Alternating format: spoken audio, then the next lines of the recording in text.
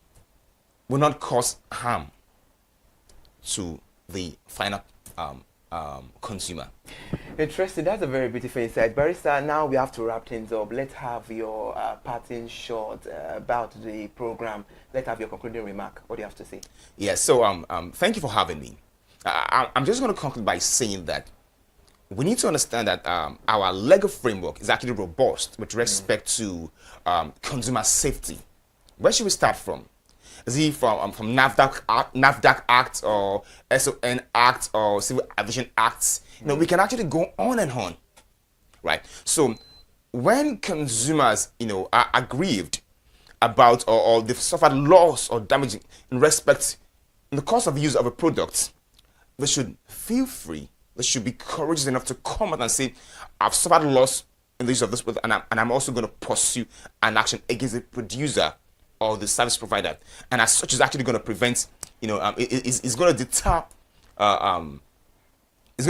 manufacturers from releasing releasing harmful products into the markets, and it can also fight compliance, you know, with FCC/PC.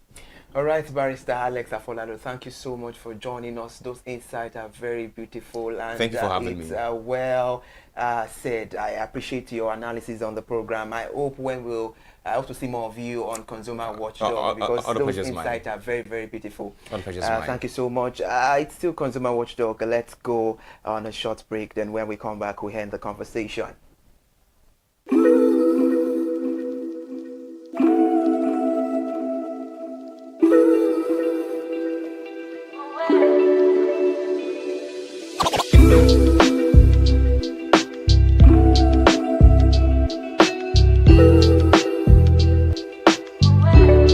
Thank you, beautiful people, for joining us on Consumer Watchdog. That was a very insightful one and a well-educated program. I know you have a whole lot to ponder and to act on as a consumer. Briefly, I learned that as a manufacturer, there is a duty that is expected of you as a retailer, as a service provider, and as a consumer. We all have our duties, and I can say that our duties should be acted accordingly if we want everything to go on well in reference to consumer rights and safety. That was a very beautiful one. Thank you, Barrister Alex Afolalo. Till I come your way on another beautiful edition of Consumer Watchdog. I am Ire Ayomi Kunleke. Please stay well to enjoy the rest of your day. And after this program, we have ConsumerHallaTV News at 12. Keep streaming. Thank you so much. Enjoy the rest of your day.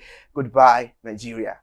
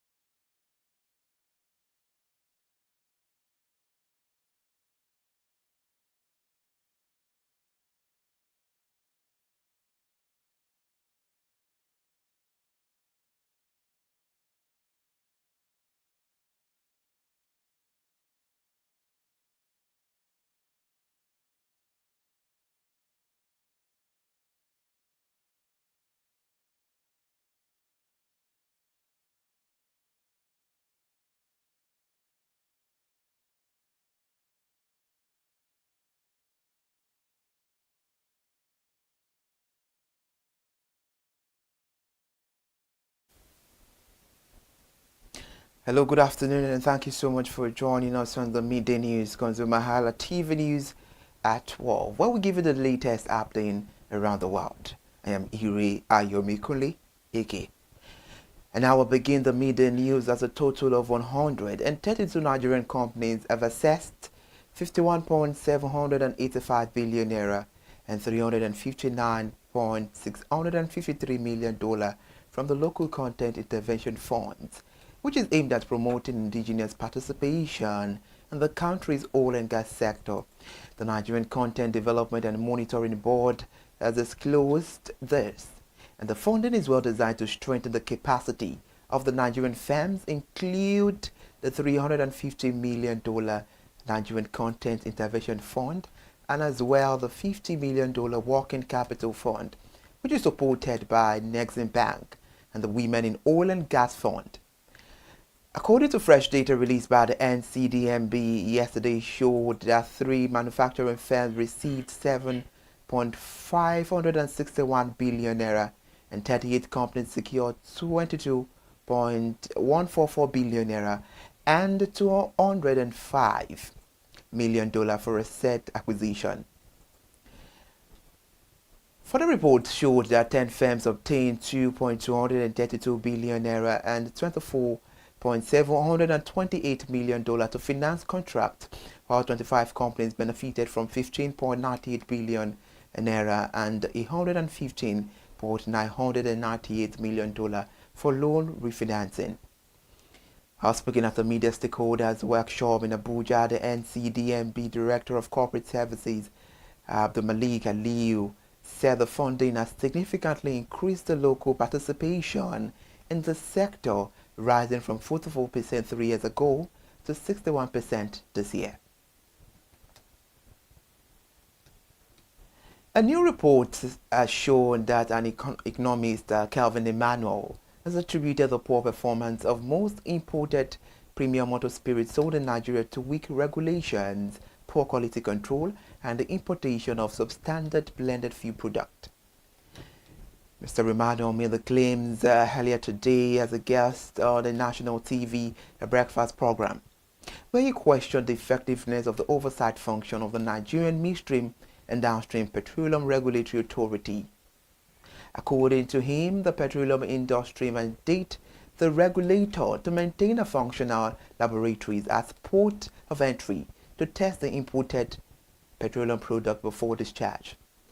And he said the tests were meant to cover critical parameters including distillation levels, cloud point, flash point, octane rating, the sulfur content, noting that pricing in the petroleum industry is directly linked to product quality. The federal government, state and local government councils shared a total of 1.928 trillion naira federation account revenue for November 2025, which represent a sharp month-on-month decline from the 2.094 trillion naira distributed in October. According to a press statement released yesterday, the Director of Press and Public Relations in the Office of the Accountant General of the Federation, Mr. Bawa Mokwa, said the revenue was shared at the December 2025 meeting of the Federation Account Allocation Committee held in Abuja. The statement said a total sum of 1.928 trillion naira being November 2025 Federation account revenue has been shared to the federal government, state and the local government council. Analysis by newsmen showed that the revenue shared in November fell by 166 billion naira from the 2.094 trillion naira distributed in October, and it represents a 7.93% decline month on month. The Nigeria's headline inflation rate is further in November 2025 as consumer price pressures moderate under the new base year. This was made known according to the latest Consumer Price Index report that was released by the National Bureau of Statistics. The NBS said the Consumer Price Index rose to 130.5 points in November 2025 from 128.9 points in October, which reflect a 1.6 point increase month on month, but the headline inflation rate got declined to 14.45% year on year, compared with 16.05% recorded in October 2025. The scheme, as the organized private sector stated at the sustained easing of Nigeria's inflation rate to 14.45% in November 2025 would boost consumer purchasing power and support business activity, while urging the federal government to provide targeted credit facilities to micro, small and medium enterprises. The statement that was released by the HBA says the consumer price index rose to 130.5% in November 2025, reflecting a 1.6-point increase from the preceding month.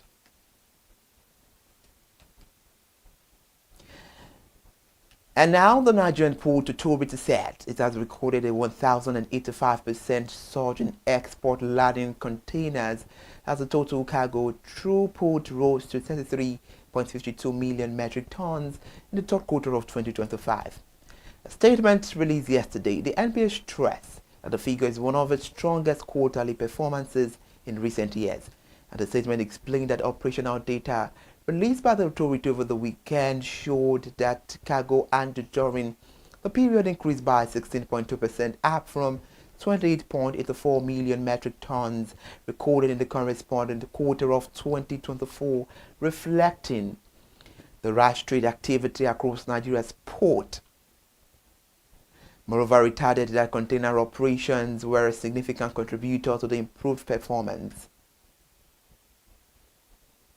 Meanwhile, the total container traffic climbed by 18.9% to 546,931 20-foot equivalent unit in the third quarter of 2025, compared with 460,038 TEUs in the third quarter of 2024.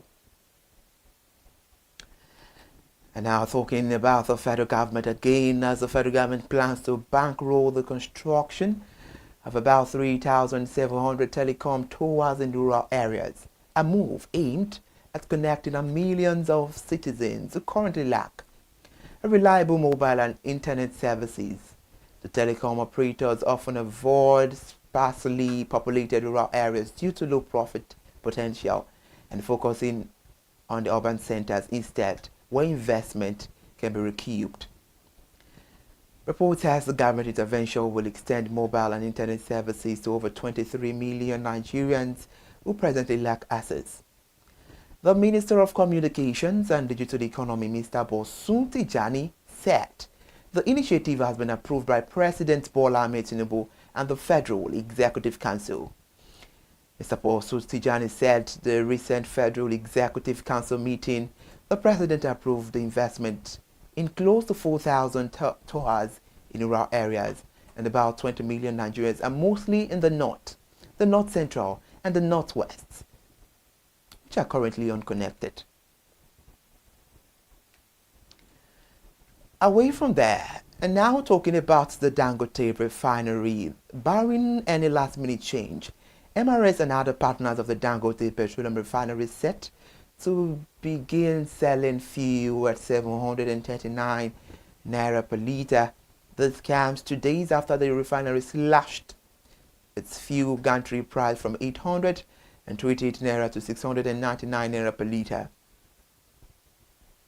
Speaking at a press briefing at the Lekki refinery on Sunday for the weekend, the president of the Dangote Group, Alhaji Aliko Dangote, said he was aware that despite the lower gantry prices, some filling stations often choose to keep pump prices high, thereby sabotaging its effort. According to him, MRS would commence the sale of fuel at 739 naira per litre starting from today, while other partners would follow. Dangote alleged that some officials had met with certain marketers and encouraged them to keep prices high in order to frustrate the price reduction, stressing that he would fight to enforce the new price regime.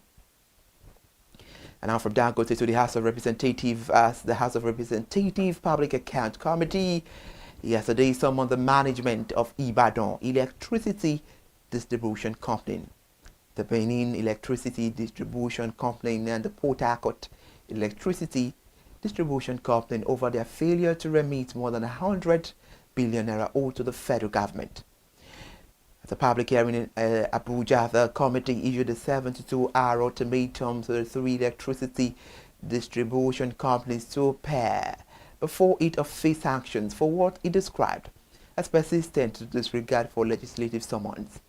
This was chaired by the lawmaker representing the Ede North, Ede South, Egbedore Federal Constituency of Osho State, Mr. Bamidele Salam, and the decision followed the consideration of an interim report presented by the chairman of the committee subcommittee, Mr. Mark Obeta. The summons is part of a broader investigation launched by the PAC on the 20th of August 2025, when 11 electricity distribution companies were invited to account for a cumulative debt of 2.6 trillion naira owed to the Federation account. Cyber attacks in Africa in November 2025. Cyber attacks in Africa in November 2025. A report by the new Global Threat Intelligence made this known at a checkpoint research. And the report shows that the organization operating in Nigeria faced an average of 3,374 cyber attacks per week during the month, placing the country second among the 4 African nations analyzed, behind Angola, which recorded 4,251 attacks per organization weekly.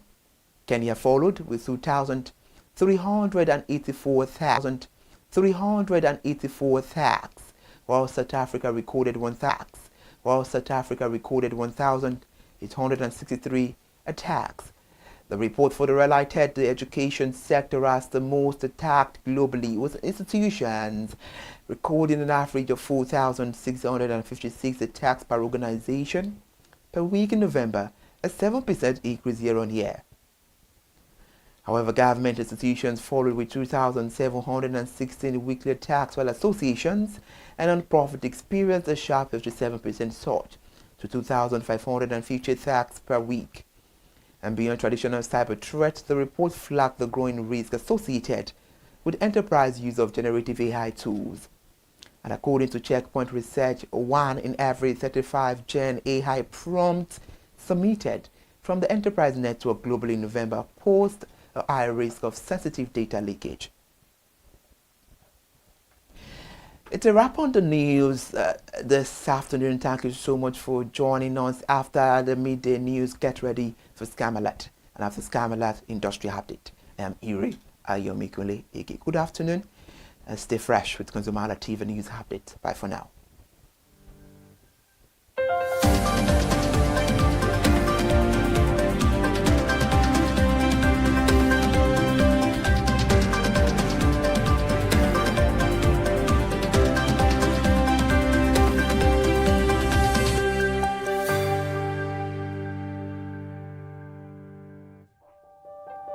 Hey there, do you know in the world today, everyone is a consumer, and as consumers, we all have the right to be heard. In Nigeria today, as a consumer, you have all right to product information, right to fair pricing, right to return goods, right to product labeling, right to fair dealings, and a lot more. Well then, have you heard about the new media channel? ConsumerHallaTV. ConsumerHallaTV.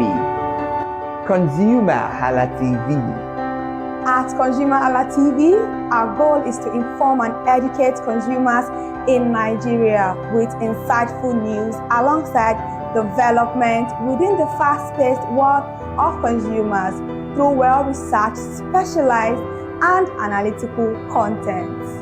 Our vision at ConsumerHallaTV is to create an engaging platform that provides right connections for meaningful brands in Nigeria, thus creating a more caring world for consumers where business thrive. And guess what? Our ConsumerHalla brand is the first consumer complaint resolution portal in Nigeria, powered by a 72-hour feedback mechanism. We offer consumer advocacy, informative talk shows, branding promotions, advertising, and lots more. Connect with us via our YouTube channel at ConsumerHallaTV. Follow us on our Facebook page, ConsumerHallaTV, our Instagram page, ConsumerHallaTV, and do well to subscribe to our YouTube channel. Subscription is free. ConsumerHallaTV. At ConsumerHallaTV, you deserve to be heard. At ConsumerHallaTV, you deserve to be heard. Hello, consumers. You have the right to be heard. Absolutely. So join us on the conversation, share your brand experience, where you tell us all your experiences about brand on the outer world via our YouTube channel every Wednesday from the hour of 4:20 to 5:20. You can watch us via our YouTube channel, ConsumerHallaTV, and subscription is free. Follow us on all our social media platforms, ConsumerHallaTV. Share your brand experience. It's about storytelling. It's about experiences. Hello, consumers. You're welcome to another exciting episode of Consumer Voice on ConsumerHallaTV. I am Matilda Omenai. As you already know, Consumer Voice is a show where we'll be visiting different places in Lagos to check out people's preferences, hear what the consumers have to say about different leading brands that they make use of. Hello, it's your boy Iremofeko Foworola, and you know what? They call me the AWUF General Overseer. Every day is a blessing and it is meant to be enjoyed maximally with AWUF packages that put a smile on our faces. And guess what? That is why this show AWUF is for you. You can get to know about trendy market slashes, promos, offers, and juicy deals that put a smile on your faces, and you can always enjoy them maximally. And you know one thing that's so interesting about this show? It is a blend of English and Pidgin. As I dey run you English, now I go dey marry am with Pidgin, make am spicy. So catch me every time on the show to enjoy more about trendy AWUF packages. Peace. Public service announcement. Hello, consumers. I am Kikelomo Ajibola, and welcome to the Scam Alert segment on ConsumerHallaTV. Scam Alert educates viewers about various scams affecting consumers. We learn tips on how to identify fraudulent activities and provide advice on protecting our personal information. We aim to raise awareness and empower viewers to avoid falling victim to scams. We cover various topics such as phishing, identity theft, fraudulent investment schemes, and many more. You want to catch up on how these scammers invade our lives? Join us every Tuesday by 12:30 p.m. for Scam Alert on our YouTube channel at ConsumerHallaTV. Subscription is absolutely free. And in case you're not following us across all our social media platforms, follow us on Instagram, Facebook, X, TikTok at ConsumerHallaTV. Don't say I didn't do anything for you this 2025. Bye. Welcome to In the Marketplace. We are taking you on a journey behind the scene of Nigeria's most vibrant market, from the sight and sound of the market to the stories of the people who makes it thrive. We will be sharing the untold stories that brings this market to life. Join us as we explore the history, challenges, and triumphs of the market vendors. We will dive into the daily lives of the people who call markets home and uncover the secret that makes this market special. You will get to see the passion, energy, and dedication that goes into making this market success. Tune in to the In the Marketplace on ConsumerHallaTV on Thursday by 11 a.m. to experience the sight and sound. Don't forget to follow us on all our social media and on ConsumerHallaTV. I am Elizabeth Abefe. Hello, fellow consumers. Are you looking for a program where we give analysis about brand and a program where we project the voice of the consumer? Join my team and I on Consumer Analytics and Resolution Box by calling on the program to get your issues resolved. And in case you are wondering where Consumer Analytics and Resolution Box will be showing, please join us on our YouTube channel at ConsumerHallaTV. Subscription is free by 2 p.m. to 4 o'clock p.m. every Mondays and Wednesdays. Consumer Analytics and Resolution Box will be airing and will be here to provide you any information on brands and also issues that you have pending for us to resolve. Also follow us across all our other social media platforms, Instagram, Facebook, X, TikTok at ConsumerHallaTV. And that is why at ConsumerHallaTV, you deserve to be heard. Hi everyone, I am Iri Ayomikunle Eke. Join me live on Perspective every Mondays to Friday from the hour of 9 to 10, where we have meaningful and engaging conversations about all the burning and pressing issues making the round. Issues related to our economy and consumers. It's conversing, it's relatable, it's beyond interview. We have expert analysts who gives updated analysis about all aspects of a conversation. Join the moving train by subscribing to our YouTube channel, ConsumerHallaTV, and do well to follow us on all our social media platforms, ConsumerHallaTV. Stay informed. Thank you. I am Matilda Omenai. As you already know, Market Today is the show where we visit different markets across Nigeria, Lagos, to check out the prices of different things, ranging from household items to foodstuffs to cosmetics, electronics, every other thing. In a world of hustle and bustle, entertainment keeps us alive, and that is why at ConsumerHalla TV, we ensure you enjoy all around 360-degree entertainment program. Screen Time is the show for you, where you enjoy top 5 countdown, celebrity of the week, exclusive interview, and other segments. Don't mind if it's just a jealous person. Oh, It's new damn. movie release, updates, and screen time. I'm going to enjoy myself because this is my favorite time on the program. I get to recommend good movie for you, and I'm also waiting for you to recommend movies to me also in the comment section. Screen time is not just all about entertainment, it is relaxing and also educational. So that is why we are bringing to you Screen Time on ConsumerHalla TV. And in case you're wondering where to join us every Mondays by 5 p.m.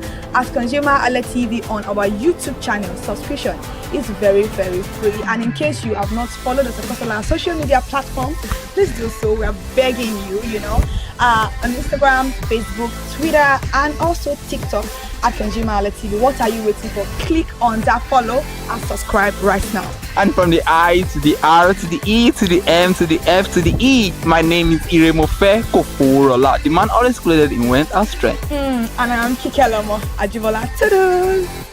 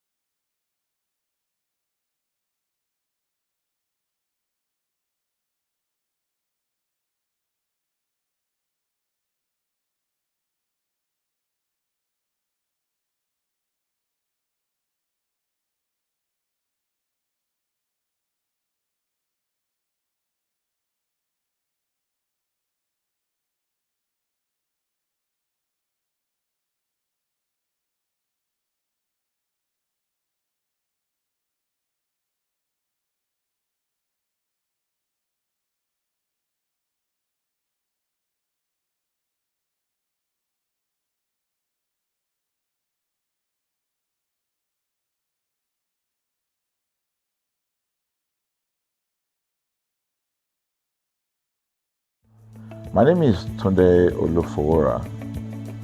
I'm the CEO of Bandai Communications. We are we call the publisher or the owner of the new initiative called ConsumerHallaTV. ConsumerHallaTV is actually Nigeria's first consumer-centered, or call it consumer-centric television platform that aims to bring voice to the over 220 million Nigerians. It was a vision that came to my heart about 10 years ago. I remember that I was traveling. I traveled out of the country, on airline, and I had this unpleasant experience. It was a trip to an African country from Nigeria, and I actually went with a local flight from Nigeria. I wouldn't want to mention the name of the airline. And then it was to South Africa. And we landed in South Africa. And let me just paraphrase it. When I was coming back, I had some money, some dollars, and that someone had given to me to hand over to another person in Nigeria. So I wanted to help out. I didn't want to carry the cash on myself. So for whatever reason, I opted to. I had a small case, and I felt that it was safer for me to put the money in my luggage. So I put it in a safe place in my luggage, got everything intact, and I checked in my luggage. My arrival in Nigeria, I was standing and was waiting by the carousel just so that I could pick up my luggage, and then I was there for 1 hour and waiting for my luggage. I didn't know that my luggage already arrived, and it was one of the luggage that was moving around on the carousel. So after about 1 hour wait, I looked to my left and my right. Almost everybody had gone. I think there were just about 2 or 3 left. So I beckoned on the woman that was on my side, and I noticed she was really in tears. Madam, what happened? She said, her bag has just been torn and a lot of things stolen. So I said, well, I've also been waiting for my own. She said, you better go and check those luggages there. Maybe yours is one of them. And lo and behold, I went around there. Mine was one of them. By the time I got it, everything inside my luggage was gone. All the valuable things there were gone. To cut the long story short, we felt there was need for us to report the case, at least to the airline. It was in the night, about 8 o'clock or 9 o'clock. We went in to go and see the officer that was in charge. As soon as we got in there, the officer said, "Oh, so sorry, but you will have to go to our head office in somewhere in Victoria Island, to lodge a complaint." Okay. So the next day we went to the Victoria Island and we lodged a complaint, and that was it. And since that day, I'm talking a story of over 10 years ago, I didn't get a call, not even a call from that airline to talk to me about what happened to my luggage. Now, about a month after that trip, I had another opportunity to travel out of the country. This time around it was to US, and it was an official assignment. And I flew on, I will mention the airline this time around. I flew on a BA. I really didn't like BA. I usually go with Virgin Atlantic and things like that. But my protocol officer convinced me and said, "Okay, you will love BA. Why don't you go on BA?" Anyway, so I went on BA to US. And of course, when I returned from US to Nigeria, we had to do, of course, there'll be like a connecting flight, from Heathrow So we got into London Heathrow, and then because it was through Heathrow that we went, and then so they changed since it was BA, they changed the aircraft. This time around to a bigger one. I mean, clearly because there were more Nigerians, or more people that were planning to come to Nigeria, and then we boarded. Not quite 10 minutes into the flight, in the air, the aircraft started malfunctioning. The air conditioning compartment were not functioning very well. I was on what you call business economy. You know, the whole of that business economy all the way to economy side, the ACs were not working well. It was hot. And then I was watching. And then from that moment till we got to Nigeria. From that moment till we got to, I'm just trying to paraphrase.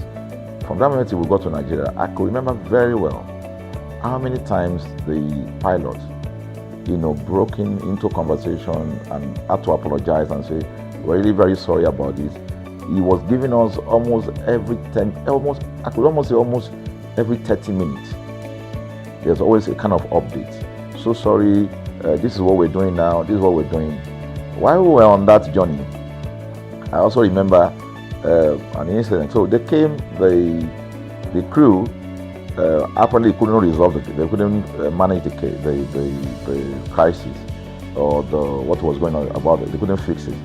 So they come up and said, we're so sorry, but for all the inconvenience, we're declaring, free lunch, free whatever it is you want, you can get. So trust Nigerians, you need to hear how everybody was jubilating, But something struck me. The experience I had just about a month before, and this experience, somehow I started comparing them. I was trying to see how this matter will be managed. Again, to cut the story short, we landed in Nigeria on BA. Before we landed, the pilot announced and said that for the inconvenient, they will be giving a voucher of £50 to everyone that flew on that aircraft. I thought it was a joke. I mean, it was my first time with BA, but for what I knew or know of the British man would never even play with his 1 penny, talking of £1. So I felt that must be a joke of the year. So we left. I got back to my office. I think it was just about a week after. My officer, our guys in our mail room came up and said, "Oh, you have a parcel." So I said, "Parcel? Yeah." So they brought this parcel wrapped. I opened it, and boom, I brought the document out. It was the £50 voucher from BA. So what's the tenor of this story? An experience with one airline was terrible, no apology. An experience with another one, even though it was a bad experience, but it was very well managed. So managed that even if we have suffered anything in that aircraft, you probably, for the sake of how they manage it, will have forgiven them. So that was how this journey started. So I started thinking in my mind, this is what we go through in this country. But are we different from other nations? So God put in my heart the idea of ConsumerHalla. That's why the Hala came with consumer. And we started that journey about 10 years ago. We started by creating a platform called ConsumerHalla, where consumers, so I discovered that Nigerian consumers don't have a voice. So things happen, and that's it. We live with everything. So we've started the journey from creating the platform. We have an app, we even have a magazine, and we thought we could move it from that to the next stage, which is the television. So the TV today, has come. So I would say precept by precept, line upon line, we have been able to build on our aspiration, to finally bring to birth this unique and exciting platform, So it's a digital telecast, and our goal is to further connect consumers in Nigeria to brands with insightful news, development within the fast-paced world of consumers. The world of consumers is growing at a very fast pace, So we want to inform Nigerians. We want to get them educated about their rights, So our role is that we're going to educate consumers in Nigeria, all right? So by bringing them specialized and what you call analytical, research-based content generation that will inform, educate, sensitize the audience, So that's ConsumerHallaTV. So I call it an offshoot of our ConsumerHalla brand. ConsumerHalla brand actually was the first we call it the first complaint or consumer complaint resolution portal. When we started it about 10 years ago, or about 7 years ago, it became the first complaint resolution portal. We created it so that Nigerians can actually lodge complaint on that portal. We spent a lot of resources to build a very robust platform where today, if you have any complaint, about any brand, any leading brands in Nigeria, and you go on that platform, you can actually click, just a click, you can find the brand, you can actually lodge your complaint, and once you submit it, that complaint will be routed to that organization, and within 72 hours, we will obtain feedback for you. We build it in such a way that we have connection to almost all the organizations, and it's been working. We've resolved several complaints for people without having to charge them any penny, because the idea is not to charge. So what we have done with ConsumerHallaTV is to take it to the next level. So we hope to change the narrative. We want to give the right direction. Nigeria has the largest consumer market in the world, with a population of over 220 million people. Why should we be the one that is suffering the most? Everywhere you turn to, it's as though Nigerian consumers don't have a voice. You're traveling, you buy a ticket. For whatever reason, an airline will wake up middle of the night,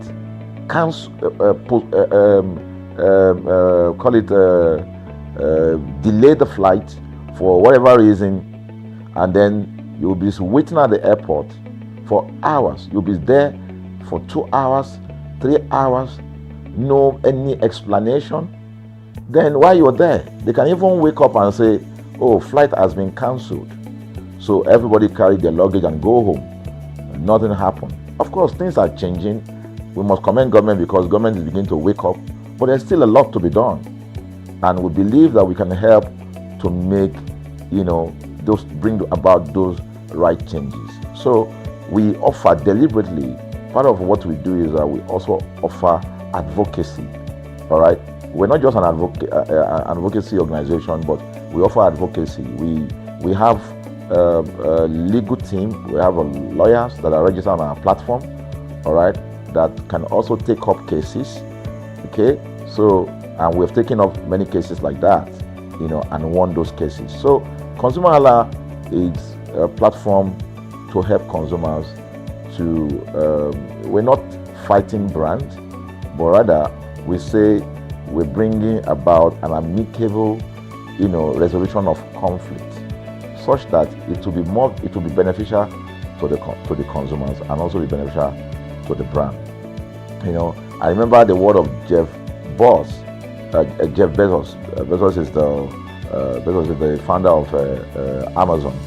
He said that the most important single thing, all right, for an organization is to focus obsessively, use the word obsessively, on the customer. We often say that customers is a king. They should sit at the top of the ladder. In our environment, customers are the ladder. A brand wakes up today, decide what product to produce. They wake up today, decide how much the consumer should pay. They wake up to decide everything for consumers. So consumers are just at the receiving end. And yet, they are milking the consumers. There's no price regulation in this country. None. People just wake up and fix prices. Look at the power. Government wakes up, we change policy, we wake up and we get people to pay more. We think it's time for consumers to begin to speak out. In speaking out, in engaging, we can get the brand to begin to do what is right. And of course, I know that the consumers themselves need to be educated. So our role, our vision also is to ensure that we educate consumers. We bring awareness. A lot of Nigerian consumers don't even know about their rights. You buy a product from a supermarket. I've had this experience. You buy a product from a supermarket, all right? For whatever reason, you take that product back to your house, and maybe something went wrong somewhere. By the time you take that product back to the shop where you bought it from, and you say, Oga, this thing, you know what's going to tell you? Oga, na me make am. Let me make am now. That's why I buy am. Meaning that there's nothing I can do to the product. So you lose the product, then you lose your money, because the money is not refunded. The product you can't use. Only in Nigeria. Only in Nigeria. Let me give you another experience I had. In the course of this, because I went around, in doing this. I was in US, I was in UK, I was in South Africa, I was in Germany, just because of this, to just study the environment. I was in a friend's house in UK, in London, and then what happened? We were going to go out, and he was going to dress up. So he said, to me, I was seated in his sitting room. So he said, wait a minute, I picked up an iron, that's the pressing iron, 2 days ago or so from a store. Let me try this, let me just try and use that to iron my shirt and we can go out. So I was seated, the TV was on, I was watching. While I watched him, he brought out the pressing board, spread it out, brought the iron out in my presence, plugged in the iron, and then as soon as he switched on the power button, we just had a spark. Boom! The guy was raged. Then he goes, What just happened? So he said, No, these guys are in trouble, they're in soup. I was thinking, what are you going to do? I was trying to compare that experience to what would have happened in Nigeria. In my presence there, he opened the pack. There was a card inside it. Inside that card was a call, number to call. And they called the shop or wherever he got the thing from. I was hearing the conversation that was going on. And all he said to them on the phone was, look, by the time he even called, clearly because they already, through the call, they could trace where he was calling from and who was calling. He said, I pick up this number, I pick up this iron yesterday, and guess what? I just plug it to power, and then this thing just, stop, didn't work. At the other hand, I could hear the voice, we're so sorry. We're sorry about that. And they said, this is your address, yeah. Don't worry, we'll get you a replacement. All right. So my friend ended the call and dropped the. So I said, so what's going to happen? He said, don't worry yourself now. Shebi, we're here. They will bring a replacement. I said, they will bring a replacement. He said, yes. I said, they won't even try to check whether it was your fault, because it could have been your fault. Maybe you didn't do something well about the fact. No, it can't be his fault. Now, Shebi is a brand new item that he bought. While we were still talking, in fact, I'm not even sure it was up to 30 minutes or so. We had a knock on the door. He himself said he must be the dispatch person. By the time he opened the door, it was a dispatch man that was on the other side. And then the dispatch man was at the door. Just watch this. Was at the door. I was seated in the sitting room. The guy was at the door to meet with the dispatch guy. The dispatch man that brought the replacement iron, you know, I heard him say, "We're so sorry." So I was so shocked. I mean, a dispatch man, this guy is a dispatch, so also apologize. I was so touched by it that even a dispatch man was so trained, you know, to tell the guy, "We are so sorry." And guess what? He brought the replacement iron. By the time my guy opened the iron, it was a bigger size iron. So they replaced with a bigger size iron. The guy never asked for the one that went bad. He didn't say, "Okay, where is the other one that we gave to you," so that he could take it back. No, he just bought a new one and gave it back. So I asked my friend, I said, "Can you interpret this to me?" He said, "Here in London, if they didn't do this, they know the next thing I will do." So I'm just going to grab a lawyer and I'm going to tell them they've destroyed something in my house. By the time I'm done, they will pay through their nose. Because the brand, the consumers are conscious of their rights. In Nigerian consumers, even those who are aware, won't even.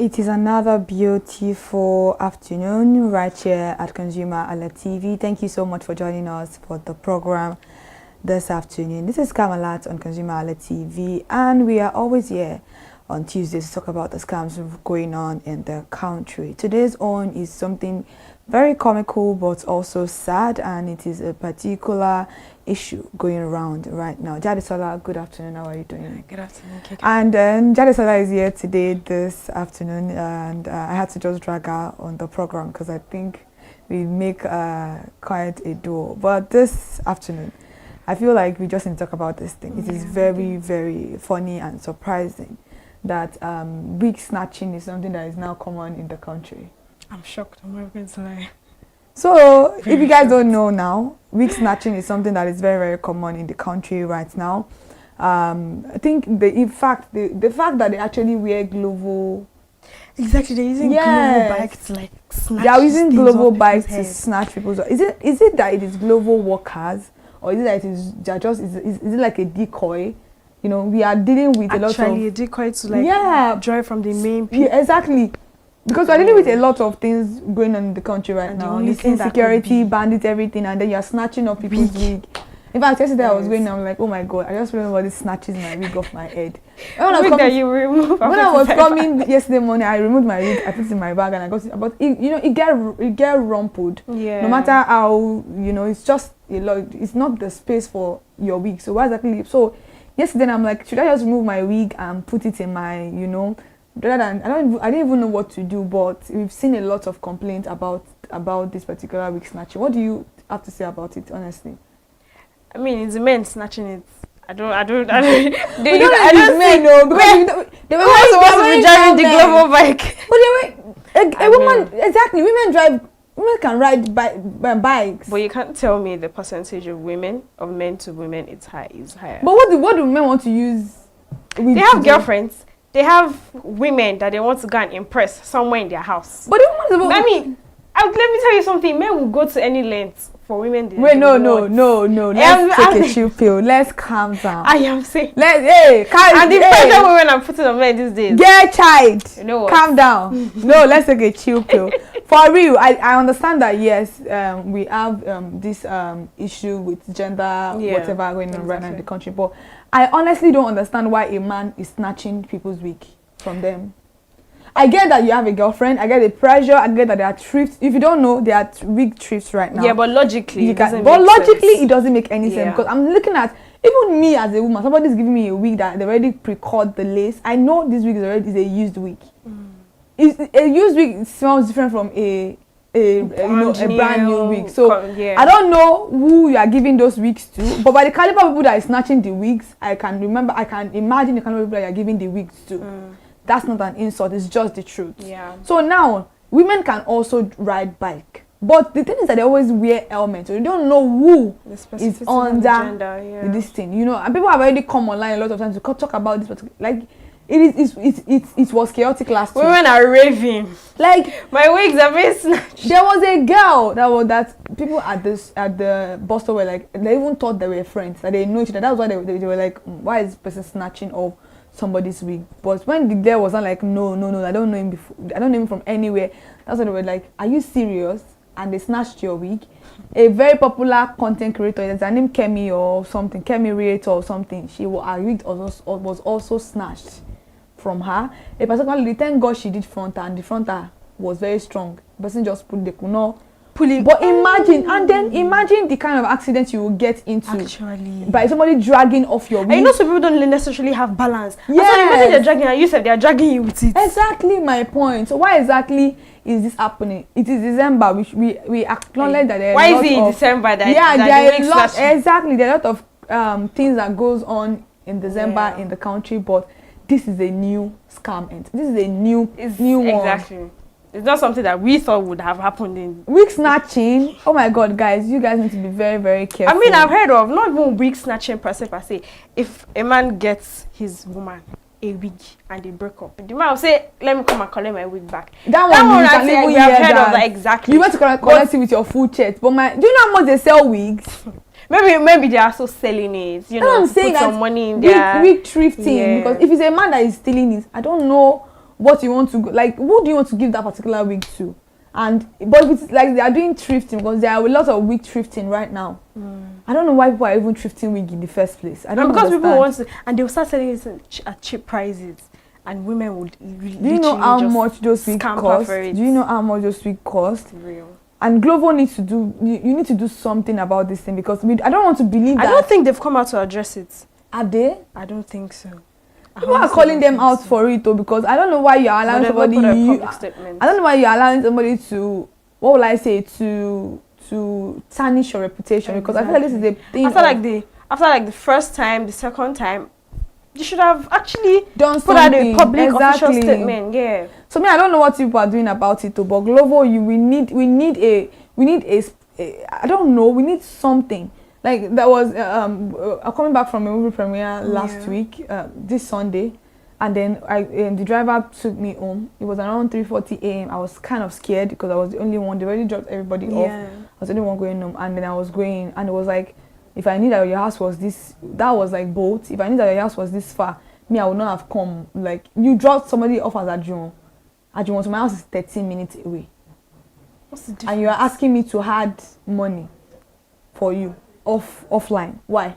Offline. Yeah, why should I do that? The audacity this boat drivers have nowadays. I got down. I even I didn't hear. I got down from this. It was like, you still send that 23,800. It was the audacity for me.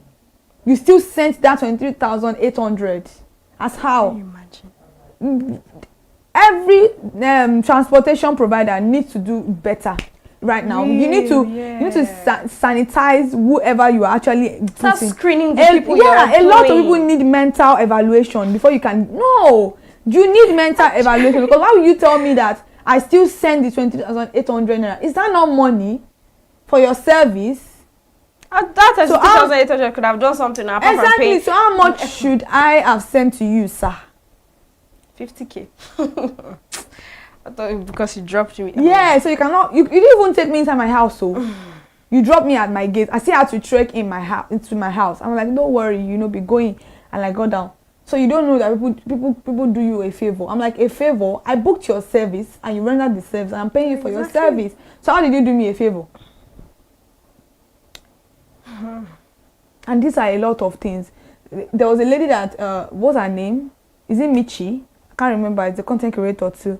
She actually booked a ride to her area. Okay. And on the ride, I think the ride said around 4,000 naira or so, or 6,000 naira.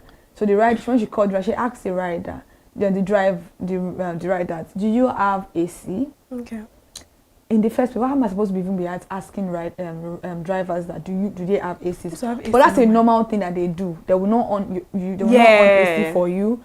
So she was like, yeah, I have AC. And when they got there, do you know what this driver told her? The driver told her that she will have to add 1,000 naira because he's owning AC for her. Why are they acting like owning the AC is a privilege? I paid for the service. Does my 4,000 or 600 does it not cover whatever is happening in your car with me at that particular time? And then she was like, no, I'm not going to send you the money. And then do you know what he did again? He dropped her at her gate, saying that if he had to enter her street, her estate, she would have to pay 1,000 naira extra, making everything 8,000 naira. And she's like, are you joking? Like I said, the audacity of like these it's the audacity of these riders and private transportation business. You guys, your company, whatever, Bolt, Uber, every other person. I've never used Lagrad before. I don't have an experience with them. Yeah. In Drive, you guys already have your own issues going on, but I don't understand what the problem is with you guys not trying as much as possible to put your consumers, your customers at ease. Wig snatching issues, Glovo, how many weeks? Like almost a week now. I don't think I have seen any report from you. Maybe I've not come across it online. Exactly. Anybody can actually tag us to the particular comment because every wig snatching video that we've seen, it is a Glovo rider with your bike and your helmet and your clothes, your color. Is that not bothering you guys? Because I don't understand. And as for ladies, we all need to be very, very careful out there. If you know that you don't have wigs, if you know that your wig is very, very paramount and precious to you, keep your wig at home, carry your all back, cornrows, shuku, and go out. Or you go and do braids, braids. You can't cook exactly. Just go and do braids. It's not necessary to have wig to do because you already know what's going on right now. Honestly, because let me tell you something. If they snatch that wig, you cannot run after a bike. Wait, you're not flash. You are not flash. It's not going to happen. Because before you even flag down something to help you to chase after it, they are already gone. They're gone. So if you don't want to do, and I know, you don't want to sing Wamo, please, I beg. Keep your wigs at home until this issue is over with. If it is over with, we can now move forward. We can move to the good part. But right now, it's not the good, it's the ugly part right now. Because I don't know what they are using those wigs for. I don't know why exactly, because we are Nigerians. A lot of people are already associating with spiritual stuff. They're using it for ritual. That's a very, very big thing to think about too. Entirely. Because I am a Nigerian. I'm not going to say that is not real. Why exactly are you snatching off? Exactly. Why are you snatching off my wig, off my head because of what? I mean, if that happened to me, hey, Orioke. I don't want to know whether it's anything Orioke. I will go to Orioke because imagine them using my God. It's actually very funny. I don't even know how this is happening right now. It is absolutely ridiculous, and Lagos State government needs to do something about it. If this thing, because it is still something that people are complaining about, and I'm like, what is going on? Just because you've not heard of it in 2 days doesn't mean that they've stopped it. Anybody can come out tomorrow and say they still snatch their wig. If I see a Glovo bike coming, this is how I'm going, this is how the Glovo bike is going. I'm seeing you at that end, I'm crossing to that end. I don't want to hear a story that touched the heart because it's so funny, and it's actually a funny conversation, but it is also sad with women losing we have a lot of things that we are going through, we are dealing with in this country. We are dealing with US, we are dealing with bandits, we are dealing with kidnapping, we are dealing with people that are even staging their kidnaps. I don't know what's going on. Some people are so creative. Nigerians are so creative. Yeah, it literally amuses me. Like seriously, do they think everything is a joke? Yes, do you guys think everything is a joke? Like it's a trend? Why exactly are we doing this thing? You are faking your kidnap and you are talking like a low budget Fulani man. Clout is one thing I don't. Why people don't understand it? A lot of kidnapping that happens in this country is not done by these herdsmen. A lot of things happen behind closed doors that we need to be very careful about. And if, let me tell you something, somebody is an outsider, total outsider, is like, it's a 30% chance that they are going to harm you compared to people that you are living, sleeping, eating, snoring, bathing, and sleeping with. There are a lot of people that are closer to you will be the one to hurt you first. Compared to outsider, 50 million naira per head. Where I want to see the 50 million naira per head. Everybody has 50 million naira in Nigeria. Do you think we'll be complaining about government and every other thing that's happening in the exactly country? About the economy? No. We won't be complaining now, so I don't understand what's really going on. Because you won't see it online. You won't, and then it's happening. So I'm like, we really need to be, we really do need to be careful. Understand that this thing that is going on is not something that's just been happening right now. Yeah. The insecurity is a thing entirely. If you are traveling, you are booking your tickets, you're going by a road, please be extra careful. Let's know what we are doing, because if you don't know what you are doing, if bandits carry you, nobody. I'm telling you the truth. These are issues that we are facing. And now they are putting in wig snatching in the whole conversation. But I don't even know how that thing came in. I don't even know how that thing. The person that sat down to think of that idea. Why didn't you even think of something that will make you money? Why are you being a thief, a bloody thief? I don't know why it's so difficult for people to actually go into trade, to learn something so they can make money. But because scamming is very, very easy for them to do. I mean, they make money where they are not working. Because they are very, very. I just feel like you're just a vile person for you to be snatching people's wigs. Do you know how much they sell wigs? Wigs are not expensive. Good quality wigs comes at around 170, 200, 350, 1 million, 3 million naira. Wigs are not cheap. These are investments. If you say, ladies are buying wig, what are you buying wig for? It is an investment. I can resell this wig is on my head. I can resell. I know I can resell my wig. I know how much I bought the wig. You package so let's be careful. Exactly. Let's all be careful out there, please and please. Let's be careful, because it's not actually funny anymore. People come. When I first saw that video, I'm like, what is going on right now? This is just very ridiculous. I'm actually expecting an official statement from Glovo and even the government. That should be their main priority right now. Yeah. Because everybody, it's looking like everybody is silent. So who's going to get justice for these ladies? Where are their wigs? What are they using their wigs to do? Those are the questions we're supposed to be asking ourselves, not making it feel like it's just one TikTok trend and people making it feel like it's a joke. It's not a joke. We've seen a lot of videos flying here and there. I've seen like 5 or 6 videos of ladies complaining that their wigs have been snatched from them in the streets of Lagos State, Nigeria. We don't know whether they're doing it in another state, but right now it is happening in Lagos State, Nigeria. Let's all be careful. And Glovo, come outside and talk to us about what is going on. Are they your workers? Do you know their plate numbers? Are those numbers registered as your riders? Are those? You can actually pinpoint all of these things. I don't think it is that hard. We are in a working society. This is a modern society. So let's be careful about what we do.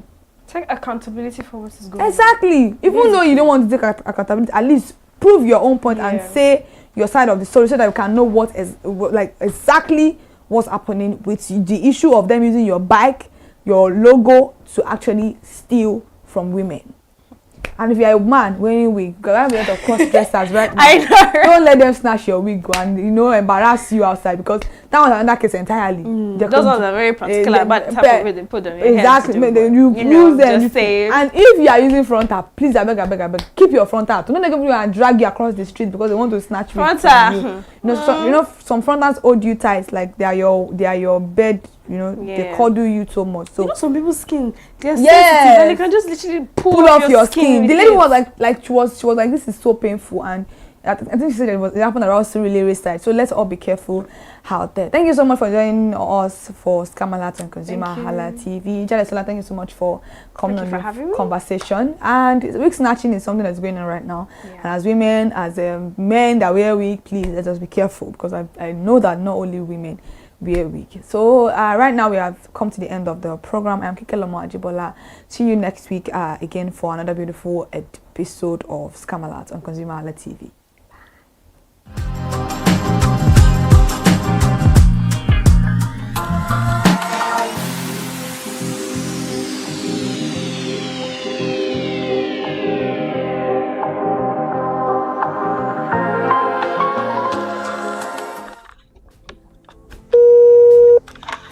Hello, consumers. You have the right to be heard. Absolutely. So join us on the conversation, share your brand experience, where you tell us all your experiences about brand on the outer world via our YouTube channel every Wednesday from the hour of 4:20 to 5:20.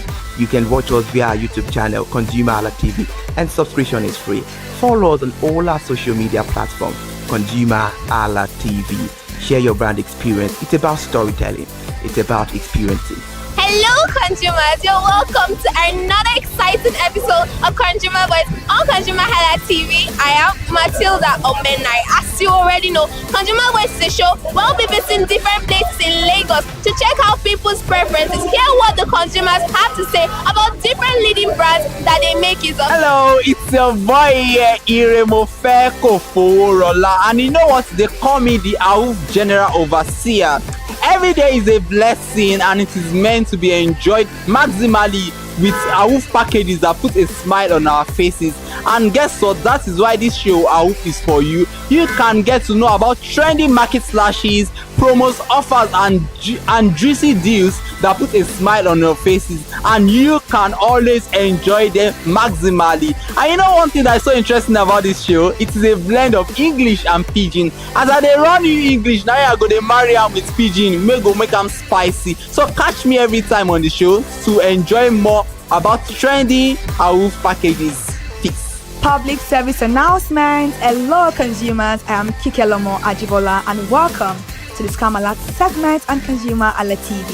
Scam Alert educates viewers about various scams affecting consumers. We learn tips on how to identify fraudulent activities and provide advice on protecting our personal information. We aim to raise awareness and empower viewers to avoid falling victim to scams. We cover various topics such as phishing, identity theft, fraudulent investment schemes, and many more.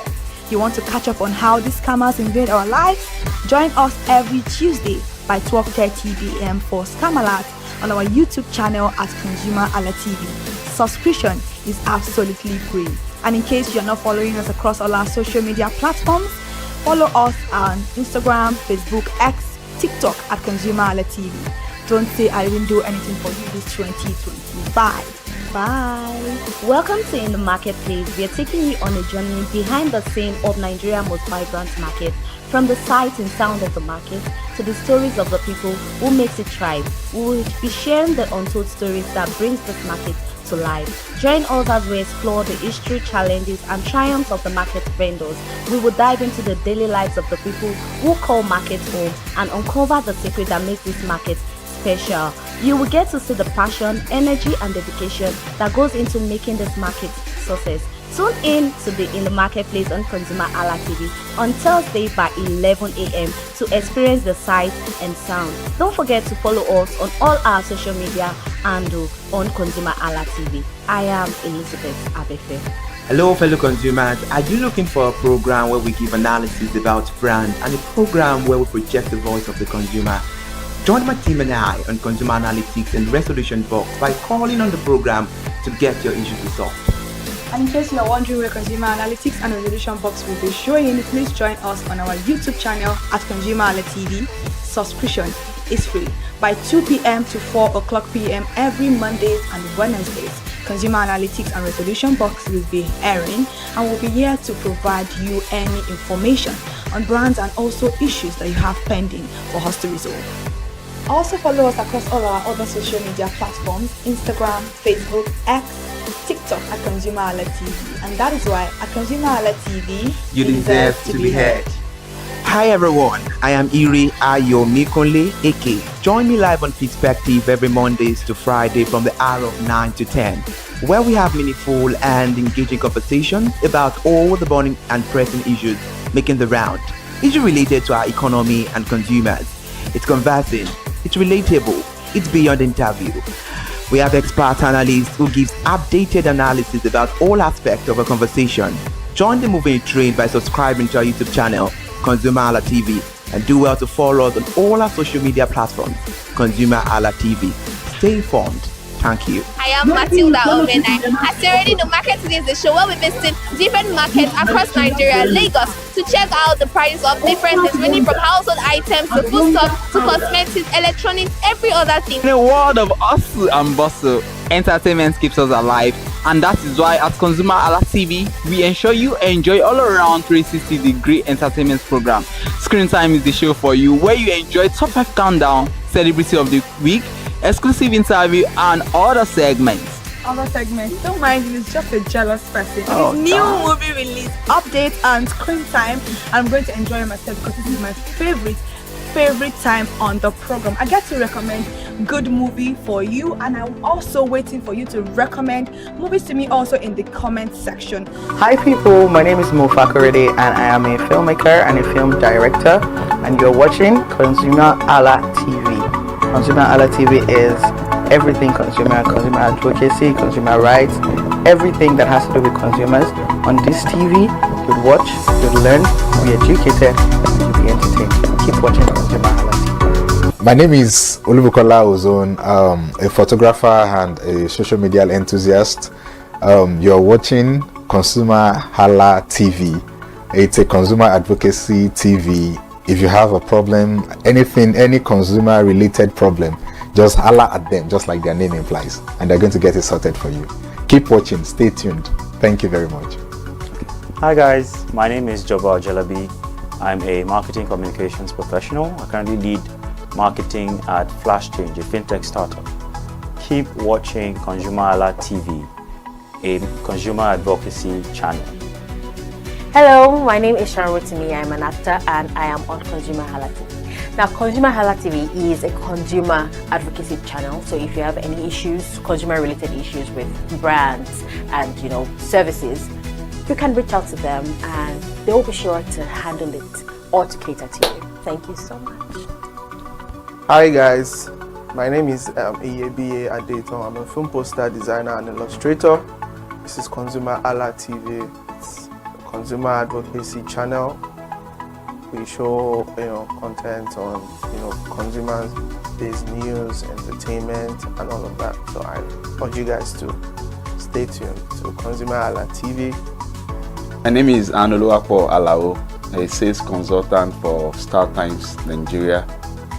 This is a ConsumerHalla TV, where they discuss anything consumer needs and get knowledge about anything about consumer.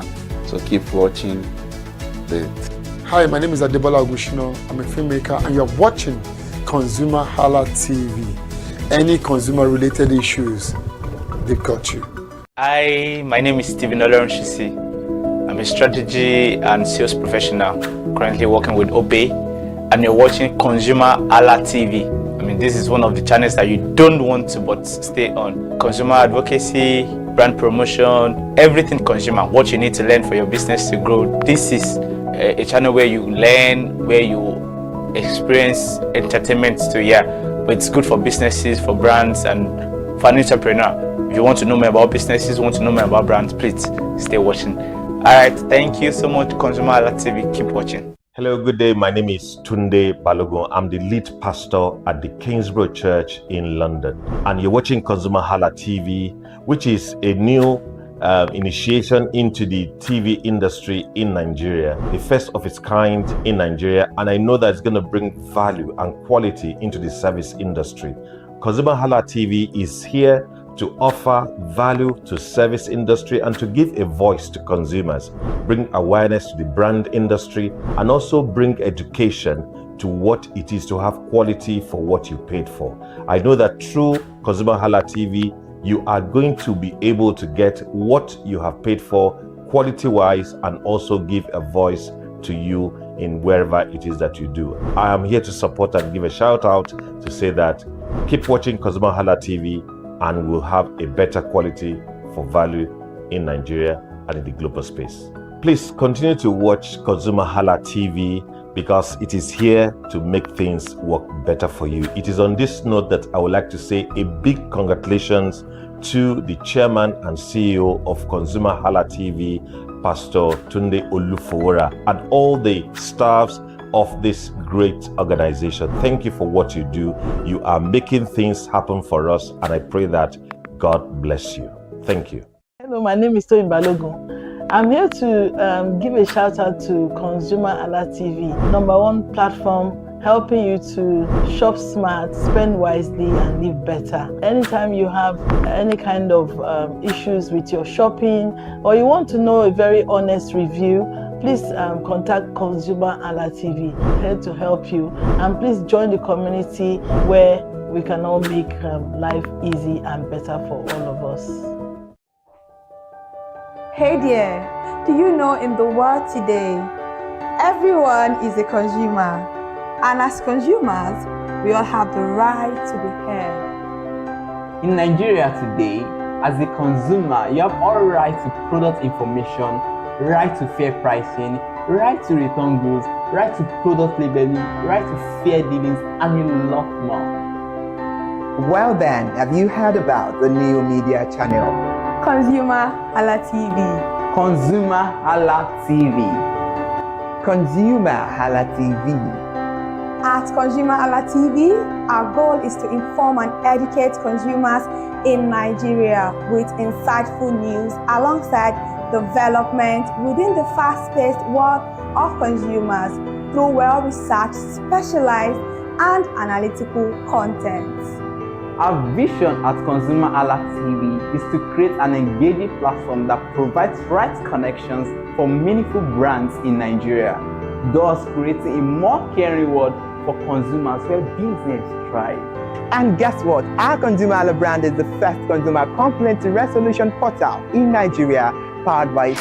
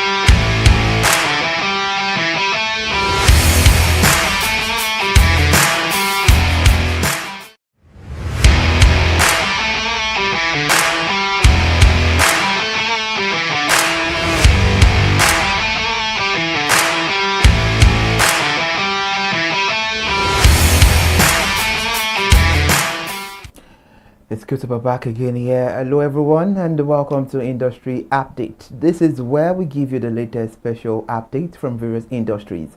I am Iri Ayomikunle Eke. Here are the industry updates for this week. We're starting from the energy and industrial industry. And from this industry, the Dangote Group has appointed renowned economist and the former Central Bank of Nigeria Director Dr. Mahmoud Azan as its group chief economist to strengthen the group economic advisory capacity at a time of heightened global and domestic market volatility. In his new role, Dr. Zan will serve as the group top advisor on economic strategy, market trends, and policy implications, and he'll be reporting directly to the president of the group, Aliko Dangote. According to a statement by the company, Dr. Razan is bringing more than 30 years of experience, that is about 3 decades of experience into the economic policy formulation, financial sector regulation, and central banking. Let's take it back to Dr. Razan days during his long career at the CBN, where he held several senior positions, including Director of the Trade and Exchange Department and Director of the Monetary Policy Department.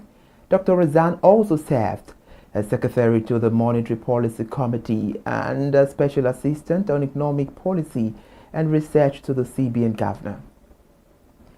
Having a look at the latest update from the energy and industrial sector, let's delve into what analysts are saying about this update. Analysts say this development is a positive move for Dangote Group, giving Dr. Mahmood Hassan an impressive background and expertise in economic policy and central banking. Experts also say the appointment is likely to enhance the company's ability to navigate complex economic environment and make a very informed strategic decisions. It's very mandatory for us to look into the implications of this new development in the energy and industrial industry, and this new development will strengthen the economic advisory, as Dr. Zan expertise will help Dangote Group to understand better and respond to economic trends, policy change, and market volatility with a year of experience. And this also will inform the decision making, as its insight will likely inform the company investment decisions, expansion plans, and risk management strategies. The appointment also will enhance credibility. The appointment of a respected economist like Dr. Zan may boost investor confidence in Dangote Group ability to manage its diverse portfolio of businesses. And definitely, this will be a major player in Nigeria's energy and industrial industry, as Dangote's strengthened economic advisory capacity may have a positive ripple effect on the broader sector, potentially influencing the policy discussions and investment decisions. That's a very beautiful one right there, I must say. And any latest from that updates from the energy and industrial sector industry will let you know very soon. And away from that, let's migrate into the travel and immigration industry. The United States Embassy in Abuja, the Federal Capital Territory, have cautioned Nigerians against visa fraud, warning of serious consequences. Yes, the embassy issued the warning in a post on X yesterday, and the warning emphasized that falsifying information or submitting fake documents can result in permanent visa bans. The advisory coincided with a meeting between the U.S. Ambassador Richard Mills and Nigerian Foreign Minister Yusuf Tuga, where both officials discussed areas of cooperation between the two countries. Meanwhile, the embassy added that the United States looks forward to continue to work together with Nigeria on issues of mutual concern. This discussion comes amid the ongoing diplomatic attention on Nigeria's internal security situation.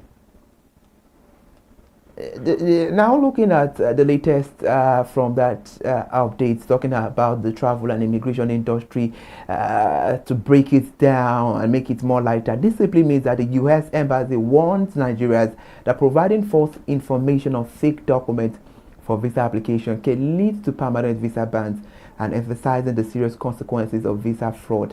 And the implication is that Nigerians should be truthful and transparent when applying for U.S. visa, as visa fraud can lead to severe and permanent consequences, damaging future travel prospects to the U.S. And now let's look into the export and trade industry. We're about looking into figures from the export and trade industry, as Nigeria's non-oil exports surged to a record of about 9.2 trillion naira in the first 9 months of 2025, rising from 48% from 6.2 trillion naira that was recorded over the same period in 2024. And this was reviewed by the Foreign Trade in Goods statistic released by the National Bureau of Statistics (NBS). The sharp increase underscores how the 2023 naira devaluation continues to reshape Nigeria's external trade profile, lifting the export revenues in naira terms and improving the competitiveness of non-oil products in global market. Meanwhile, on the other hand, the acceleration marks the strongest non-oil export performance since 2015, when the NBS began publishing consistent trade series, and their data also highlighting the structural limit of diversification, with oil and gas still dominating the country's export earnings. Meanwhile, the non-oil exports have expanded rapidly since the currency adjustment of mid-2023, which weakened the naira and improved pricing for Nigerian exporters abroad. The total non-oil exports stood at just 3.1 trillion naira for the whole of 2023, meaning the first 9 months of 2025 alone have already tripled the value that was recorded in the year that the currency was first devalued. Let's look at what the data about this update is saying. Experts did a breakdown by letting us know that in the first quarter of 2025, Nigeria recorded 2.996 trillion naira in non-oil exports, up from 2.5 trillion naira in the same quarter of 2024. And this compares with 683 billion naira in the third quarter of 2023 and 438 billion naira in the third quarter of 2022, underscoring the scale of the shift over a short period. After looking at that, it's very important for us to look into the monthly export approach, talking about the 1 trillion naira, and taking a closer look at the monthly figures. This reveals how sharply the export values have repriced. July 2025, there was about 1.23 trillion naira. In August 2025, there was 0 naira, 0.88 trillion naira, and in September 2025, we had 0.89 trillion naira.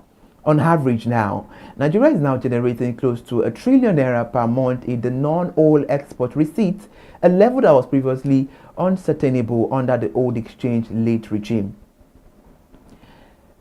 And that's bringing everything to summary. In brief, Nigeria's non-oil export hit a record of 9.2 trillion naira in the first 9 months of 2025, up from 48% from 6.2 trillion in 2024. And this is well driven by the 2023 naira devaluation, making Nigerian products more competitive globally. All right, then let's take a break. When we head back from break, we explore the world of more industries. We'll be right back. Thank you so much for staying tuned.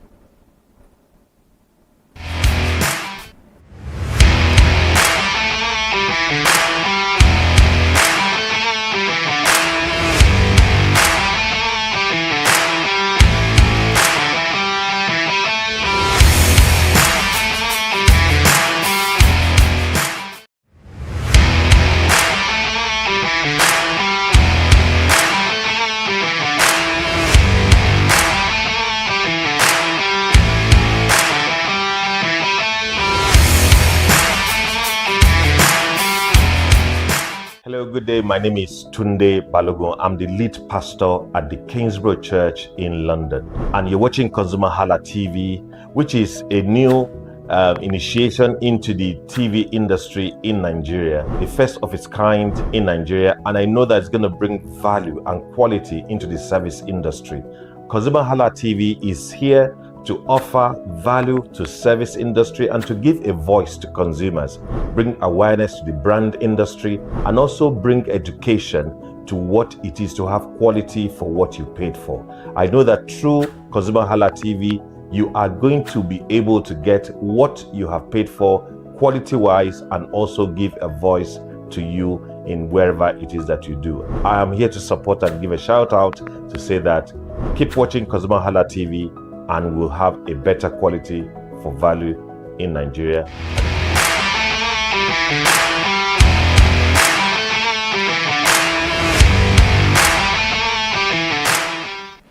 And it's a welcome back from our desk here to you. Thank you so much for still watching Industry Update. If you are just joining us, this is Industry Update, where we'll give you the latest special update from various industries. Now let's look into waste and management and recycling industry. And about this industry, the 6th Lagos Waste Forum convened government leaders, industry executives, and development partners to advance Nigeria's transition to a circular resource-efficient economy under the theme, The Power of Nigeria's Waste Economy. The discussion at the event was highlighted about the Lagos leadership in recycling and introducing the green job creation with calls for enabling policies, financing mechanism, and capacity building to unlock the sector's $250 billion green economy potential. The stakeholders pledged collaboration to prioritize the technology adoption, financing the community engagement as Nigeria accelerates towards a climate-smart and economically vibrant waste ecosystem. In brief from waste and management and recycling industry, now government leaders, industry executives, civil society organizations, and the international development partners gathered at the Radisson Blu Ikeja for the 6th Lagos Waste Forum, an influential platform driving towards the Nigeria transition to a circular resource-efficient economy, and it was organized by the SWIFT Foundation, NG, and co-sponsored by UNIDO and the EU, the European Union, and Coca-Cola Nigeria. And the theme of the 2025 edition was the power of Nigeria waste economy, and it also conveyed the top minds in sustainability, environmental governance, and innovative waste management.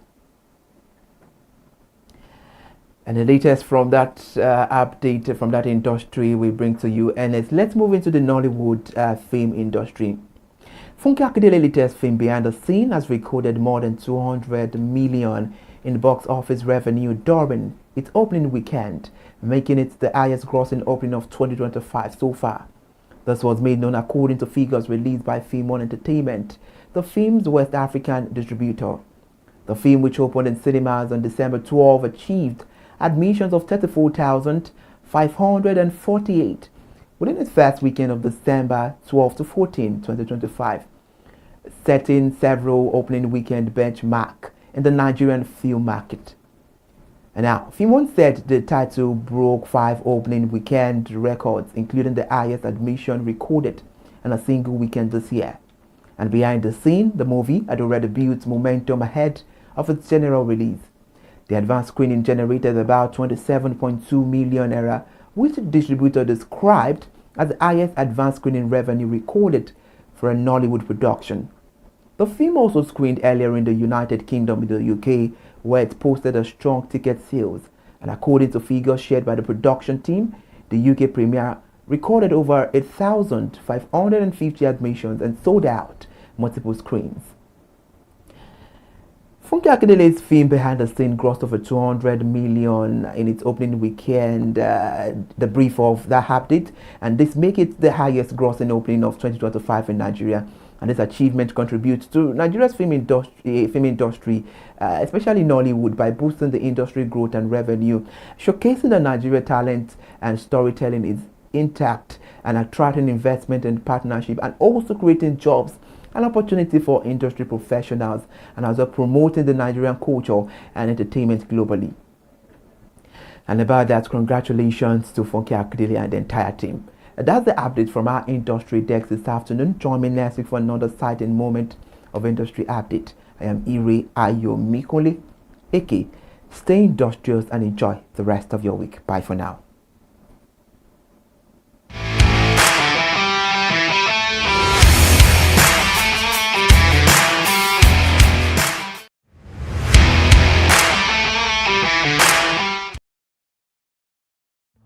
My name is Tunde Olufowora. I'm the CEO of Bandai Communications.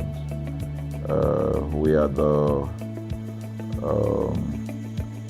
what we call the publisher or the owner of the new initiative called ConsumerHallaTV. ConsumerHallaTV is actually Nigeria's first consumer-centered, or called a consumer-centric television platform that aims to bring voice to the over 220 million Nigerians. It was a vision that came to my heart about 10 years ago. I remember that I was traveling. I traveled out of the country, on airline. And I had this unpleasant experience. It was a trip to an African country from Nigeria, and I actually went with a local flight from Nigeria. I wouldn't want to mention the name of the airline. And then it was to South Africa, and we landed in South Africa. And let me just paraphrase it. When I was coming back, I had some money, some dollars, and that someone had given to me to hand over to another person in Nigeria. So I wanted to help out.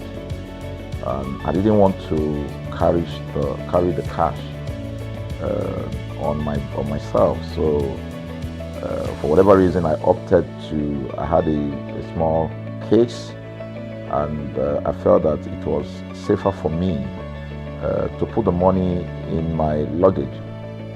So I put it in a safe place in my luggage, got everything intact, and I checked in my luggage. My arrival in Nigeria, I was standing and was waiting by the carousel just so that I could pick up my luggage, and then I was there for 1 hour and waiting for my luggage. I didn't know that my luggage already arrived, and it was one of the luggage that was moving around on the carousel. So after about 1 hour wait, I looked to my left and my right. Almost everybody had gone. I think there were just about 2 or 3 left. So I beckoned on the woman that was on my side, and I noticed she was really in tears. Madam, what happened? She said, her bag has just been torn and a lot of things stolen. So I said, well, I've also been waiting for my own. She said, you better go and check those, those luggages there. Maybe yours is one of them. And lo and behold, I went around there. Mine was one of them. By the time I got it, everything inside my luggage was gone. All the valuable things there were gone. To cut the long story short, we felt there was need for us to report the case, at least to the airline. It was in the night, about 8 o'clock or 9 o'clock. We went in to go and see the officer that was in charge. As soon as we got in there, the officer said, "Oh, so sorry, but you will have to go to our head office in somewhere in Victoria Island, to lodge a complaint." Okay. So the next day we went to the Victoria Island and we lodged a complaint, and that was it. And since that day, I'm talking a story of over 10 years ago, I didn't get a call, not even a call from that airline to talk to me about what happened to my luggage. Now, about a month after that trip, I had another opportunity to travel out of the country. This time around it was to US, and it was an official assignment. And I flew on, I will mention the airline this time around. I flew on a BA. I really didn't like BA. I usually go with Virgin Atlantic and things like that. But my protocol officer convinced me and said, "Okay, you will love BA. Why don't you go on BA?" Anyway, so I went on BA to US. And of course, when I returned from US to Nigeria, we had to do, of course, there will be like a connecting flight, from Heathrow. So we got into London Heathrow, and then because it was through Heathrow that we went, and then so they changed since it was BA, they changed the aircraft this time around to a bigger one. I mean, clearly because there were more Nigerians, or more people that were planning to come to Nigeria, and then we boarded. Not quite 10 minutes into the flight, in the air, the aircraft started malfunctioning. The air conditioning compartment were not functioning very well. I was on what you call business economy. The whole of that business economy all the way to economy side, the ACs were not working well. It was hot. And then I was watching. And then from that moment till we got to Nigeria. From that moment till we got to, I'm just trying to paraphrase. From that moment till we got to Nigeria, I could remember very well how many times the pilot, broke into conversation and had to apologize and say, "We're really very sorry about this." He was giving us almost every 30 minutes. There's always a kind of update. "So sorry, this is what we're doing now, this is what we're doing."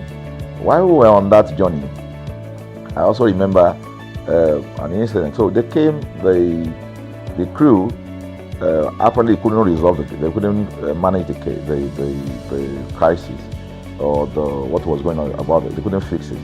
So they come up and said, "We're so sorry, but for all the inconvenience, we're declaring, free lunch, free whatever it is you want, you can get. So trust Nigerians. You need to hear how everybody was jubilating, But something struck me. The experience I had just about a month before, and this experience, somehow I started comparing them. I was trying to see how this matter will be managed. Again, to cut the story short, we landed in Nigeria on the BA. Before we landed, the pilot announced and said that for the inconvenient, they will be giving a voucher of £50 to everyone that flew on that aircraft. I thought it was a joke. I mean, it was my first time with BA, but for what I knew or know of the British man would never even play with his 1 penny, talking of £1. So I felt that must be a joke of the year. So we left. I got back to my office. I think it was just about a week after. Our officer, our guys in our mail room came up and said, "Oh, you have a parcel." So I said, "Parcel? Yeah." So they brought this parcel wrapped. I opened it and boom, I brought the document out. It was the £50 voucher from BA. So what's the tenor of this story? An experience with one airline was terrible. No apology.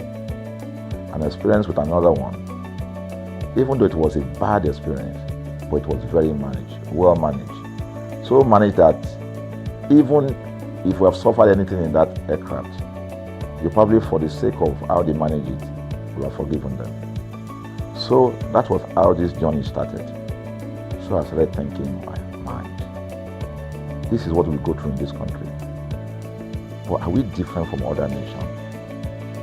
So God put in my heart the idea of ConsumerHalla. That's why the Hala came with consumer. And we started that journey about 10 years ago.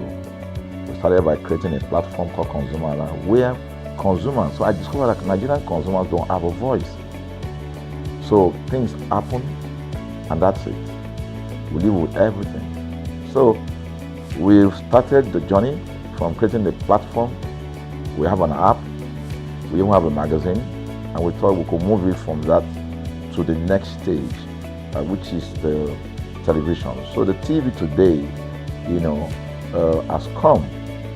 So I would say precept by precept, line upon line, we have been able to build on our aspiration, to finally bring to birth this unique and exciting platform, So it's a digital telecast, and our goal is to further connect consumers in Nigeria to brands with insightful news, development within the fast-paced world of consumers. The world of consumers is growing at a very fast pace, So we want to inform Nigerians. We want to get them educated about their rights, So our role is that we're going to educate consumers in Nigeria, all right? So by bringing them specialized and what you call analytical, research-based content generation that will inform, educate, sensitize the audience, So that's ConsumerHalla TV. So I call it an offshoot of our ConsumerHalla brand. ConsumerHalla brand actually was the first we call it the first complaint or consumer complaint resolution portal. When we started it about 10 years ago, or about 7 years ago, it became the first complaint resolution portal. We created it so that Nigerians can actually lodge complaint on that portal. We spent a lot of resources to build a very robust platform where today, if you have any complaint, about any brand, any leading brands in Nigeria, and you go on that platform, you can actually click, just a click, you can find the brand, you can actually lodge your complaint, and once you submit it, that complaint will be routed to that organization, and within 72 hours, we will obtain feedback for you. We've built it in such a way that we have connection to almost all the organizations, and it's been working. We've resolved several complaints for people without having to charge them any penny, because the idea is not to charge. So what we have done with ConsumerHalla TV is to take it to the next level. So we hope to change the narrative. We want to give the right direction. Nigeria has the largest consumer market in the world, with a population of over 220 million people. Why should we be the one that is suffering the most? Everywhere you turn to, it's as though Nigerian consumers don't have a voice. You're traveling, you buy a ticket. For whatever reason, an airline will wake up middle of the night,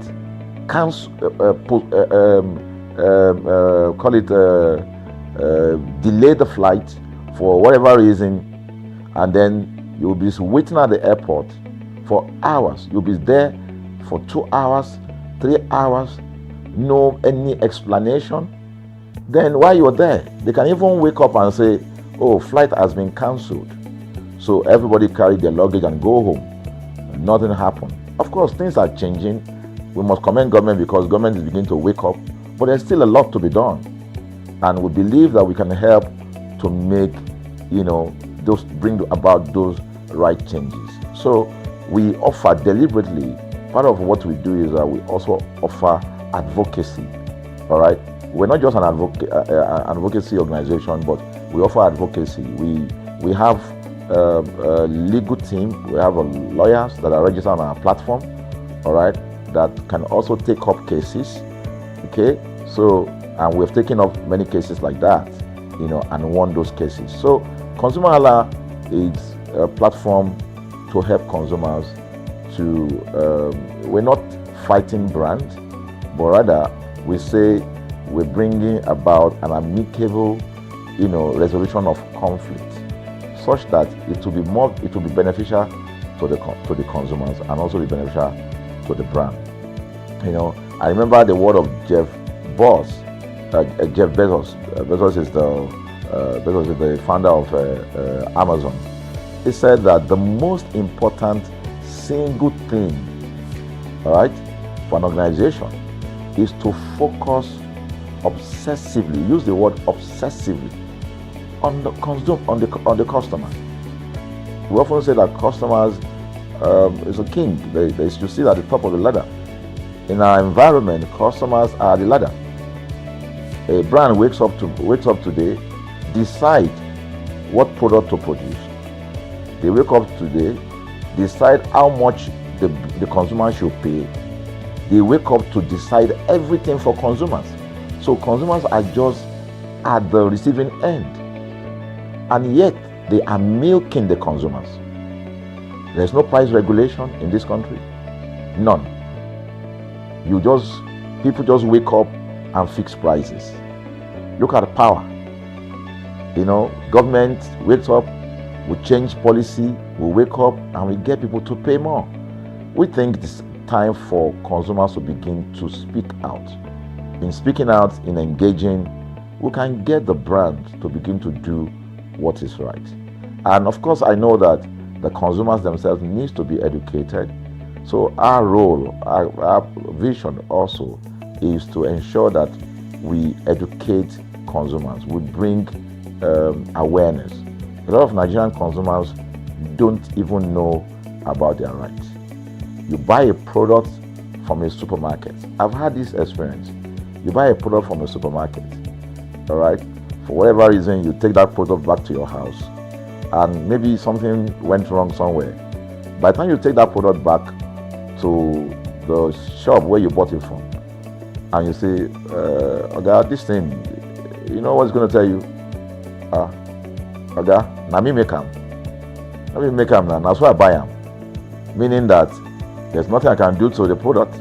So you lose the product, then you lose your money. because the money is not refunded. The product you can't use. Only in Nigeria. Only in Nigeria. Let me give you another experience I had. In the course of these, because I did a lot of, I went around, you know, in doing this.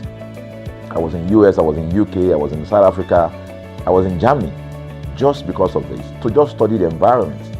You know, I was in a friend's house in UK, in London, you know, and then what happened? We were going to go out, and he was going to dress up. So he said, oh, to me, I was seated in his sitting room. So he said, oh, wait a minute, I picked up an iron, that's the pressing iron, 2 days ago or so from a store. You know, oh, let me try this, let me just stand, use that to iron my shirt and we can go out. So I was seated, the TV was on, I was watching. While I watched him, he brought out the pressing board, you know, spread it out, brought the iron out in my presence, plugged in the iron, and then as soon as he switched on the power button, we just had a spark. Boom! Ooh. The guy was raged. Then he goes, what just happened? So he said, no, these guys are in trouble, they're in soup. I was thinking, what are you going to do?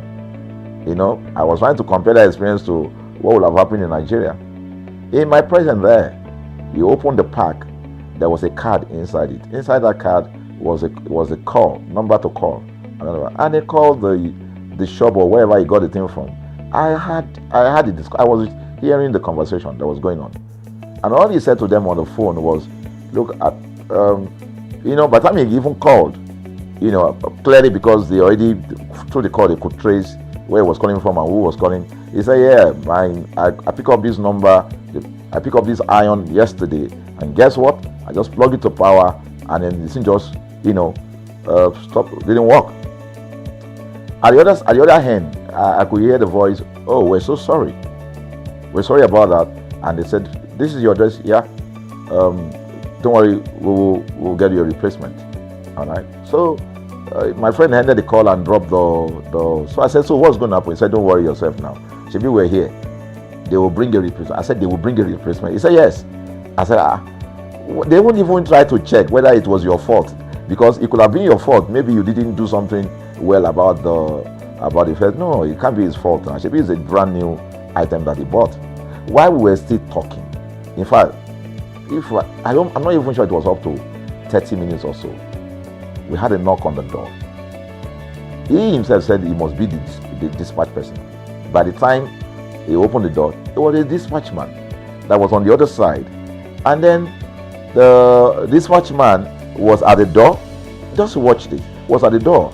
I was seated in the sitting room. The guy was at the door to meet with the dispatch guy. The dispatch man that brought the replacement iron, you know, I heard him say, we're so sorry. So I was so shocked.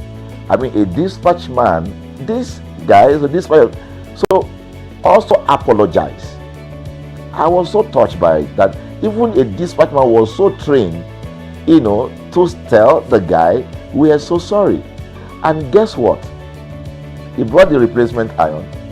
By the time my guy opened the iron, I think that we'll make our impact. We ask you to join us on this journey. ConsumerHallaTV will drive engagement. It will also be there to help to promote brands that are doing what is right. So we're not out to criticize any brand.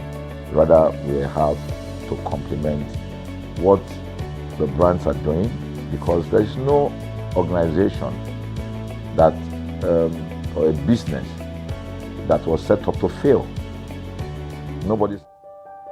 Hey there, do you know in the world today, everyone is a consumer, and as consumers, we all have the right to hear. In Nigeria today, as a consumer, you have all right to product information, right to fair pricing, right to return goods, right to product labeling, right to fair dealings, and a lot more. Well then, have you heard about the new media channel? ConsumerHalla TV. ConsumerHallaTV. ConsumerHalla TV. At ConsumerHalla TV, our goal is to inform and educate consumers in Nigeria with insightful news alongside development within the fast-paced world of consumers through well-researched, specialized, and analytical content. Our vision at ConsumerHalla TV is to create an engaging platform that provides right connections for meaningful brands in Nigeria, thus creating a more caring world for consumers where business thrive. And guess what? Our ConsumerHalla brand is the first consumer complaint resolution portal in Nigeria, powered by a 72-hour feedback mechanism. We offer consumer advocacy, informative talk shows, branding promotions, advertising, and lots more. Connect with us via our YouTube channel at ConsumerHalla TV. Follow us on our Facebook page, ConsumerHalla TV, our Instagram page, ConsumerHalla TV, and do well to subscribe to our YouTube channel. Subscription is free. ConsumerHalla TV. At ConsumerHalla TV, you deserve to be heard. At ConsumerHalla TV, you deserve to be heard.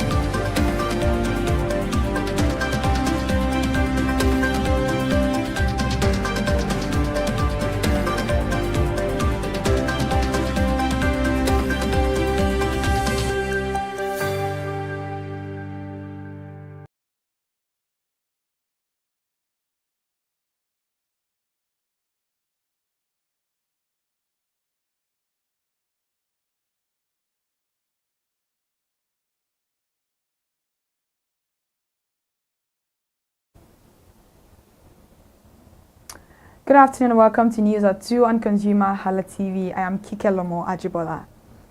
Now let's start with the news this afternoon. A total of 132 Nigerian companies have accessed 51.785 billion naira and $359.653 million from local content intervention funds aimed at promoting indigenous participation in the country's oil and gas sector.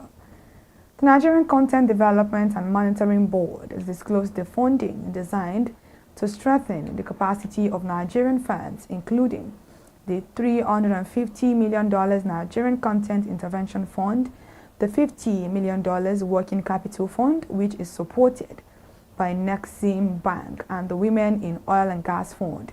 Fresh data revealed that the NCDMB on Monday showed that 3 manufacturing firms received 7.561 billion naira, 38 companies secured 22.144 billion naira and $205.666 million for asset acquisition. 10 firms obtained 2.232 billion naira and $24.728 million to finance a contract, while 25 companies benefited from 15.98 billion naira and $115.998 million for loan refinancing.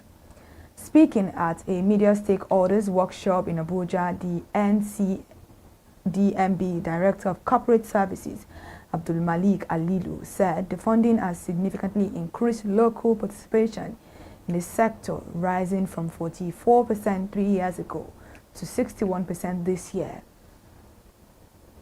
Away from that now, an economist, Kelvin Emmanuel, has attributed the poor performance of most imported premium motor spirit sold in Nigeria to weak regulations, poor quality control, and the importation of substandard blended fuel products. Emmanuel made the claims on Tuesday as a guest on Channels Television's breakfast program, The Morning Brief, where he questioned the effectiveness of the oversight function of the Nigerian Midstream and Downstream Petroleum Regulatory Authority.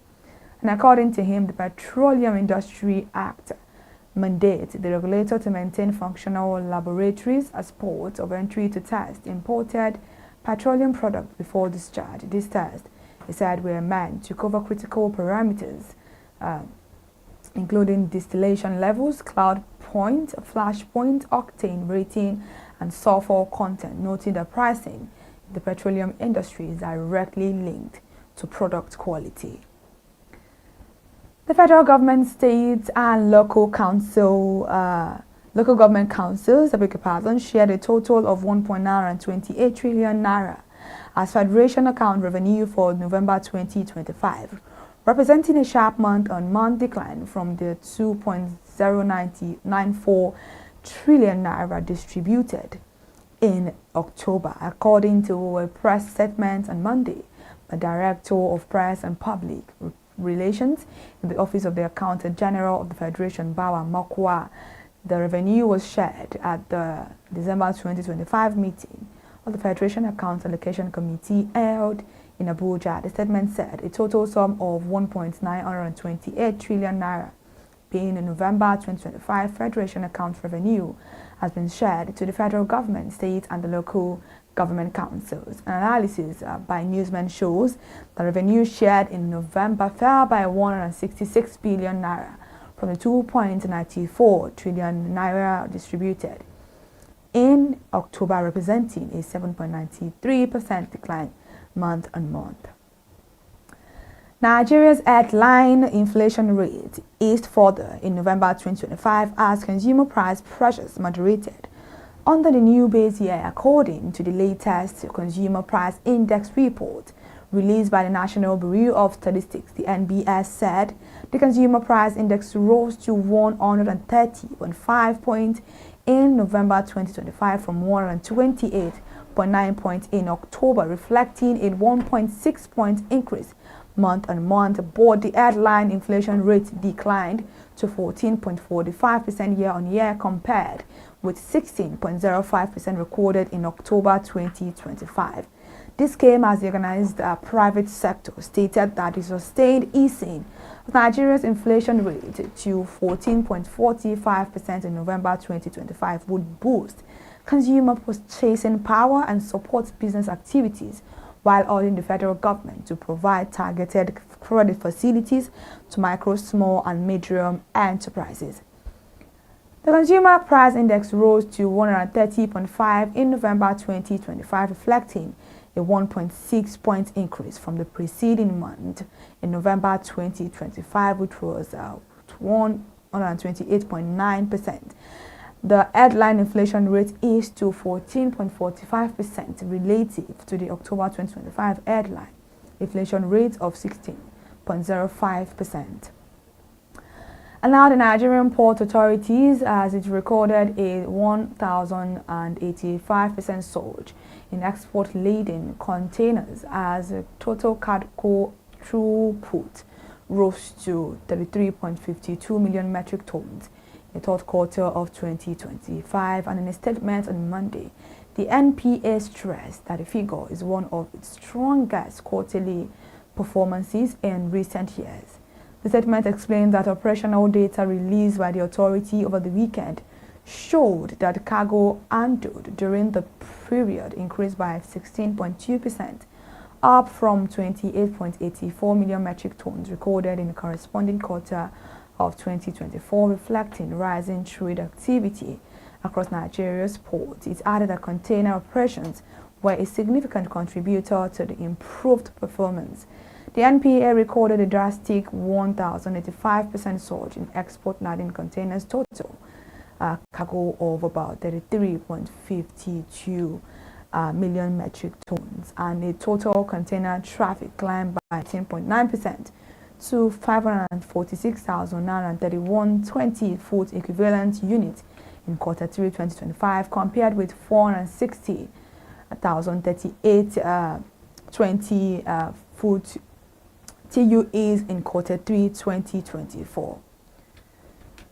Now, the federal government plans to bankroll the construction of 3,700 telecom towers in rural areas, a move aimed at connecting millions of citizens who currently lack reliable mobile and internet services. Telecom operators are phone avoid sparsely populated rural areas due to low profit potential, focusing instead on urban centers where investment can be recouped.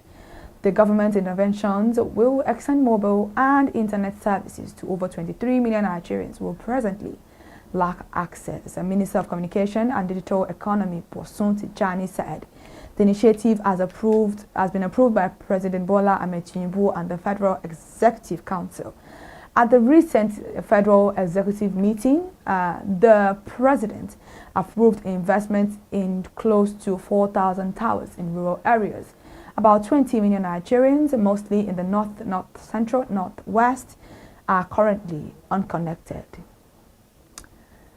Barring any last-minute change, MRS and other partners of the Dangote Petroleum Refinery are set to begin selling petrol at 739 naira per litre. This comes 2 days after the refinery slashed its petrol gantry price from 828 naira to 699 naira per litre. Speaking at a press briefing at the Lekki refinery on Sunday, the president of the Dangote Group, Alhaji Aliko Dangote, said he was aware that despite lower gantry prices, some filling stations often choose to keep pump prices high, thereby sabotaging his effort. According to him, MRS would commence the sales of petrol at 739 naira per litre from Tuesday, while other partners would follow suit. Dangote alleged that some officials had met with certain marketers and encouraged them to keep prices high in order to frustrate the price reduction, stressing that he would fight to enforce the new price regime. And lastly, the House of Representatives Public Accounts Committee on Monday summoned the management of Ibadan's electricity distribution company, Benin Electricity Distribution Company, and Port Harcourt's Electricity Distribution Company over their failure to remit more than 100 billion naira owed to the federal government. At a public hearing in Abuja, the committee issued a 72-hour ultimatum to the 3 electricity distribution companies to appear before it or face sanctions for what is described as persistent disregard for legislative summons. Chaired by the lawmakers representing Ede North/Ede South, Egbedore Federal Constituency of Osun State, Bamidele Salam. The decision followed the consideration of an interim report represented by the chairman of the committee's subcommittee, Mr. Mark Obeta. The summons is part of a broader investigation launched by the PAC on August 20, 2025, when 11 electricity distribution companies were invited to account for a cumulative debt of 2.6 trillion naira owed to the federal Shon account. All right, now, thank you so much for joining us for the news this afternoon on ConsumerHallaTV. I'm Kikelomo Ajibola. To stay connected for more news updates, please follow us across all our social media platforms: Instagram, Facebook, X, TikTok, and on YouTube at ConsumerHallaTV. Subscription is absolutely free. Thank you so much for joining us once again.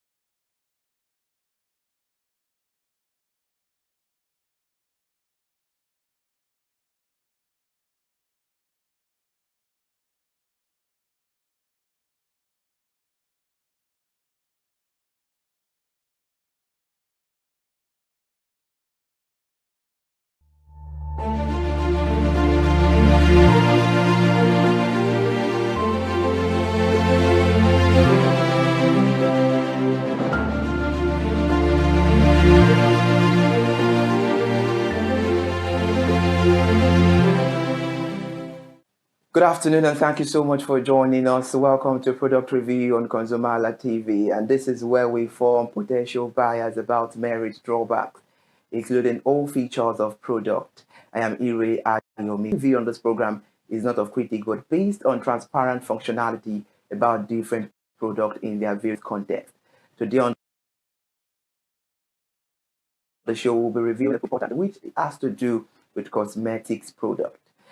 Cosmetic products are substances used to enhance or alter the appearance of the body, covering a wide range of items from makeup like lipstick and foundation to hair care products like shampoo and dyes and skincare items such as lotions and cleansers. Can say they're designed to cleanse, protect, moisturize, color, and beautify the body, face, hair, and nails. Meanwhile, when talking about cosmetic product, we have makeup, which consists of foundation, face powder, blush, mascara, eyeshadow, eye pencil, lipstick. Then we have the skincare that consists of soap, cleanser, makeup, removers, creams, mask, and all of that. And we have some product for dark cycles and skin lightening product. I'm talking about moisturizing as well. This has to do with protection. And there are some other items used to moisturize the body. However, counterfeit cosmetics are a significant issue in Nigeria, involving the imitation of a genuine product for financial gain and posing serious health risks like skin rashes or cancer due to some substandard ingredients. The Nigerian government, through agencies like the National Agency for Food and Drug Administration and Control, NAFDAC, is actively working to combat this problem through enforcement actions with the counterfeit and fake drugs and unwholesome processed foods, prohibiting their sale and distribution. And to help us in reviewing today's product proper, we have Adeshewa Olatunji, a well-experienced and also an expert when talking about cosmetic product in Nigeria, the CEO of Cosmetics Crown Glow Care. She joined us virtually all the way from Ibadan. Good afternoon, Mrs. Adeshewa. Thank you so much for joining us on the conversation. You're welcome. Ṣàlàáfíà ni gbogbo nǹkan. A dúpẹ́ lọ́wọ́ Ọlọ́run. Gbogbo Ìbàdàn náà dẹ̀ ń kọ́. Yeah, All right, we good. thank God. Now, all right, it's nice having you on the conversation. I just needed to, greet you in our own native dialect. So to welcome you to the program. Let's start the conversation properly. Let's begin the ordeal of the day, the business of the day. We all know cosmetic products are used to change the appearance of the body. Let's have it from you. What are the differences between natural, organic, or clinical skincare products? And can you give us examples of cosmetic All right, products? thank you. All right, thank you very much. The differences between natural, organic, or clinical skincare products. The word natural, here that you know it means nature. So they are made from mostly in plants, in herbs, fruits. They are free from chemicals and they are very gentle on the skin. They go through minimal processes. And the examples of natural skin have Viata, that we all know as Ori, common natural products. We have coconut, aloe vera, we have honey, we have turmeric, just to mention a few. And when we talk of organic skincare products, we can also say organic skincare products are natural products, but the ingredients are grown without synthetic fertilizers. They have higher purity standard and they are more eco-friendly. They can be more expensive, due to certified farming. Examples are we have organic rose water, we have jojoba oil, we have argan oil, just to mention a few. Then when we talk of clinical skincare products, when you hear the word clinical, you will know that it must have been tested in a clinical way. They are formulated using scientific research and they can contain active ingredients that have been clinically tested. They are stronger and faster, and they are often made or recommended by dermatologists. Ingredients like hydroquinone, I think you've heard that before. We have retinol, we have MNC, and so on. Thank you. After making those analyses from you, what is the skincare mistake Nigerians make, and what is the difference between moisturizing and exfoliating? And can you tell us at what time this skincare treatment comes in? Okay, thank you very much. The skincare mistakes Nigerians make, we have a lot of them. But to start with, firstly, people like,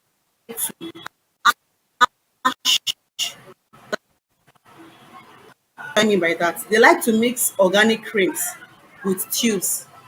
Tubes like Fimbate, Skenil, Better Sol and Move It. We have a lot of tubes that are very ash.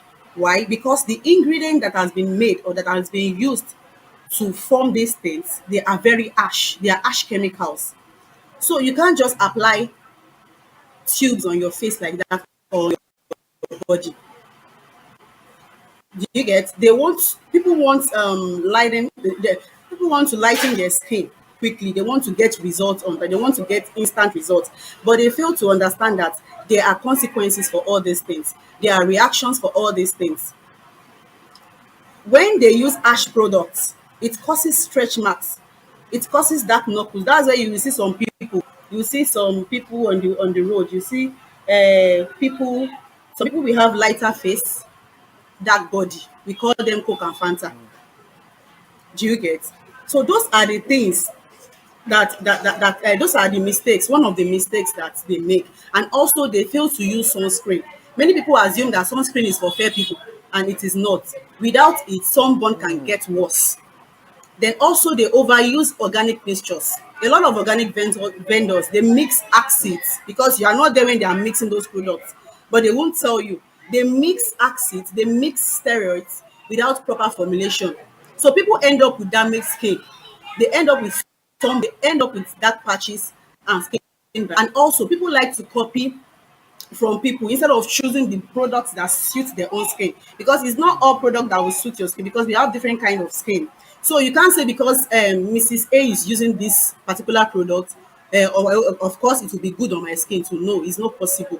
You wouldn't know the kind of skincare, the skin type you have and what Mrs. A have. So you have to know what suits your skin before you start copying someone else.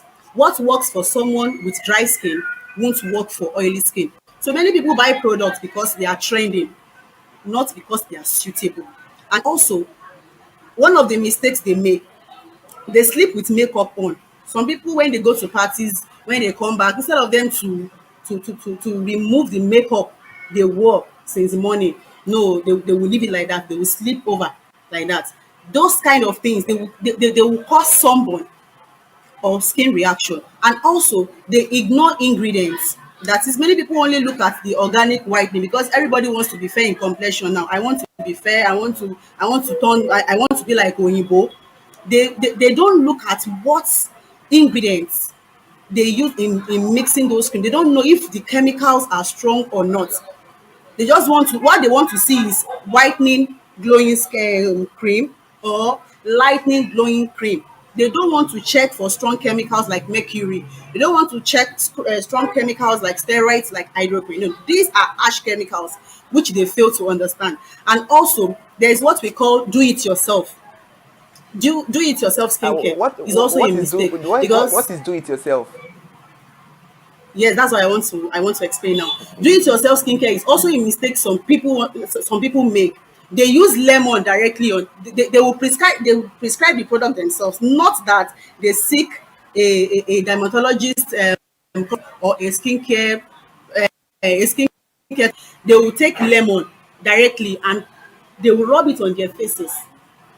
They will use lemon. While lemon is acidic in nature, it can cause sunburn.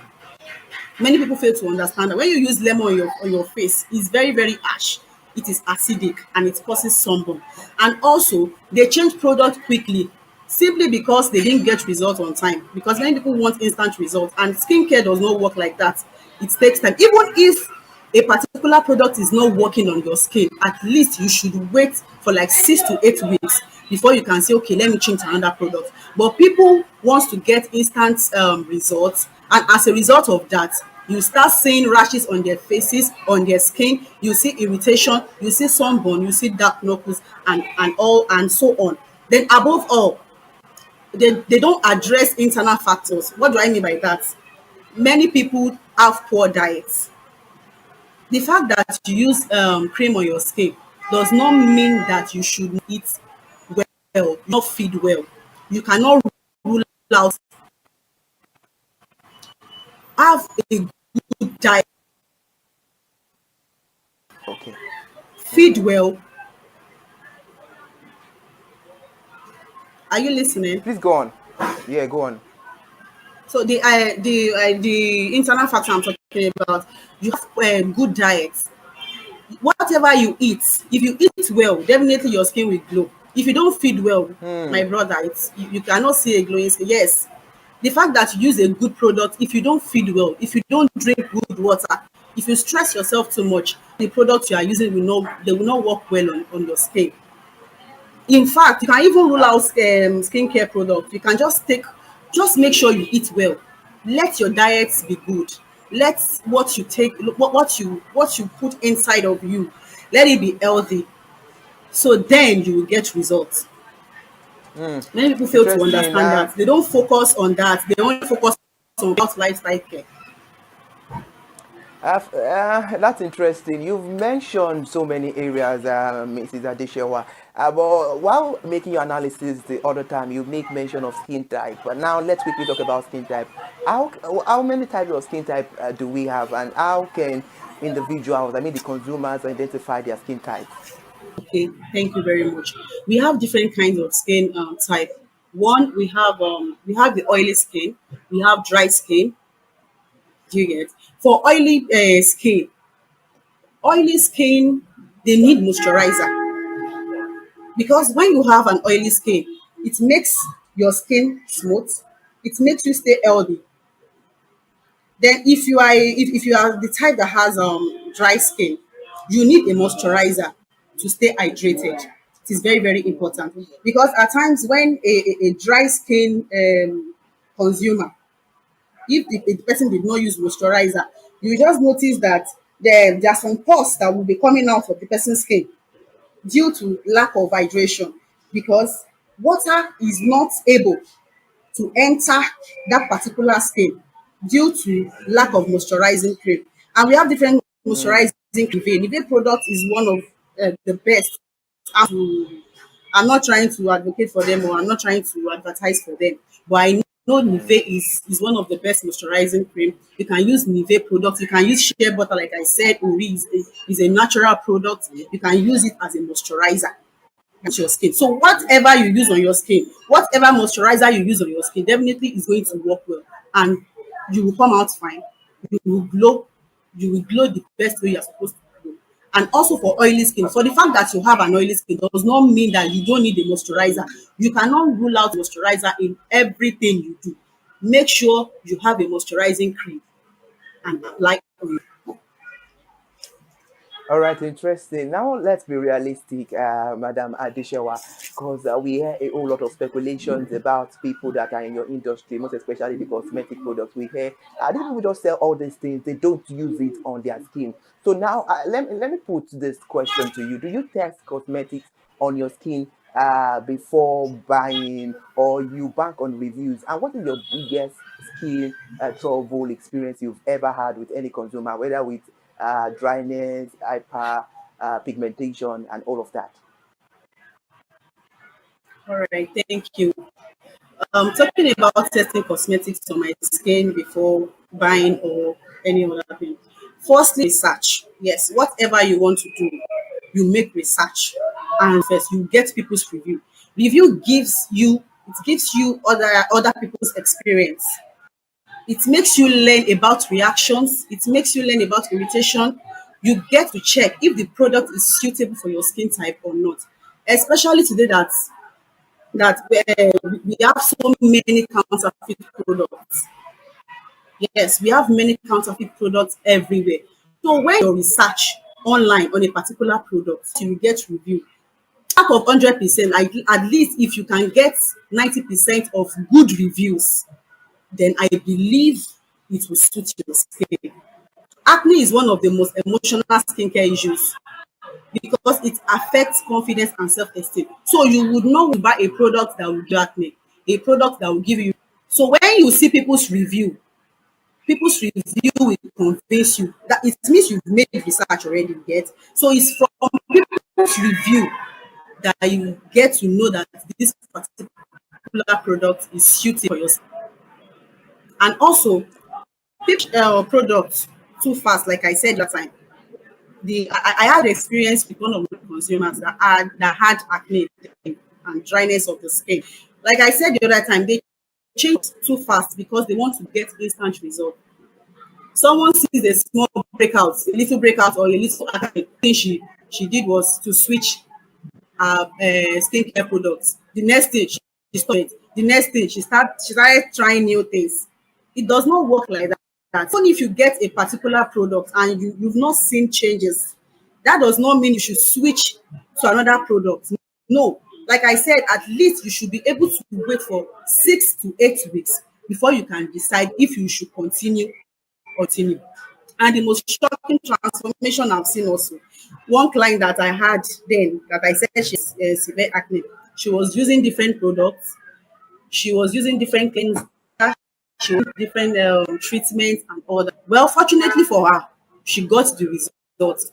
She got good skincare products. Like I said, good skincare products can be quite expensive, but if you can take a pain to get a good one, definitely you will get results.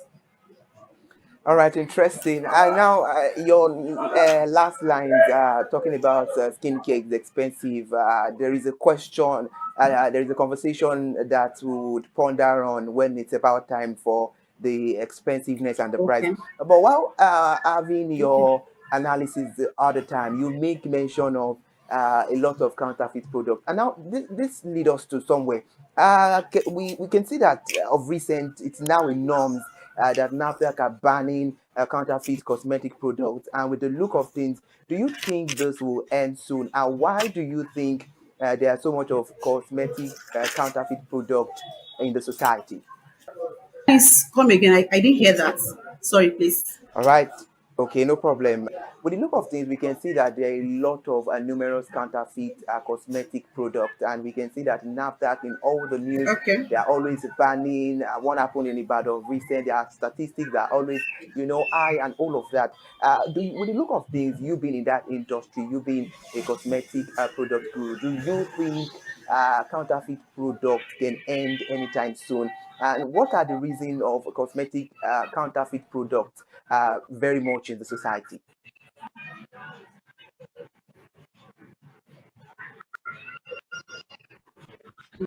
Okay, thank you. Counterfeit cosmetics are a very big problem in Nigeria. Yes. And the second question, you said, will it end soon? Well, not completely, very soon. Because NAFDAC, the only thing NAFDAC can do, NAFDAC can only make effort to reduce it and not eliminate entirely because it is very, very big. And also, when we talk of counterfeit products or goods, it's a global issue. It's not just a Nigerian thing. As long as demand exists, some people will try to make it illegally. Then, however, with strong government and global, I believe it's over time. And why is counterfeit products common? I have different parts. One, high demand. Many people want affordable skincare products. They want affordable beauty products, get, but originals can be expensive, like I said the other time.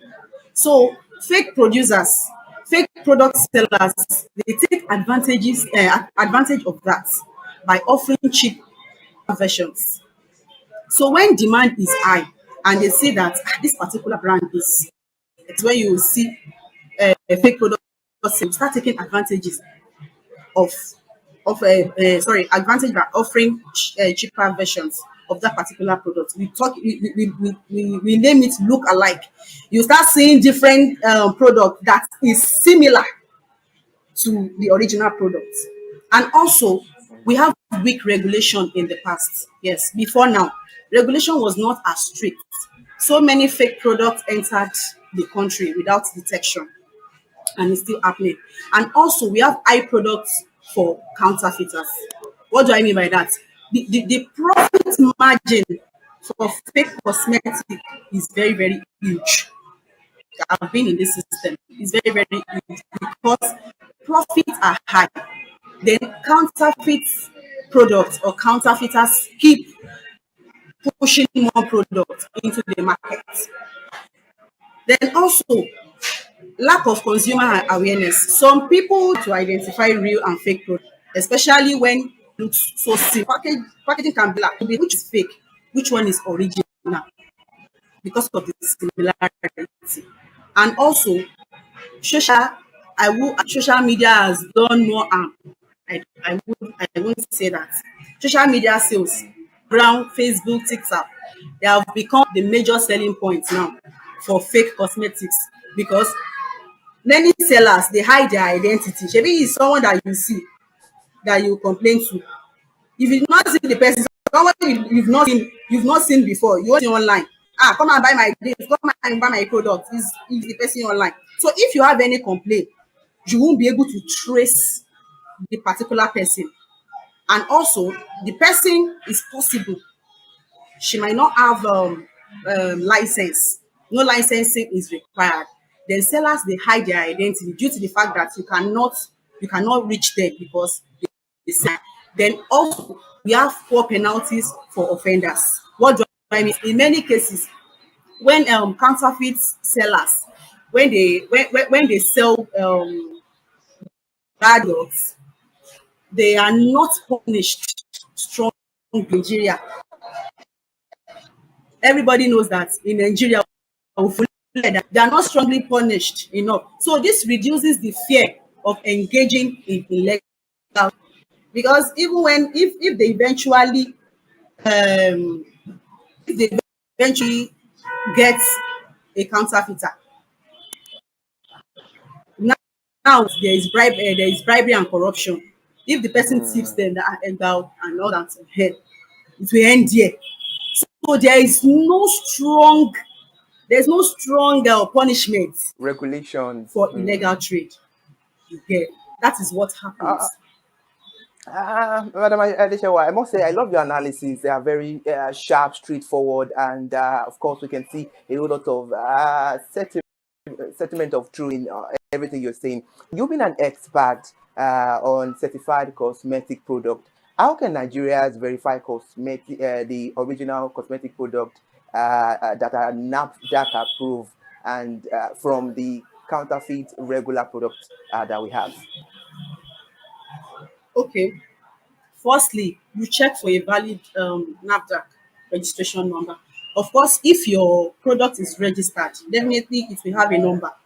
So you check for a valid NAFDAC registration number on the packaging. You check the packaging very well. If there is NAFDAC number, it's always there. Then also, if you are not sure, then you can use the official page of NAFDAC to search for such product or brand. And also, after searching for the products, make sure you inspect the packaging carefully.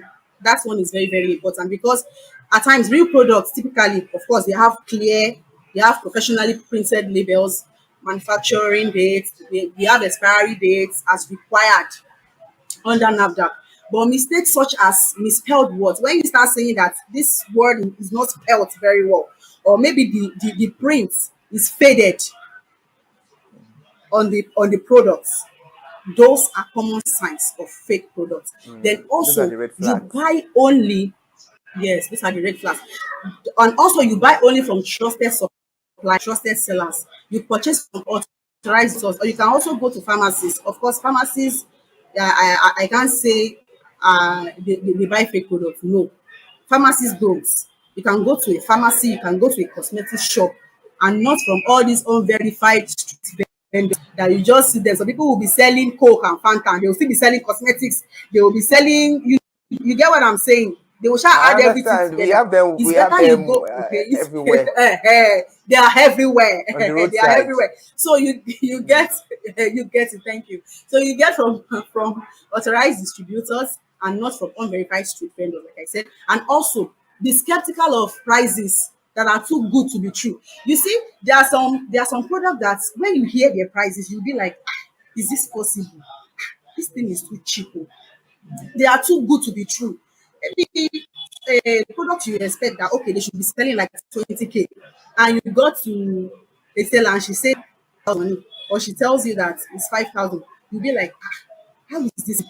So be skeptical of prices that are too good to be true. If a brand name cosmetic is far below the retail price, that is the red. Then also you check the product itself. At times when you use a particular product, the look of the product, the smell of the product, the texture of the product is very, very important.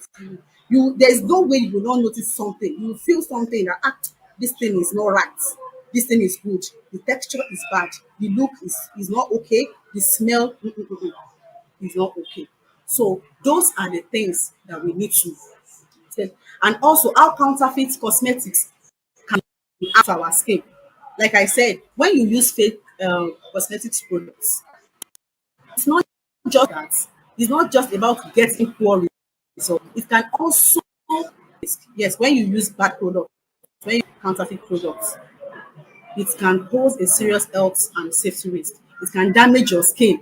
Thereby, you start having rashes on your skin, start having irritation, start having burns, and all wrinkles, dark knuckles. Those are skin damages. And also, it can cause eye infection. Yes, it can. Because when you use a counterfeit product, definitely, if your skin is allergic to something there, of course, it can cause eye infection. And also, it can cause a disrupted skin for you. So it's you look out. There are so many things to know before you start using a particular product.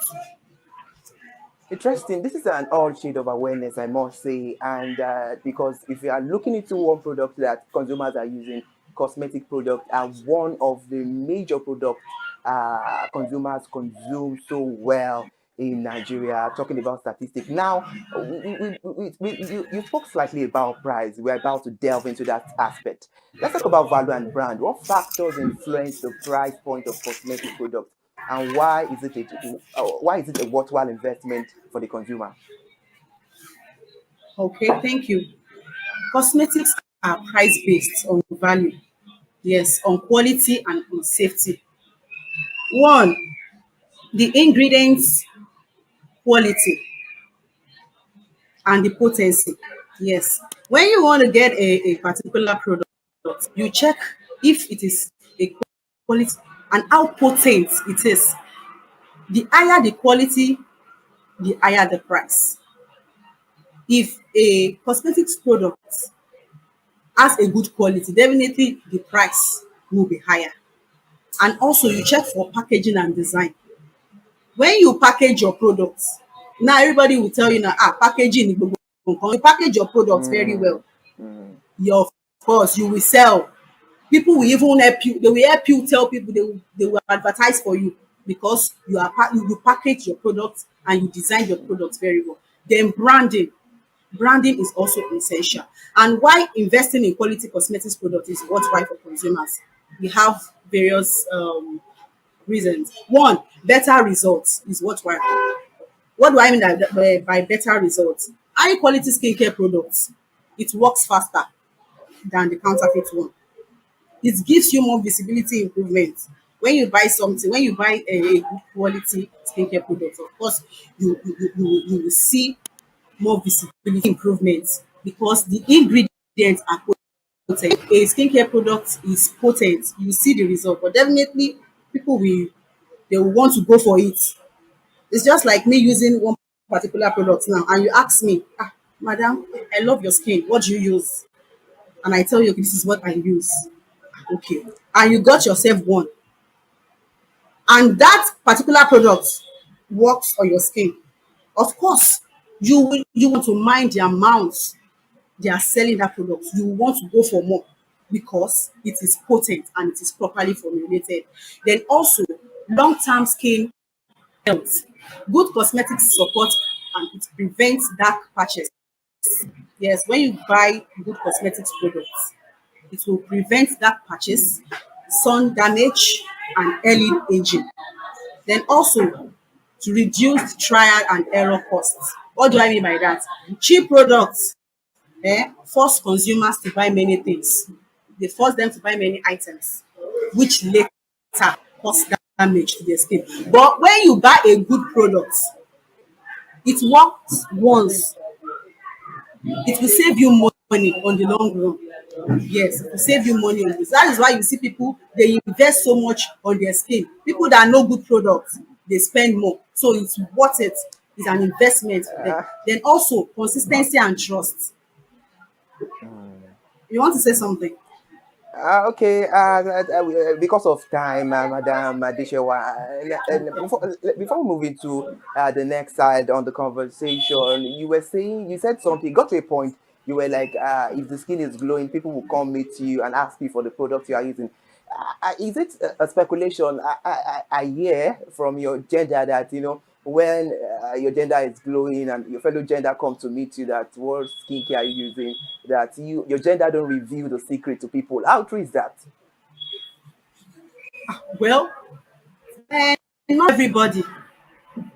Of course, me, I like it when people are when they appreciate me.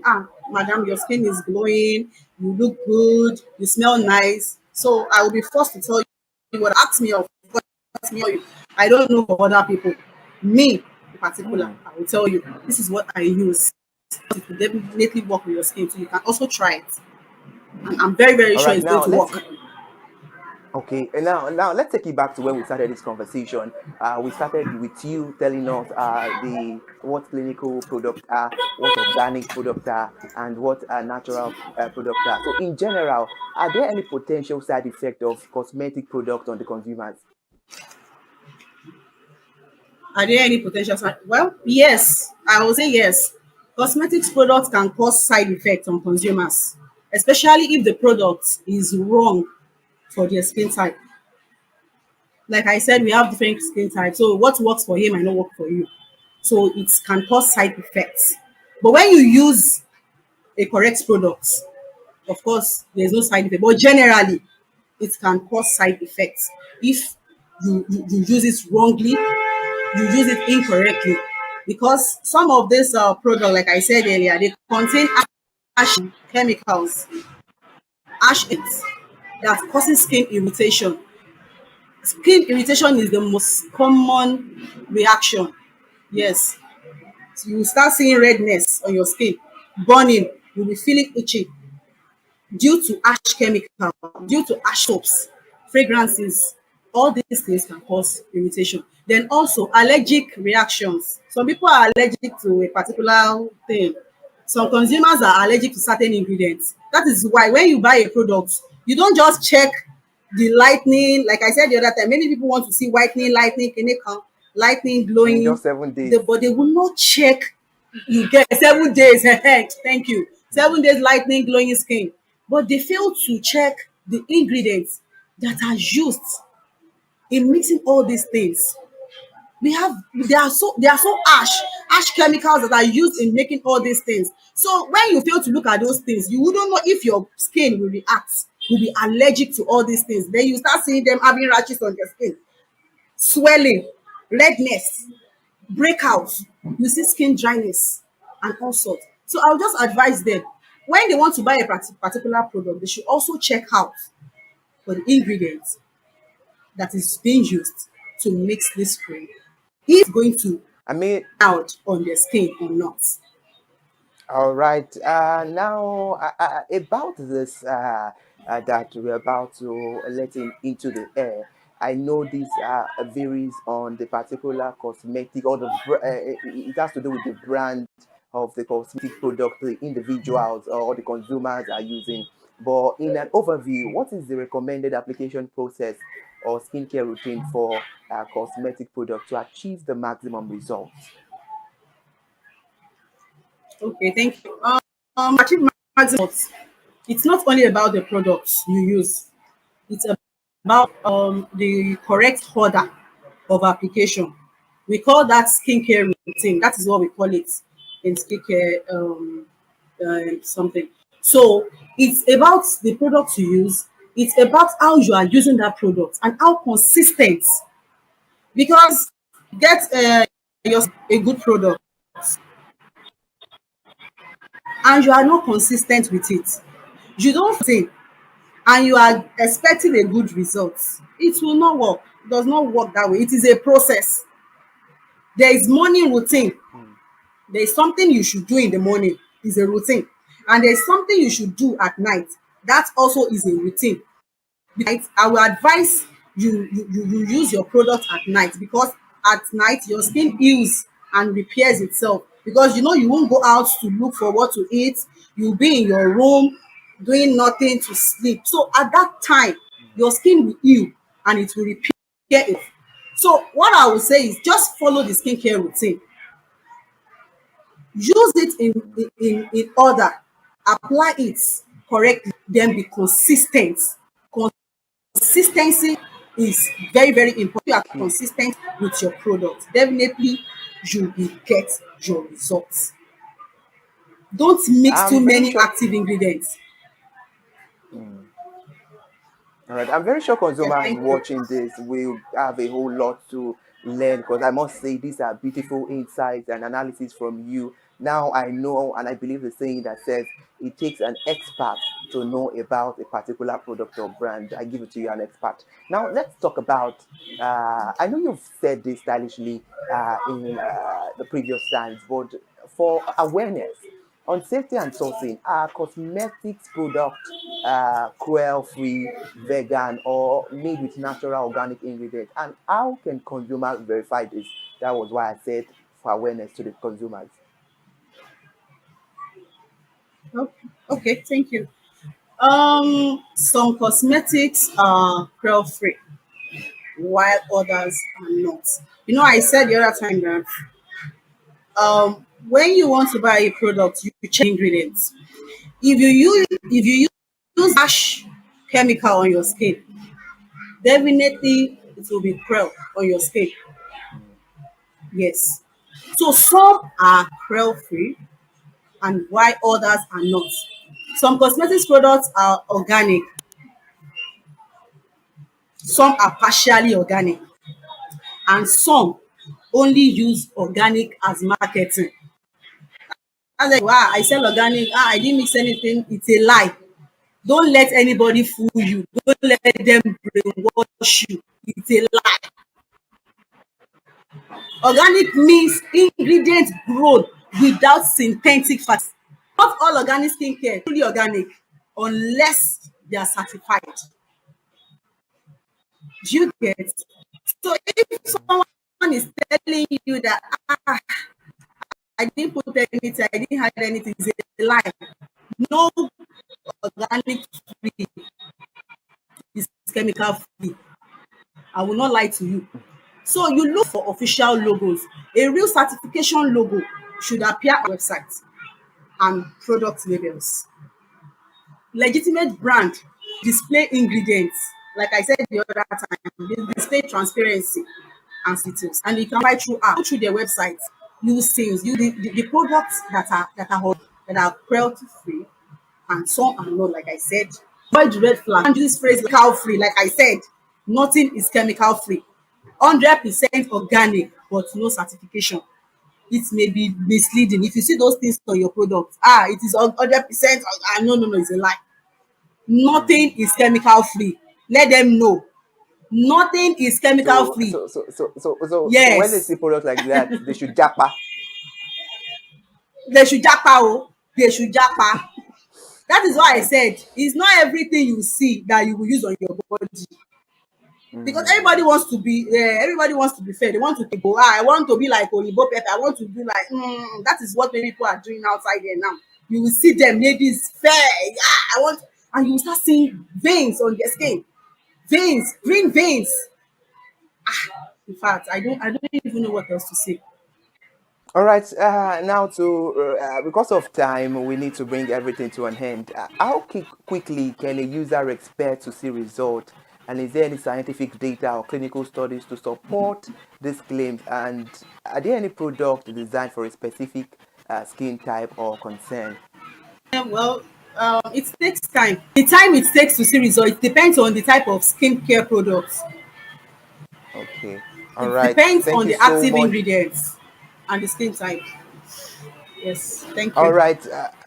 Okay, thank you so much, Madam Adeshewa Olatunji, CEO of Cosmetic Crown Glow Care. In 1 minute, let's have your parting shot. To everyone listening to me out there, especially ladies, I just want to tell you that it is very good to look good. Yeah, to look good. But at the same time, during the course of doing that, make sure you don't do something that will cause harm to your skin. All right, thank you so much for joining us on the conversation, Mrs. Adeshewa Olatunji, the CEO of Cosmetic Crown You're Group Care. welcome. I can tell you that all your insights and your analysis are very, very beautiful. And I know a lot of consumers will get more than one, more than two to learn from and to be very careful because, of course, you're absolutely right. We have a lot of counterfeit products out there. Thank you so much for joining us for the game. Do well to enjoy the rest of your day. You're welcome. And you too. Thank you very much. Bye. All right, bye. Wow, that's very beautiful insight, and I can say that this is one of the product review that I myself enjoy because looking at it with the rate of statistics out there, we can see that cosmetic product is one of the product consumers consume a whole lot, and in as much as consumer consume this product, there is a clause, and the clause is that we have a lot of counterfeit product, and we can see that of recent NAFDAC were in the north and they were in Ibadan as well, in Lagos too of recent, but that has to do with alcohol, whereby they have to ban a lot of counterfeit products. We need to be careful, and she said a whole lot of things. I added a whole lot of insight talking about we making sure that if you want to make sure you dive into cosmetics, you want to be a well consumer, you want to consume cosmetic, definitely you must have the money because it is expensive, and it does not even have to do with the cosmetic product. It has to do with what you take in, your balanced diet, which is something beautiful. And she mentioned about the clinical cosmetic product, the organic cosmetic product, and also the natural cosmetic product. That's a very beautiful insight. Thank you so much for joining us on the conversation. It's a very insightful one, I must say. Join me next week for another insightful product review whereby we review another product. It's very compulsory to let you know that all review on this program is not based on critics, but based on the transparent functionality that the product we are reviewing consists of. I am Ire Ayomikule Eke. Good afternoon, Nigeria, and do well to enjoy the rest of your day.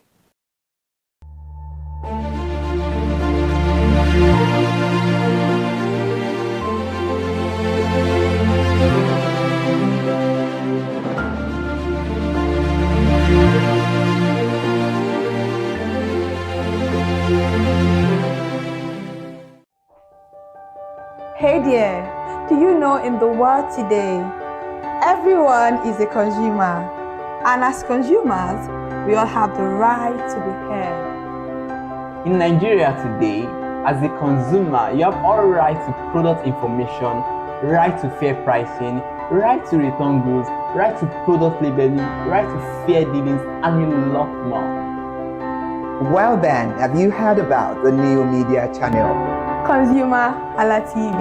ConsumerHalla TV. ConsumerHalla TV. At ConsumerHalla TV, our goal is to inform and educate consumers in Nigeria with insightful news alongside development within the fast-paced world of consumers through well-researched, specialized, and analytical content. Our vision at ConsumerHalla TV is to create an engaging platform that provides right connections for meaningful brands in Nigeria, thus creating a more caring world for consumers where business thrive.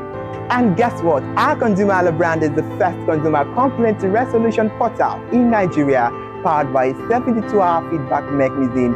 We offer consumer advocacy, informative talk shows, branding promotions, advertising, and lots more. Connect with us via our YouTube channel at ConsumerHalla TV.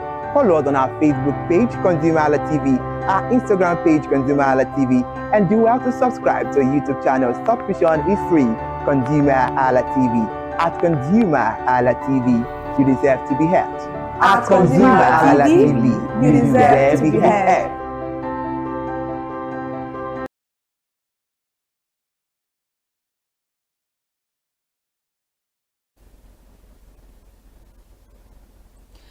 Alright guys, good afternoon and welcome to LD Living on ConsumerHalla TV. I am Kikelomo Ajibola, and today I have a special guest with me in the studio, Irimofe. Rufe has been here before, so he's not the special guest. I'm not. But I have a special guest with me in the studio this afternoon, Mr. Odezi.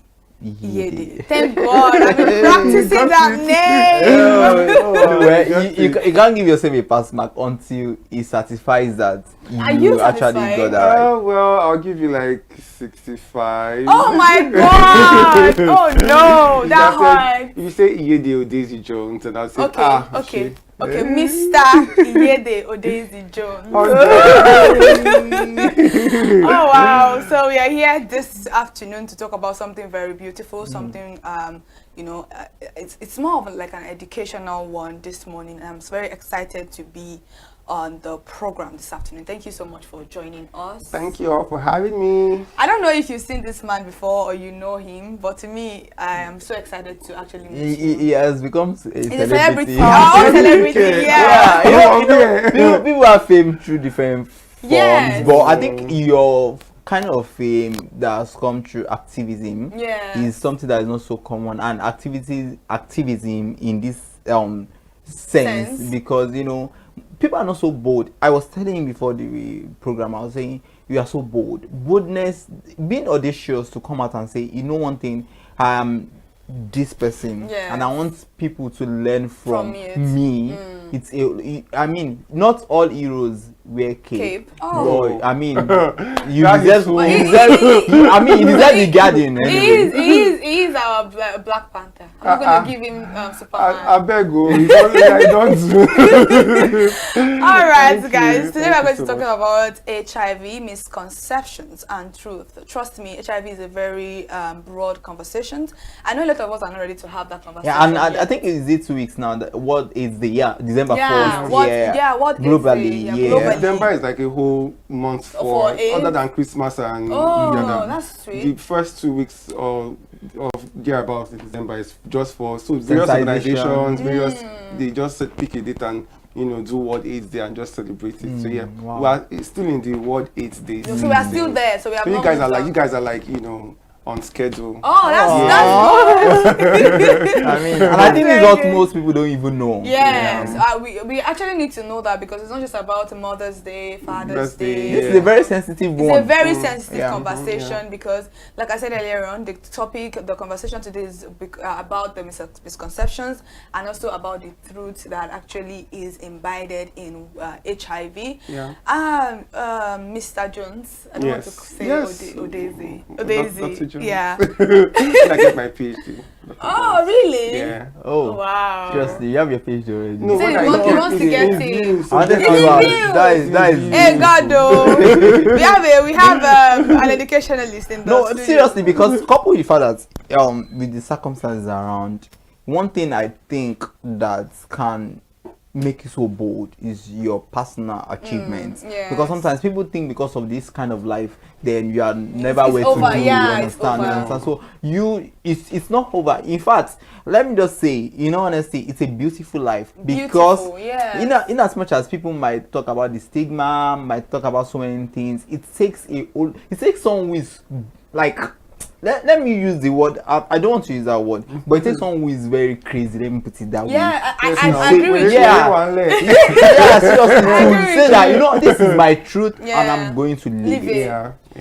Alright, before we go into the program, please, can I know who Mr. Odezi Jones Iyede is? Iyede Odezi Jones is first an activist. He is a person living with HIV. He is also a data analyst. He's a research monitoring and evaluation associate. He's a fitness model. I love that part. And he is a human. That's so sweet. Interesting. He is a human because it takes a human to do what you're doing, with the stigma, like you said, surrounding HIV positive and every other thing. It takes a lot, especially you being on Twitter. I can't imagine that. Why did you choose Twitter of all places? No, Twitter. Yeah, Twitter was, I'm more active on Instagram, but Twitter is just a space In fact, my Twitter, I mentally avoid it. I mentally avoid it. I only go there to just drop my message and run because away. But although now I'm starting to learn to just, just see people like, just do you. You have data now on your phone and have a go. Because as far as you are not coming to physically, if you want to come and meet me physically, come and meet me physically. But the stigma and everything that comes with, being out with my status is only what people would say. Yes. So because you can't come and say because I'm HIV, living with HIV, you want to come and harm me. You can't even come and harm me, sir, because come on, you can try, but you can't. So yeah, it's just like, it's just the stigma is just what people will say generally, or how they will perceive you and all of that. So, and if you are somebody that's like me, I've grown beyond caring too much about what people, because what people will say is the only place that affects is your ears, not your body. So if you are a person, if you can understand that fact, nothing can actually really get to you. Can I ask a quick question? Do you think culture also what will I say, plays a role? Plays a role, promote this stigma a lot in Nigeria? Yes. Now everybody feels like, when you are living with HIV, the major mode of transmission for HIV is sex. So everybody feels like, oh, you had sex, but everybody has sex. Yeah, exactly. So it's not everybody basically, but when you are like, of the age, it's likely. Exactly. Yeah. So but then there are people who are born with the virus, who did not even have to go and have sex to get it. There are people who just get it from blood transfusion. Yeah. So there are so many other but people just generally just see it like, so we should go and tell a 1-year-old child that living with HIV that, oh, you got HIV through this. But people will just, because of culture, because of the word HIV, they just attach everything to it, and it's just how it is. And there's just really nothing that can. There are so many things that organizations have been doing to reduce stigma, to educate people, create awareness. But that cultural norm is something that people will have to unlearn and then relearn before we can now start saying, okay, there's type of reform and all of that. But until that happens, well, we are still here. Seriously, you want to say something? Yeah, I want to say that with the kind of information, the kind of education, awareness that we have created, I feel like people at this point, people are just being stubborn and don't want to accept the truth. Ever since I came out with my status, I've been able to see people in a very, very clear, like I see people clearly now, right? You can now tell that even with all the education, even those who are educated, right? So there's this thing I saw, my best friend posted that people tend to confuse being educated for being stupid. Yes. Because you can have all the degree in this world and you exactly. still be a stupid person. Sorry to use that word, but then it's true. That's the because truth. Why would you be educated and after the whole education you have degree and you now still see somebody that is living with HIV and you stigmatize and then the person that is not educated, but the person just understands, knows just one or two things. Even the empathy, it matters too. That was what I was saying, that I think the awareness has been enough. Like, people are just being, they just want to believe whatever they want to believe. I was having a conversation with somebody, I think 4 days ago. It was particularly about the cruise, whatever, we just sit in my street and everything. And I was talking to them about U equals U, undetected and everything. They're like, no, it can never happen. I'm like, what do you mean it can never happen? So what are the drugs for? People are achieving taking drugs for? Do you know what the lady asked me? Can you marry somebody that is on? I said, yes, I can. I can marry somebody that is on. As long as you are undetected. I'm not you know what you're doing. And you have to be there for your partner. If you want to protect yourself, I believe I'm not going to leave. The only thing I will not do is leave you alone. I'm probably going to keep on reminding you that have you done this? Have you taken your drugs? Not in a condescending manner. Do you understand? Because we are all human. You might likely forget one day. And do you know that the way medicine has advanced is so painful that people do not even understand how far medicine has advanced. Back in 1981 when the virus started, it was a lot of persons were dying. It was a global pandemic. It was Yes. crazy. And then medicine started to advance. Then the drugs started creating more regimen, more. And now it is down to just one pill. And that one pill is very, very easy to just Swallow. throw. Just the same way you drink water or you eat food every day. You even know you've taken anything. Are you serious? Just carry. Sometimes here, when I want to take I just carry my medicine. Like it's very, the drug is very, very easy to just enter your throat. It doesn't even taste. It's so, they've made it so basic that it is not even, so like, if I hear that somebody died of it, I'm wondering, where, why, how? Because it's, for starters, it's free. You can go to engineer hospital. They didn't believe me when I said that too. You can go anywhere. It is not for the rich. Because HIV is not just for, there are so many people, women, children. If it's the numbers of persons living with HIV in Lagos alone is getting over maybe 10 to 12K. So it's that high. But people would think that, oh, it's just because of the stigma and the fear that a lot of persons have. Maybe like one of those 15,000 people that just came out. That is down to even as close as your inner circle. Exactly. But you will not know, because the person will be looking at you like, I've been to the hospital one day whereby there was the person sitting next to me that went to do dialysis, right, for kidney. And being that I want to just collect my medication and go my merry way, the person was looking at me like, and me, I'm like, You are even, exactly. You are like, your condition is what? You are even what? Exactly. I was looking at, is there any other person? Are you joking? I was like, I just smiled and just said, "Oh, you'll be okay." I just get, it's that high, and you'll be wondering that this is just, it's not terminal. It's a virus. It's not a disease. AIDS is the disease. HIV is a virus. It's a virus. So people just want to just people. And that's one thing about Nigerians is that Nigerians love to something that you can just channel all their hate into. Yes, I agree with you. To make them feel better. And me personally, I've understood that factor. So I don't always just, like I always keep saying that stigma. I know a lot of persons let's say in my gym, right, that are my friends personally, they are my friends, but they will see me in the gym because of they don't want to be branded. Because if they talk to me, because out of following the video, my activism, cruise, and all of that, a lot of persons now are aware that I'm a person living with HIV and I'm out with it. So I'll be in the gym and I'll see my friend that, oh, this person is my G and everything. But the person will see me in the gym and will be avoiding me, because if they see us maybe working out together, they'll be like, maybe that one safe, get them. And I'm like, but you don't. I just think I did my day.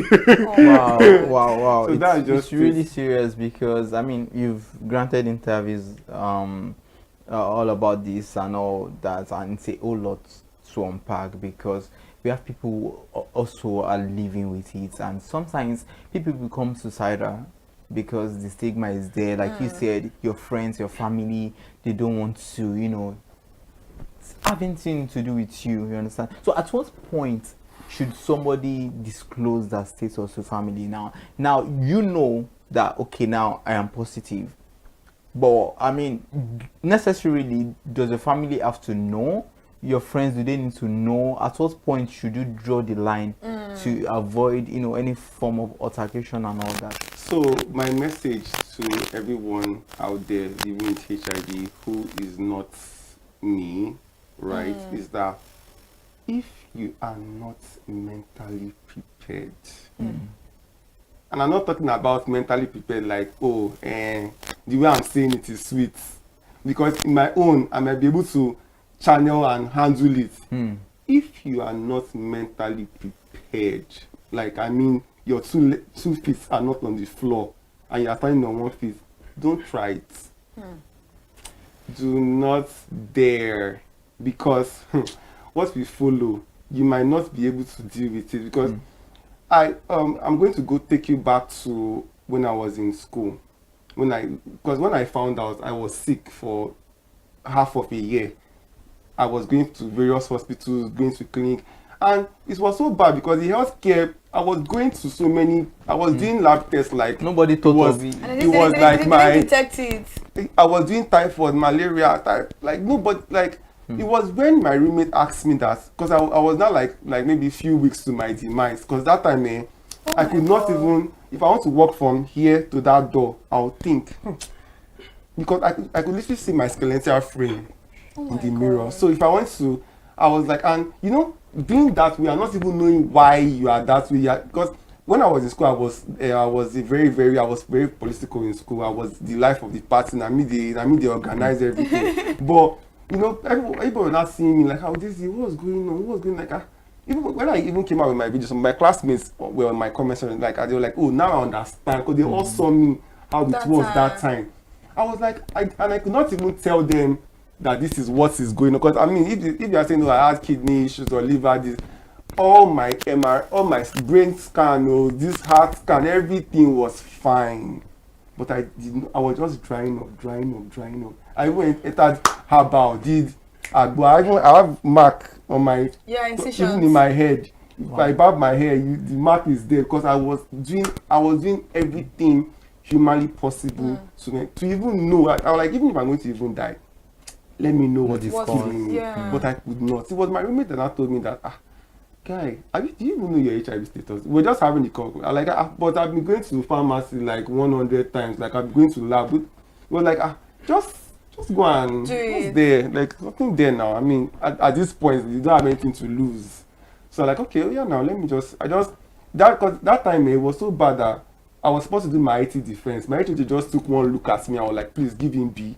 Because if I would go to class like this, everybody would just be giving, because I was very, very fragile, like very fragile. So I got there and they did the test for me. So when I was asking the healthcare provider, so why did I not know these things? So like, do you know that some people prefer to tell you that you have cancer or something than tell you that you have this? They would prefer to just like, because they don't want the shock of having to tell you that you are living with HIV. People are more scared to hear that news than they prefer to hear that they have kidney issues or something else. Then that one now passed. After that one passed, I was down, taking the medication. Yeah, healing is not overnight. It has to it starts from somewhere. So I went for my roommate's other sister's wedding. So I got there. I was sitting in front, and then people were like, oh. One of my friends sat next to me. The way you were like, I heard you were sick. I was like, oh yeah, I'm getting better. And I was like, I heard it's that one that if you don't take drug every day, you will die. He was not amplifying his voice so that everybody could hear. He said that. I was like, So the stigma was, all this stigma, I had to deal with all this stigma. So I've come to a point whereby I've seen it all. Like I've seen the stigma in both family, in friends, relatives, and also I'm here, that's what I'm saying to those people who have not ever experienced stigma before. If you are not ready to deal with everything, my own might be this one, your might be Pro Max, 1 terabyte. 1 terabyte. So if you're not ready to deal with it like that, keep it to yourself. But I will still encourage you that if you know, because this stigma that we face now, this stigma we face now, is because of the fact that a lot of us are hiding, right? Oh yeah. If every single person that was living HIV and comes out with it and say, oh, I'm positive, now deal with it. It will be the stigma that we have been fighting. It will end, because if I can work on the that person, just like you have malaria or you have typhoid, somebody can say, I'm living with HIV and I'm undetectable. Yeah. It will be easy for everybody to be like, okay, cool. It will be a future that I would like to see in my lifetime. That's where every single person living with HIV is able to boldly come out and say, and it's not just me, because I feel so alone being in this, being the only one, champion. I wish to see a lot of people and it's everywhere. It's in entertainment, it's in this, it's in every single part of the economy. There's one person living with HIV there, but they will not tell you because they are scared.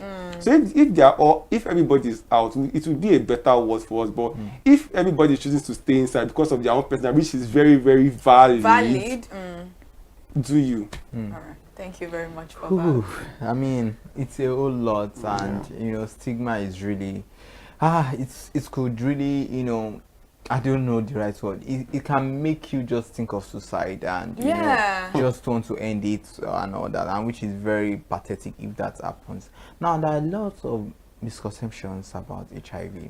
Even sometimes people don't even know the symptoms. Like you said, you were on tests, and at the end of the day, and I think if the health care practitioner, if they were wise enough, they would have thought of it. Okay, we've done this test, let's also run this and all that. So you know, the symptoms, you know, it varies, you understand.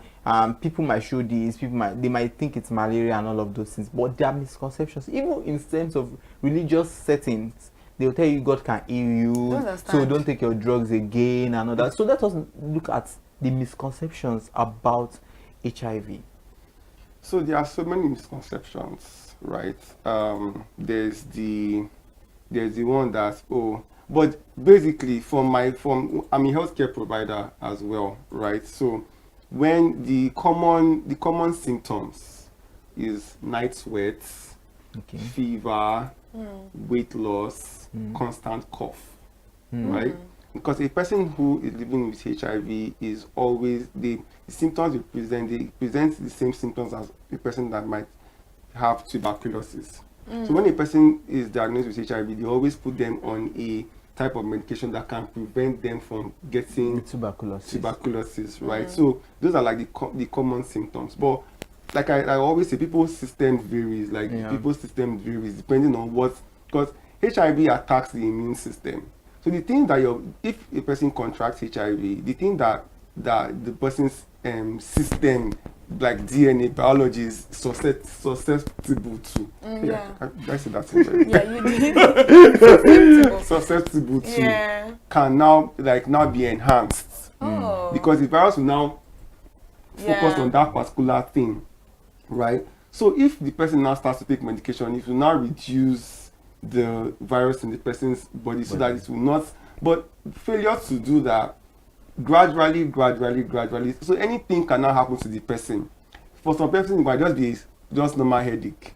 The headache will just turn to something serious. Complications. Some person might just be small cold. So anything that your system is susceptible. You just love that word. Susceptible to. You go catch on. You get, so that is why. So now the misconceptions now is that, like they always say, you know, they show for face.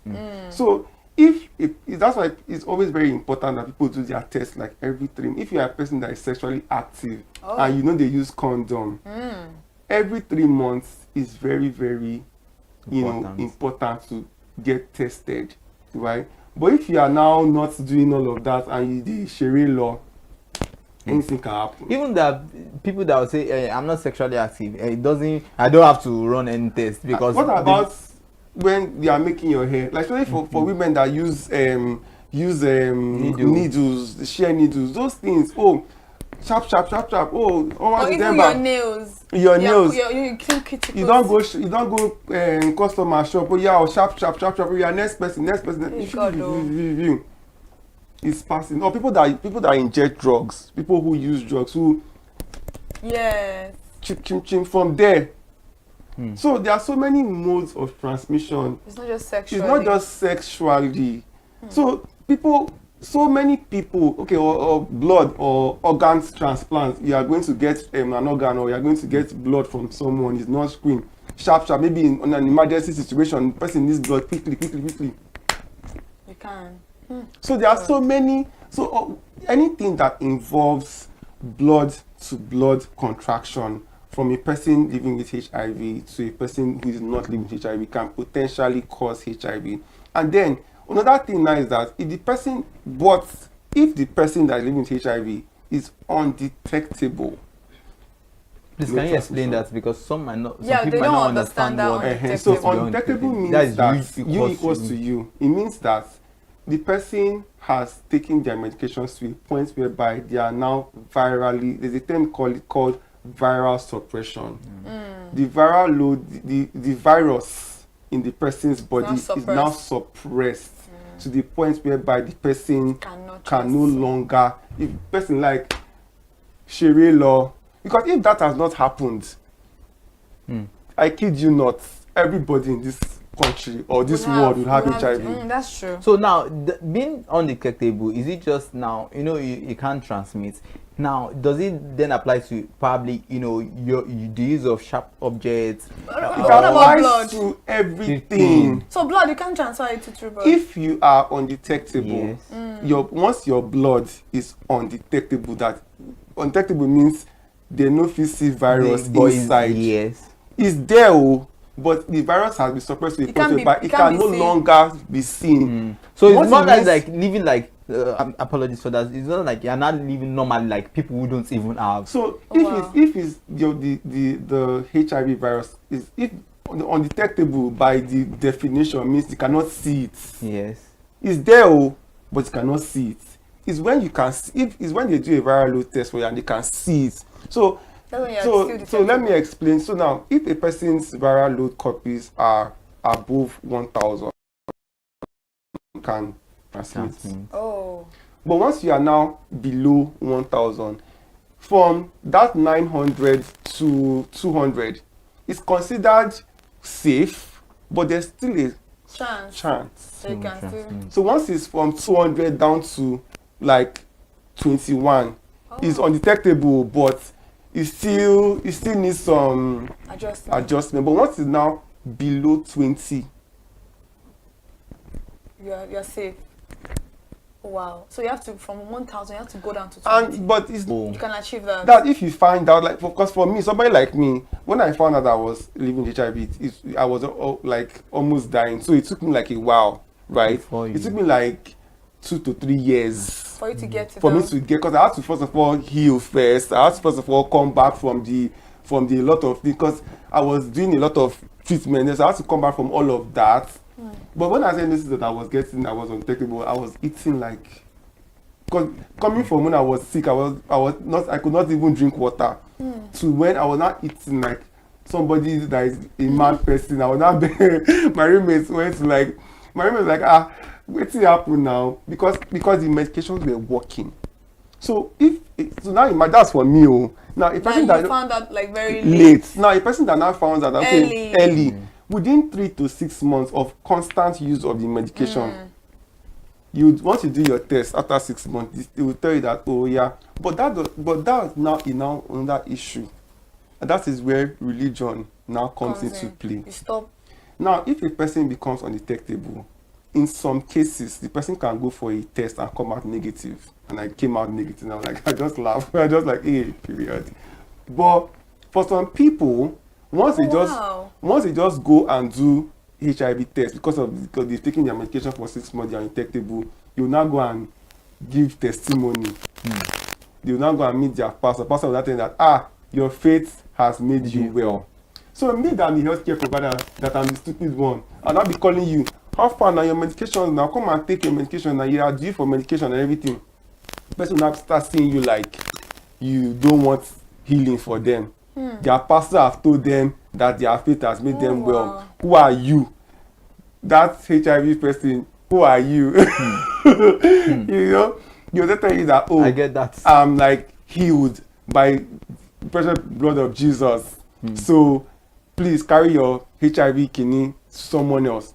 The person will now stop, and it's better for you to actually not even take the medication safe. Stop it. That's one pill enters into your mouth.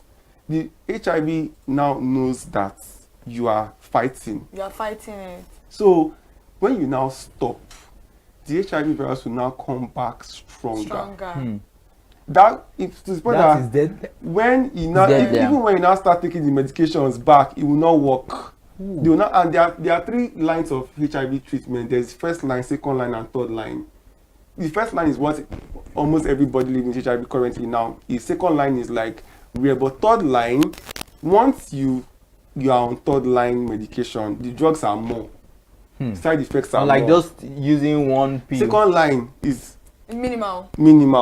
But after that third line, if the third line cannot help the HIV virus in your stem, then just pack your bags and say goodbye to planet Earth. Because, but for you to get to that point, it means that you are so, like, let's say careless. Yeah. Because the first line is what is available to almost everybody living with HIV. So you cannot say that, oh, you don't want to take it. Because if you now go and meet your pastor, but that your pastor that you're going to meet, if he gets malaria and typhoid, you go to the hospital.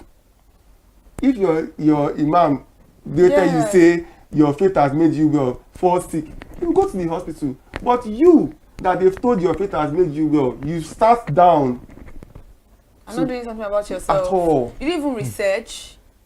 At all. And it's happening to a lot of people. Like, I cannot tell you how many people that are this, as we are speaking right now, they have abandoned their medications because of, oh, my pastor said my faith has made me well.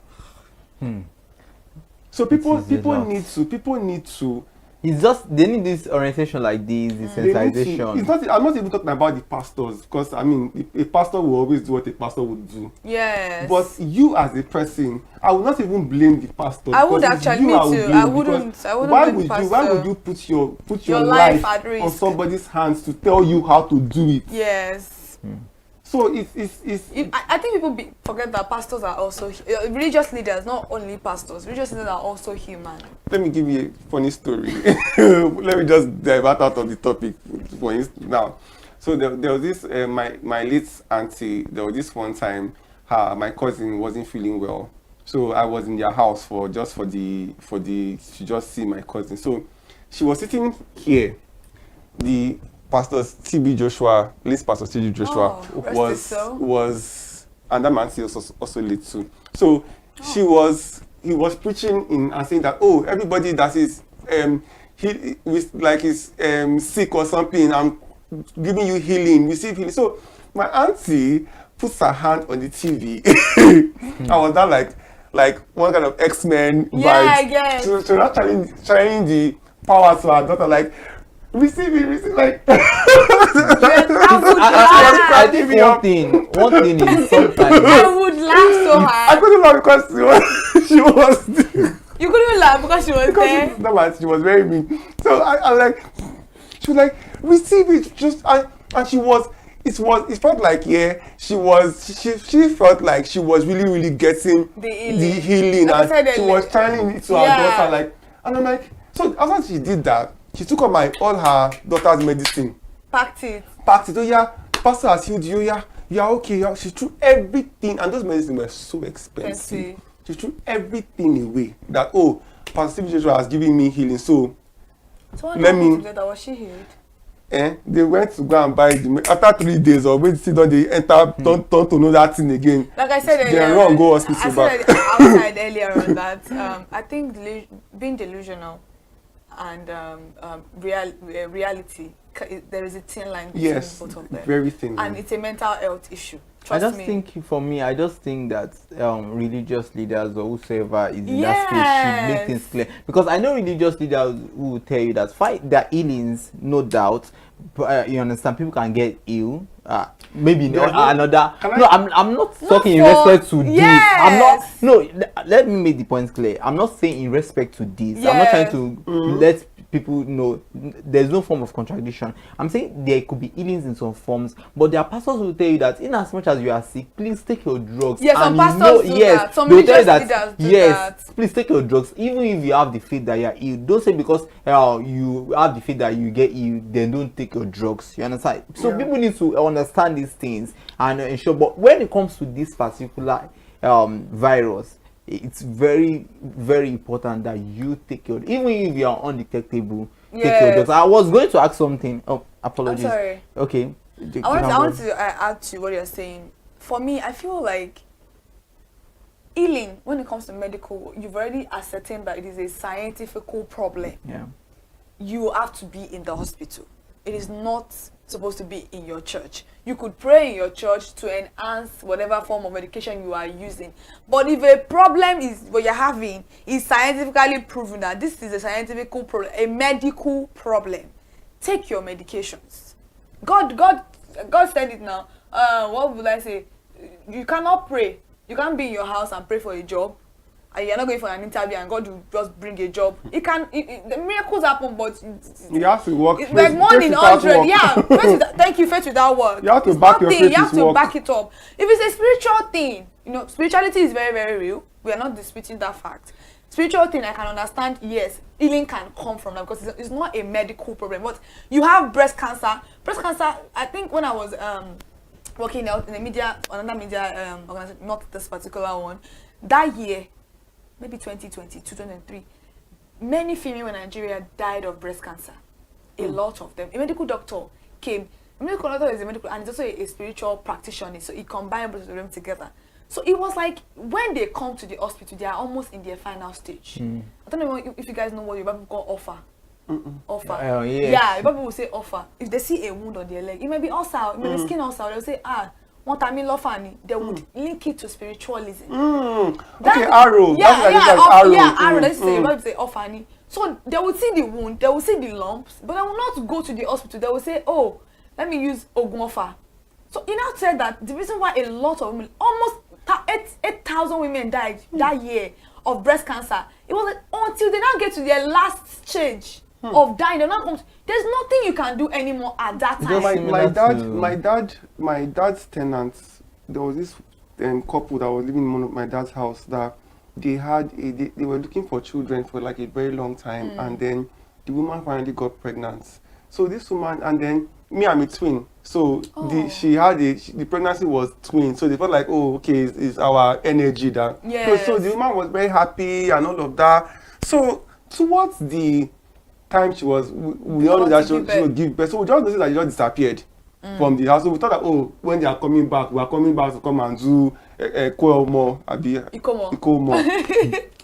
My dad and I were in the church. One day, the man just came. He didn't even care that people were. He just called my dad, please come. Me and my dad ran outside. What happened? We came back. As we came back to our house, we saw nylon bag. One dog was just like, what's that? So we were like, and that he came to ask me that if they can help them. That those are the children that they are. I'm like, what happened? He said that when the wife entered labor, they went to a prayer house. As I heard that, a cousin sister of mine lost her baby what? Because of this particular thing. So wait, so your wife was in labor, and you didn't think about a hospital. And it's twins. You took her to a prayer house. So they were now praying. And this woman was in pain. When the children died, and when she was now about to die. That was when they took her to the hospital to go and do CS. To the hospital to go and do CS. That is it. And I think this, all of these instances. Even personally, I had a niece that died at 12 of cerebral palsy. When she was born, the doctor confirmed that this child has cerebral palsy, and this child is a very, very delicate case. Sure. So the family members of my sister, the in-laws rather, they came and discharged the child and took the child to their Agbo house in Badagry and was giving the concoction. A newborn. When the baby was now actually going to die, they now took the child back to the hospital. It's not like whatever has happened to the child has already taken. When you're supposed to save the child, you discharge, and the doctor will not tell you it's your right to take. Yeah, you have the right to say you're going. So the child lived for 12 years. That child did not walk. Did not talk, did not sit, did not stand. That child just died, and that child was so she was so they are beautiful. Always so beautiful. She was. If you wanted to feed her, you have to bend. She has spastic movement. The child was so coming back to healing, like you said. Healing is real. It is real, though. It is. It is not something that we need to doubt. But if you can heal me from cancer, what about this? What about that? What about death that all of us are going to eventually have to face? You cannot heal me from that. Cancer? Even you that is giving me the healing self from the, you cannot heal yourself from the thing. So, and HIV now there is no, yes, we've heard of so many cures from here, but if they've not come to announce it in WHO. Yeah. I used to tell people, I don't believe it. Maybe PEPFAR, maybe Donald Trump has issued and said that, there is now a HIV cure. I'm sorry, there's no cure. There is no cure. So anything anybody is telling you that is this or does that. Do you guys know there is a spiritual believe, in South Africa. I cannot remember the name, but BBC I covered it, and pedophilia was the cure for HIV. What? Yes, they will tell you sleep with a child and you get cured of HIV. That place has a lot of HIV because they infested a lot of. They rape those children. Hey. Yes, you can watch. I would send you a documentary when we are done. Because I watched a lot of documentaries, and that was what their spiritual leaders was telling them, that go and sleep with a child and you'll be cured of HIV. Then a guy was not the one bringing it that I have HIV and I've slept a lot of girls, children, and I've not been. Yes, it is. I cannot remember the environment in South Africa. I would send you. And was there any kind of judicial punishment for that? That place, it was enough, because there's a place in South Africa too that they sexually assault girls for a living. Do you know what those girls are doing now? They're not taking laws into their hand. Once they catch the rapists, they burn them alive. Before? That's what they do. So the lady that is actually... burning them alive. That's what they are doing now. It's able to mess with. Put them in the torture them. The journalist that did the interview had to move away with his family, because after he was done with exposing that interview, he moved away from that particular place to another city entirely. But why? It's just so crazy that the world has gotten to this point. He said his friend's son, when his friend he left his son, and the son has probably like sexually molested, like sexually assaulted. And because he thinks it's okay. Yeah, he has been talking to him. He has to like get the police. He has been saving him from those girls, but he doesn't. They don't, and they do it as if it's a fun. They laugh about it.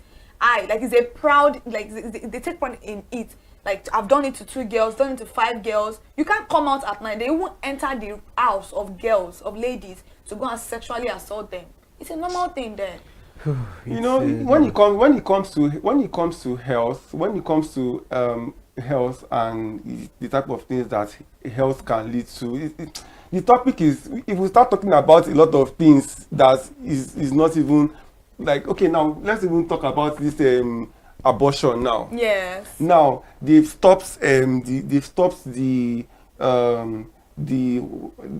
a bill to stop legal abortion. Now what people have sex every day. So if you are not making abortion now illegal, those children that they will give birth to, because I know how many children I will see on the streets. Imagine a child that is born. And the child is, we have some type of privilege because of death. Now imagine that you were born and the only thing you know is that if you don't go and beg somebody on the streets, you cannot. It as a child. As a child, do you know that the government? I want to talk about the government initiative right now, because I think this conversation is a very broad conversation. That's why we have to touch on some little things. The government of Nigeria, we may not accept. Nigerians have this misconception that the government is likely not working, but in some areas the government is working. Talking about abortion, Lagos State has a family planning for young girls, free of charge. Niger Girls, that's the name of the organization that gives free family planning. You want to do 5 years, you want to do 3 years, you want to use pills every day, just for you not to be involved in abortion. There's awareness on it though. Just like awareness for HIV, and then you're not using your drugs. So why do you know that you're engaging in a sexual activities? You know how to protect yourself. Why exactly are you not protecting yourself in the first place? And you are but then there are other initiatives that government have already provided for you guys. Go and do, but there's a stigma with using birth control as a young lady, which I don't understand why. But I think we should not kind of deviate from our main focus because of our time, which I quite understand. It's a very important topic for another day. Yeah, because now we've talked about the misconceptions about HIV. Let's talk about the truth about HIV. Someone who lives with some people live with HIV, and sometimes you just have to follow the routine of using your drugs. Sometimes it could be very hard to keep it up. Now, and probably you miss a day, you miss 2 days, and you are just frustrated. And let's look at the truth about HIV. At what point does HIV kill, or when does it become a death sentence? Yes. It becomes a death sentence. It's very simple. When you don't use your medication, that's when it becomes a death sentence. Clarify that, right? Actually. So, but when the drug is a daily drug, right? But so here's the hack. if you set alarm, right? Like for me personally, I take my drugs by 10 o'clock in the night because I like to just sleep with it, right? I like to just let it just sleep with me, basically, because having to think about, oh, I'm waking up in the morning, that's the person I'm doing, just kind of just makes me feel, you know. But if you can't like do it that 10 o'clock, look for a time that is comfortable. Comfortable, and you not miss that time. And there's always a 2-hour grace period. Like some healthcare workers will tell you that if you cannot even, if you, let's say you are taking it by 10, and you didn't get it by 10, you can't, because obviously you are not a robot. You can't always follow the rules, right? So if you can't take it around that 10 o'clock, you have like a 2-hour grace. Oh. From that 10 to 12, make sure you take within it. that period, Yeah. you can take it. But if you don't now take it that period, you can't go and start. There's some people that take their medication, they don't take it properly. That's why they call it dosage. If you are taking medication 2 o'clock today, 1 o'clock tomorrow, 12 o'clock the next day, 1 o'clock you are just doing it as they ought. You like. They call it drug to drug. It's your kidney that you are affecting. Drug to drug interaction. You will just start affecting your kidney in a way that is because the kidney is already is a 24-hour pill. So those 2 hours that you have for yourself is the range. Which, but me personally, I got it to that point whereby it's kind of like easy for me. Once my alarm does boom 10 o'clock, even if I'm asleep, once I just hear that alarm. So there was this one day I actually like turned off my alarm to see 10 o'clock. You woke up. As I just carried my phone, I just 10 Your o'clock. body, your system already used to it. Yeah, so it's just, I mean, it's been 10 years, so I have to, it's already like, I'm already used to. So everybody that is taking medication, there's some person that take their own by 8, some people by 9, by whatever time works for you. Just understand that, okay, this particular time is my drug time, and you are good to go. Or you can have an accountability partner, like what you said about if you were going to marry a person that is equal. Yeah. You can be. You always remind the person. It's 10 so o'clock. For my own safety, have you oh. used your medication? You know, or you can have a like. I think there's an app that you out. About it. Yeah. Yes, there's an app that you can just use to. Even the apps that will tell you. But then alarms are like the easiest thing to do. Yeah. Yeah, that's true. So now, please, let's quickly talk about government initiatives surrounding as a healthcare provider. Let's talk about the government initiatives surrounding sensitizing people in the country about HIV. And you've spoken about that the medication is free. Maybe you should help us stress on that, because I don't understand why some people are not taking their medications. So the government, I would say that in Lagos State here, I would give them a thumbs up. I mean, I'm not a government person, I know, we're Nigerians now. Exactly, but when it comes to HIV response in Lagos, Nigeria, I would say that Governor Sanwo-Olu has tried. Wow.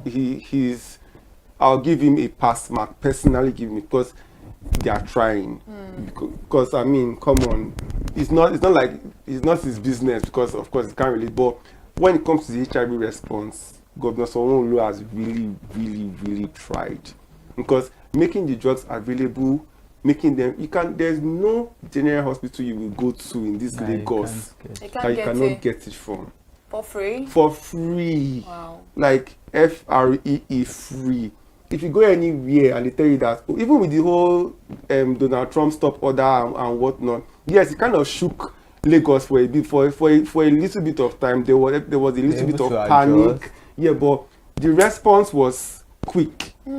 So now, and they are even talking about, when I went for Lagos State AIDS Control Agency, their word is it, they talked about, they want to start producing and start, doing their own just in case of, they want to start, and it's very good, because if that happens, it will mean that people can like sleep easy and know that, the drugs are being imported.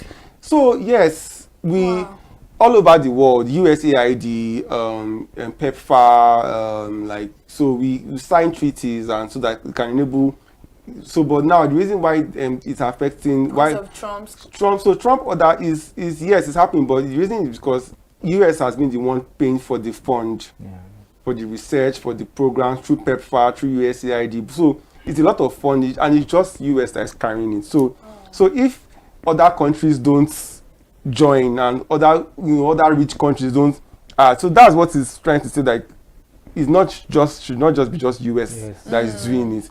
Other countries too should join. It, okay. So, but Nigeria, well, I don't know, Sha. I don't know what with I'm not, but but for when it comes to Lagos State, they are trying. Interesting. Yeah. So nobody has an excuse. Like don't you take your medication? Yeah, you don't have an excuse. In Lagos, you don't have an excuse. Oh wow! So they tried their absolute best when it comes to HIV. When it comes to Lagos State, we don't know about others. But Lagos State, they do try. Yes, exactly. Can you get the medication for somebody? Can you take it for someone or? So you would have to. It would have to be like somebody that you've gone to the clinic with. Okay. You can't just go there and just go and demand for. So you have to sell him. So when they want to be selling it, sell. Okay, you can't even. How do you want to sell it? Who will give you to sell? if they allow people to be collecting for others. Yes, they'll start monetizing it. Nigerians. Yeah, exactly. So what do you think are the preventive measures that people need to take to avoid being infected? Well, there are so many. There are 4 major preventive methods. 1, use of condoms. Secondly, abstinence. People preach abstinence a lot. Thirdly, regular checkups. And then fourthly, you can use like PrEP and PEP. Yeah. PrEP is called pre-exposure prophylaxis. It's a drug you take if you are somebody who is sexually active and you want to prevent yourself from getting HIV. Only HIV, not sexually transmitted, but just for HIV alone. Is that one? It's not free though. It's free. But it's free also. But it's not available like that. Yeah. Right. Yeah, because I think some agencies part of the things that affected us, Nigeria, is that's PrEP and PEP. PrEP is pre-exposure. PEP is post-exposure. So for PrEP, you take there are two different types of PrEP. There's event-driven PrEP and there's PrEP. Event-driven PrEP is for people who plan their sex. Like if, let's say, I'm a person that plans to, I'm not a person that has sex all the time, but I want to just particular day. So you can now take 2 pills of PrEP, 2 to 24 hours before the sex. Then 24 hours after that 2 pill, you take 1. 24 hours after that one, you take another one. They call it 2-1-1. That's event-driven PrEP. Then the normal PrEP is every day. Like as far as you're sexually active, every day. Take it every day. Then PEP is post-exposure prophylaxis. I want to ask a question. If you've been exposed within 72 hours, right? Yeah, within 72 hours, if you've been exposed 72 hours after, within that time, you can go and get tested, and then they can place you on PrEP. It's a 28-day drug that you take. After 28 days, you come for a retest and gone. But then PrEP also has injectable PrEP. They call it Carb LA, right? It's an injectable PrEP, but it's not like really like common like now. Yeah. So that's like then there's condoms, there's the hair. I think we are coming close to an era where this thing is going to be very, very low in the world. It is already because of the fact that there are a lot of research going on. Yeah. And I believe that there'll be a day where there would be cure for this particular disease. If you can actually go from 21 to almost nothing, I feel like there will be a day where they would get something that would, because honestly, if you guys don't understand, I feel like HIV is one of the least concern of infections that you should be thinking of. They are way worse than that. Let me even talk about hepatitis B. That one, which is worse than HIV. If HIV, and there's no stigma with that. There's no like what stigma with that. Hepatitis B is far worse because hepatitis B will not give you the symptoms. When you start to see the symptoms of that one affects your liver. Once you start to see the symptoms of that hepatitis B, is when you cannot do anything about it. That is when the symptoms start to like present so that itself. means you cannot do about that time. Nothing. So, but there is vaccine for that. Oh yes. Yeah, there's vaccine for that. There's vaccine for hepatitis B. And screening. There's screening and vaccine. There are organizations that you can go to. There's Center for Population Health Initiative in Yaba. There's TEARS. There's Heartland. There are so many organizations. Even Lagos State AIDS Control Agency. You can literally just go there and say, oh, we want There are so many. It's just that people don't get informed. Like people don't want to know things. I feel like people are informed. Like in just and sometimes to just say this, there was someone I was telling, I was like, why not just get tested to know your status, your HIV status? Like, no, I'm afraid. I don't want to know. It's better for you to know. And you are alive than when it gets out of hand. The same because way. I die no. Because all the screening too, they wait till. Talking about what's it called? Vaccines. You know, a lot of people have misconceptions about vaccines also, and that's why vaccine is not actually doing well in the country. What do you think about vaccine? Do you think they are good options or? Well, it depends on you. For what works for you. There are some persons that they don't believe in all these things. There are people that believe in health care. So for me, I don't like to put it on the table and dissect it. Is it available? I go collect some. Because whether you take vaccine or not take vaccine, we cannot prevent the fact that we are all everything we are doing in this life is going to lead us down to that our 6 feet that we're all out doing so much. So why not just, if it's available for you to use, why not just use it? I mean, let's even take a look at people, children that were vaccinated and children that were not vaccinated. You could see the difference. Yeah. So that means something is working with vaccines. Yeah. So lastly, before we round up the conversation, for those that are actually infected right now, what do you think? How do you think they can mentally be prepared for this new experience that they're going into, this new journey entirely? What I would say is that they should give themselves some grace.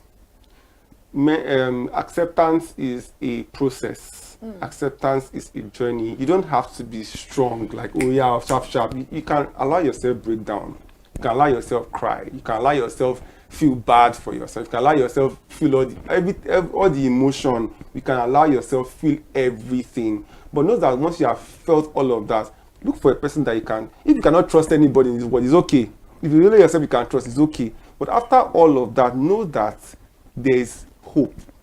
Know that there is treatment. Know that you can survive. Know that you can live a long, healthy life after all of this. Just like disappointment, turn it into a blessing. You'll be okay. You'll be fine.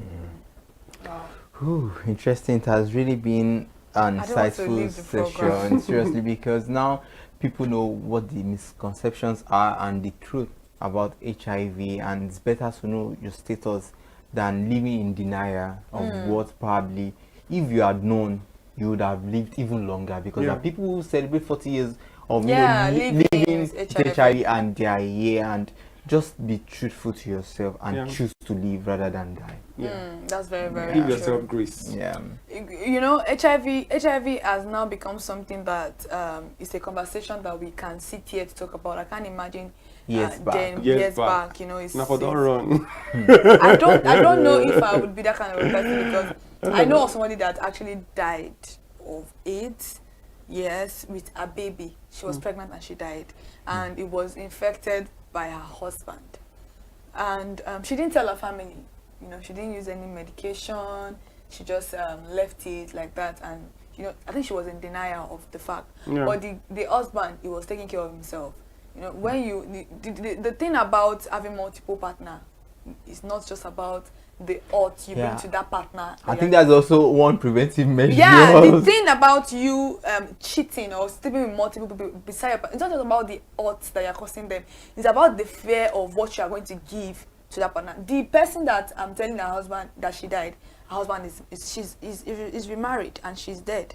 Okay. So you just have to be careful out there and think of your choices. We are talking about HIV, Mr. Daisy. Talking about HIV not because it feels like it's something that everybody should be happy about. That's why he has brought a lot of time, is that it's not, you don't have to be strong. It's a gradual thing. So for him to get here, it took him, this is 10 years and counting. So you can't just say, oh, you want to build everything based off of his experience and how he has been able to deal with this particular journey that he is on right now. So if you are that kind of person right now, that you know that you are sleeping with multiple people, the best thing for you to always do is, you know, take your regular test and prep. Also try as much as possible to prevent ourselves from this particular thing.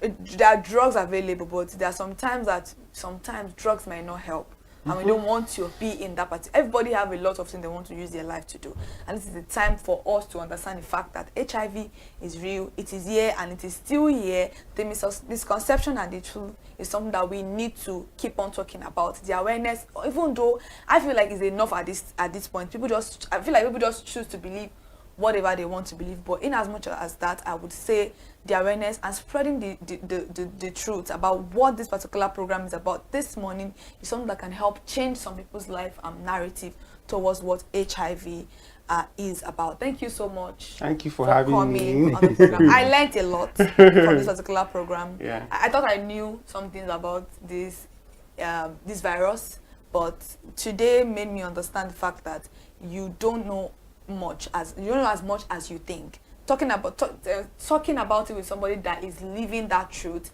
is something that I am very, very excited. I'm very grateful to have experienced. Irunfe, thank you for coming on the program with me this morning. Tuminu is not around today because she's always on the program, but this morning is just hi and Irunfe and also Mr. Odeze. Thank you so much for joining me once again. Thank you for having me on LD Living. I don't know if we are going to be having him back, but trust me, this human being is an absolute joy. I enjoyed the conversation off the camera, in front of the camera. It was amazing. I am Kikelomo Ajibola, and we've just concluded LD Living on ConsumerHalla TV. See you again next week, Monday. Bye. Bye.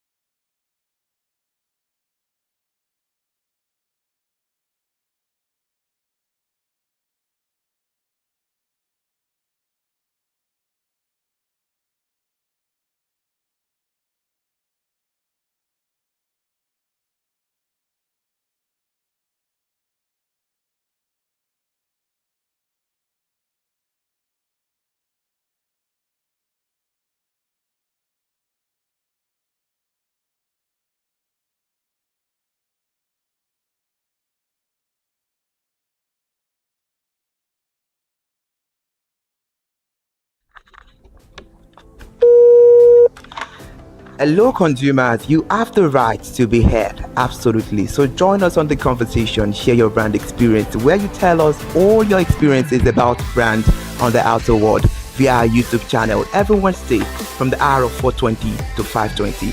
You can watch us via our YouTube channel, ConsumerHalla TV, and subscription is free. Follow us on all our social media platforms, ConsumerHalla TV. Share your brand experience. It's about storytelling. It's about experiences.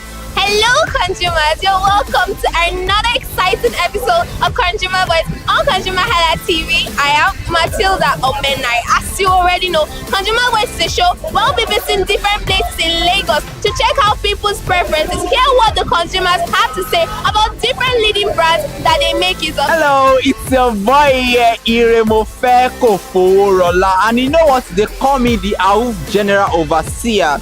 Every day is a blessing and it is meant to be enjoyed maximally with AWUF packages that put a smile on our faces.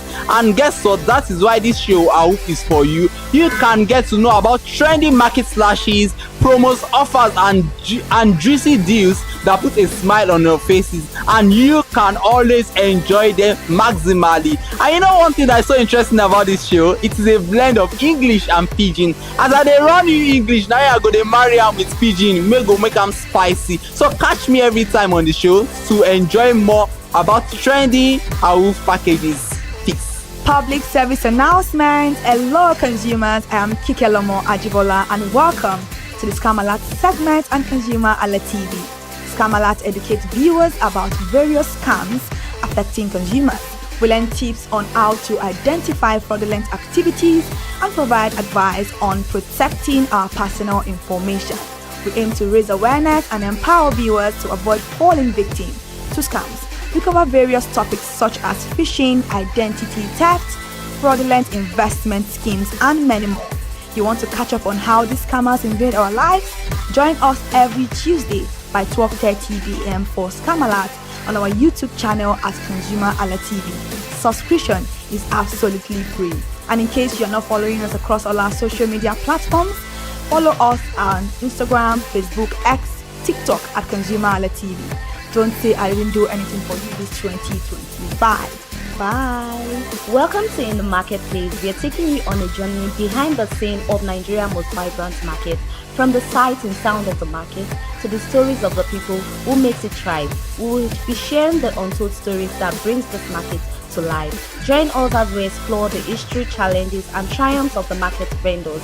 We will dive into the daily lives of the people who call markets home and uncover the secret that makes this market special. You will get to see the passion, energy, and dedication that goes into making this market success. Tune in to the In the Marketplace on ConsumerHalla TV on Thursday by 11 a.m. to experience the sight and sound. Don't forget to follow us on all our social media and on ConsumerHalla TV. I am Elizabeth Abefe. Hello fellow consumers, are you looking for a program where we give analysis about brands and a program where we project the voice of the consumer? Join my team and I on Consumer Analytics and Resolution Box by calling on the program to get your issues resolved. And in case you are wondering where Consumer Analytics and Resolution Box will be showing, please join us on our YouTube channel at ConsumerHalla TV. Subscription is free by 2 p.m. to 4 o'clock p.m. every Mondays and Wednesdays. Consumer Analytics and Resolution Box will be airing and will be here to provide you any information on brands and also issues that you have pending for us to resolve. Also follow us across all our other social media platforms, Instagram, Facebook, X, TikTok at ConsumerHalla TV. And that is why at ConsumerHalla TV, you deserve to be heard.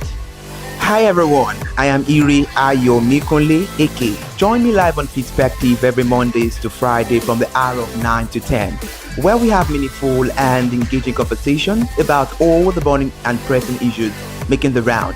Issues related to our economy and consumers. It's conversing, it's relatable, it's beyond interview.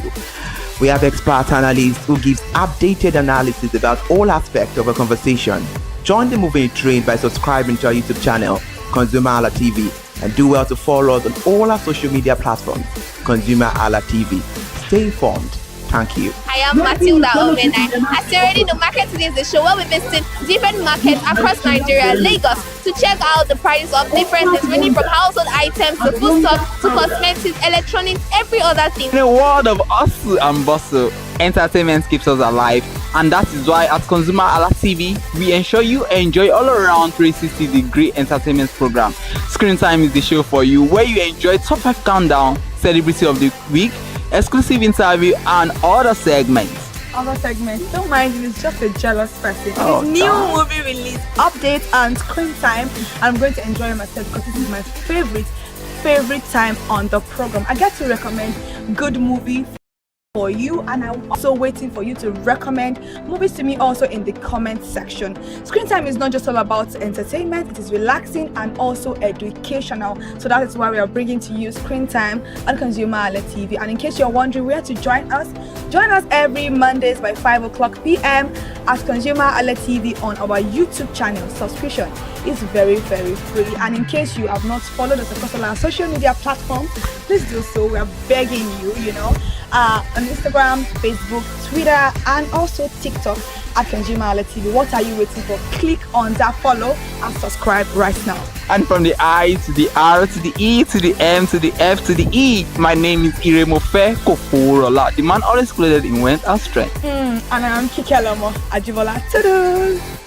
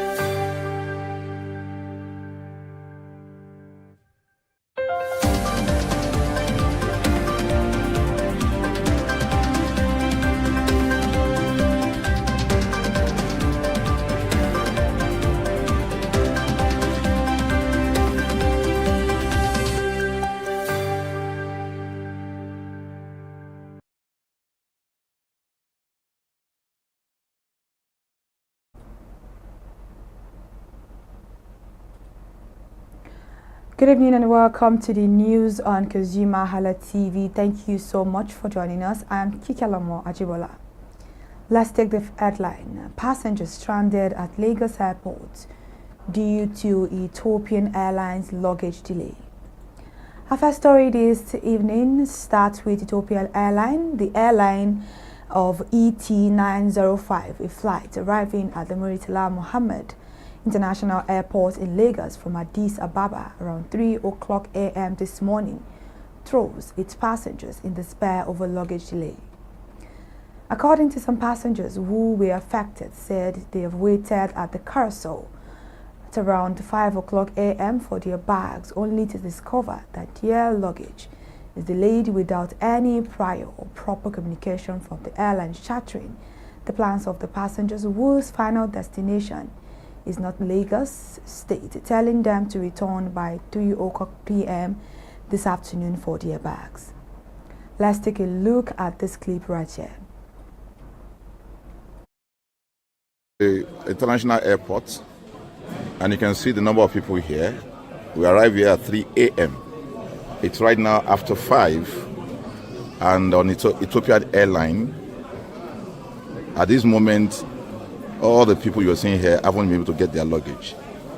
They arrive from different destinations, and we're just getting a report now, informal report from an officer here. He doesn't even have any formal information. They just said we should come back in the afternoon for the bag. Look at the crowd. Now everybody is gathered in one location, trying to write their names down.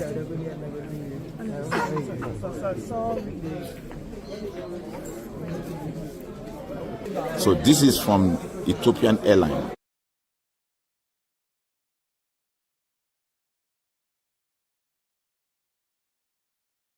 And then at the end of the day, nothing gets done. But we need to fix it. We can't going to accept this nonsense from foreign airlines. It got to stop. And we have to do something about it. So, sorry, excuse me, if you don't mind. Please, hello? Hello? You will have to speak to me. You will have to speak. I'm going to report this. Whether you speak to me or not, it's better for you to speak. I'm just trying to tell you. There's nothing. Should I show you my ID card? Don't record me, please. No, I can record you. What do you mean? You work for a public, you are a public man. Don't say you cannot. No, you're a public person. You're not private. I have one of travelers. Okay, I came on Ethiopian Airlines. I was also inside that aircraft. So please tell us your name and tell us what happened. Your experience. Okay. I boarded from Kenya, Ethiopia Airlines. And it's Addis Ababa. From getting to Addis Ababa, on getting to Lagos, which is our final destination, we find out that I'm not going to do. So that must have been a disappointment from the airline. Because ordinarily, once a passenger boarded the aircraft, the right thing is for the luggages to go with the aircraft. With the aircraft. So people are stranded here. Many people want to travel. They have other appointments, but they can't go because of this disappointment, and it's not good. It's not good. Is Lagos your final destination, or are you going somewhere? You're going to Ibadan. Yeah. So now you're stranded. Yeah, I'm stranded. I have to stay. They've not even given us the definite time to load it. They are saying 1 o'clock, and there's no contact to call. No information from the airline. There's no contact or who to call if the luggages are arrived or not. So that's not true. It's okay. Thank you very much. We're a consumer advocacy organization. We will try and send this around, and we'll ensure that the minister get information. Thank you, sir.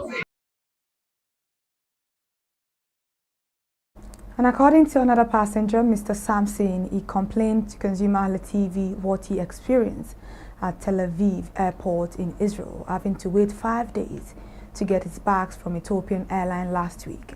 And the situation still remains the same for him since arriving Lagos back from Israel, as he's yet to receive his luggage once again. Now let's hear what one of the workers who pleaded anonymity told our correspondent. Tell me those airlines. Like now, Morocco. Morocco sometimes they are back. Not as long as they've just started season now. A lot of bags doesn't Will not come. It's not only Ethiopia. Both Air Morocco, like Uganda, Angola, all those flights, because this season time, so their bags doesn't come. When the aeroplane filled up, they will come. Then the next day, the remaining bags will come. so that has been the practice. Okay, we'll deal with it. Period. All right. Thank you very much.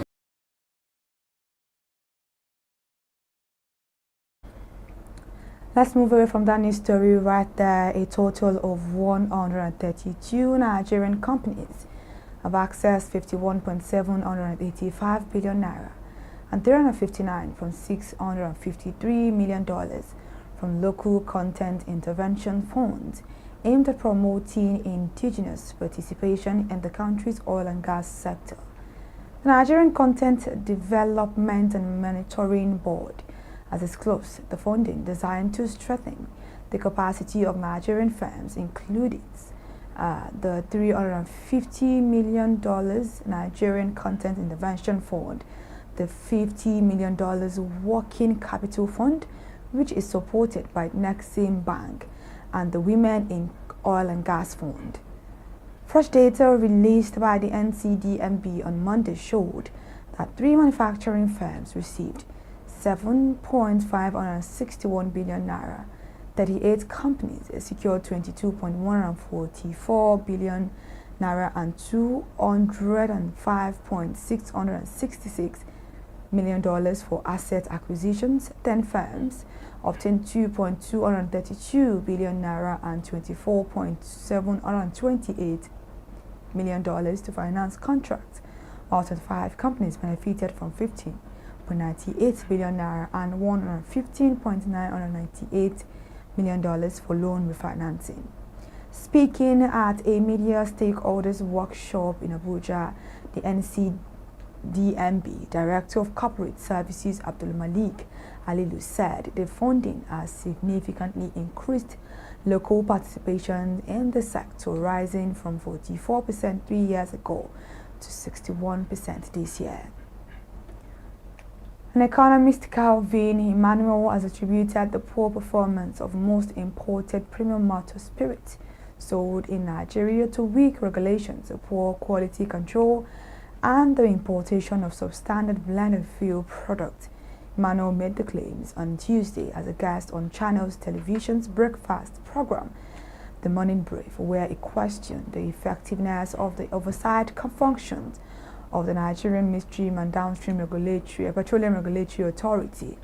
According to him, the Petroleum Industry Act mandates the regulator to maintain functional laboratories at port of entry to test imported petroleum products before discharge. These tests, he said, were meant to cover critical parameters, including distillation levels, cloud point, flash point, octane rating, and sulfur content, noting the pricing in the petroleum industry is directly linked to product quality. Now the federal government, state and local government councils shares a total of 1.928 trillion naira as federation account revenue for November 2025, representing a sharp month-on-month decline from the 2.094 trillion naira distributed in October, according to a press statement on Monday by Director of Press and Public Relations in the Office of the Accountant General of the Federation, Bawa Mokwa. The revenue was shared at the December 2025 meeting of the Federation Account Allocation Committee held in Abuja. The statement said a total sum of 1.928 trillion naira being November 2025 Federation account revenue has been shared to the federal government, state and the local government councils. And according to the analysis by Newsman, it shows that the revenue shared in November fell by 166 billion naira from the 2.94 trillion naira distributed in October, representing a 7.93% decline month on month.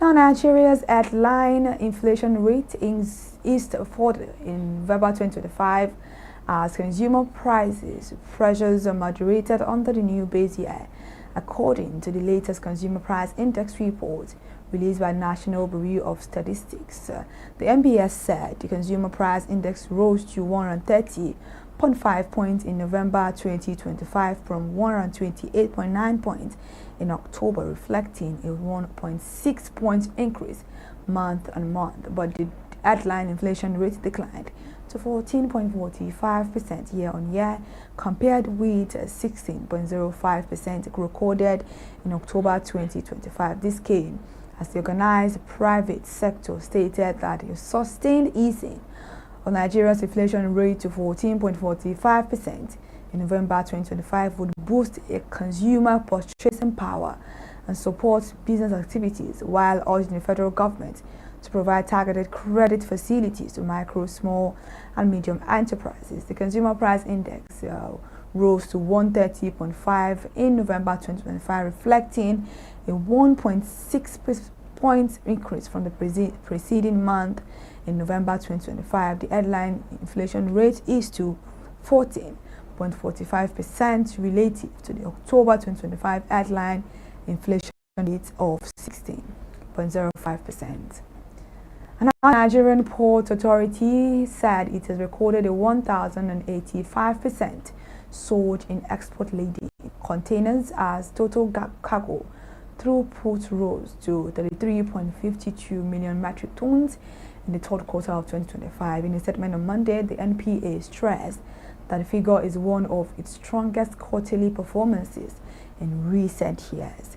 The statement explained that operational data released by the authority over the weekend showed that cargo handled during the period increased by 16.2%, up from 28.84 million metric tons recorded in the corresponding quarter of 2024, reflecting rising trade activity across Nigeria's ports.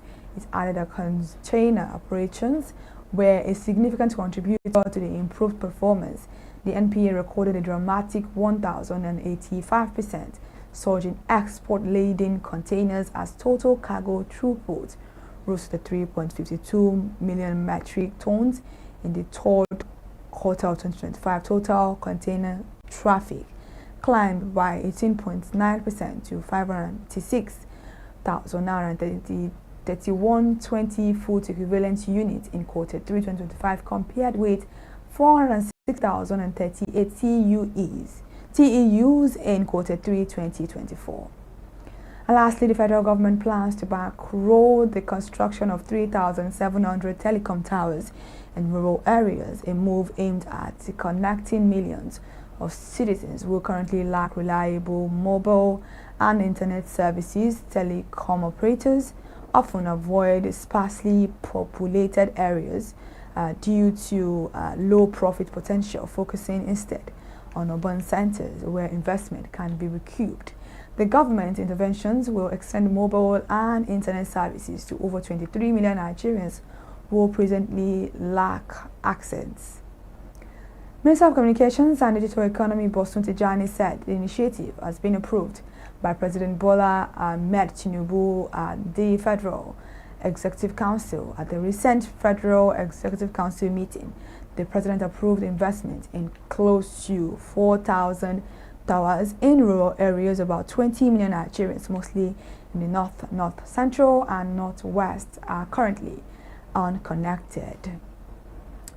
Alright, now thank you so much for joining us for the news this evening on ConsumerHallaTV. I am Kikelomo Ajibola. To stay connected for more news updates, please follow us across our social media platforms: Instagram, Facebook, X, TikTok, and on YouTube at ConsumerHallaTV. Subscription is absolutely free. Thank you once again for joining us for the news.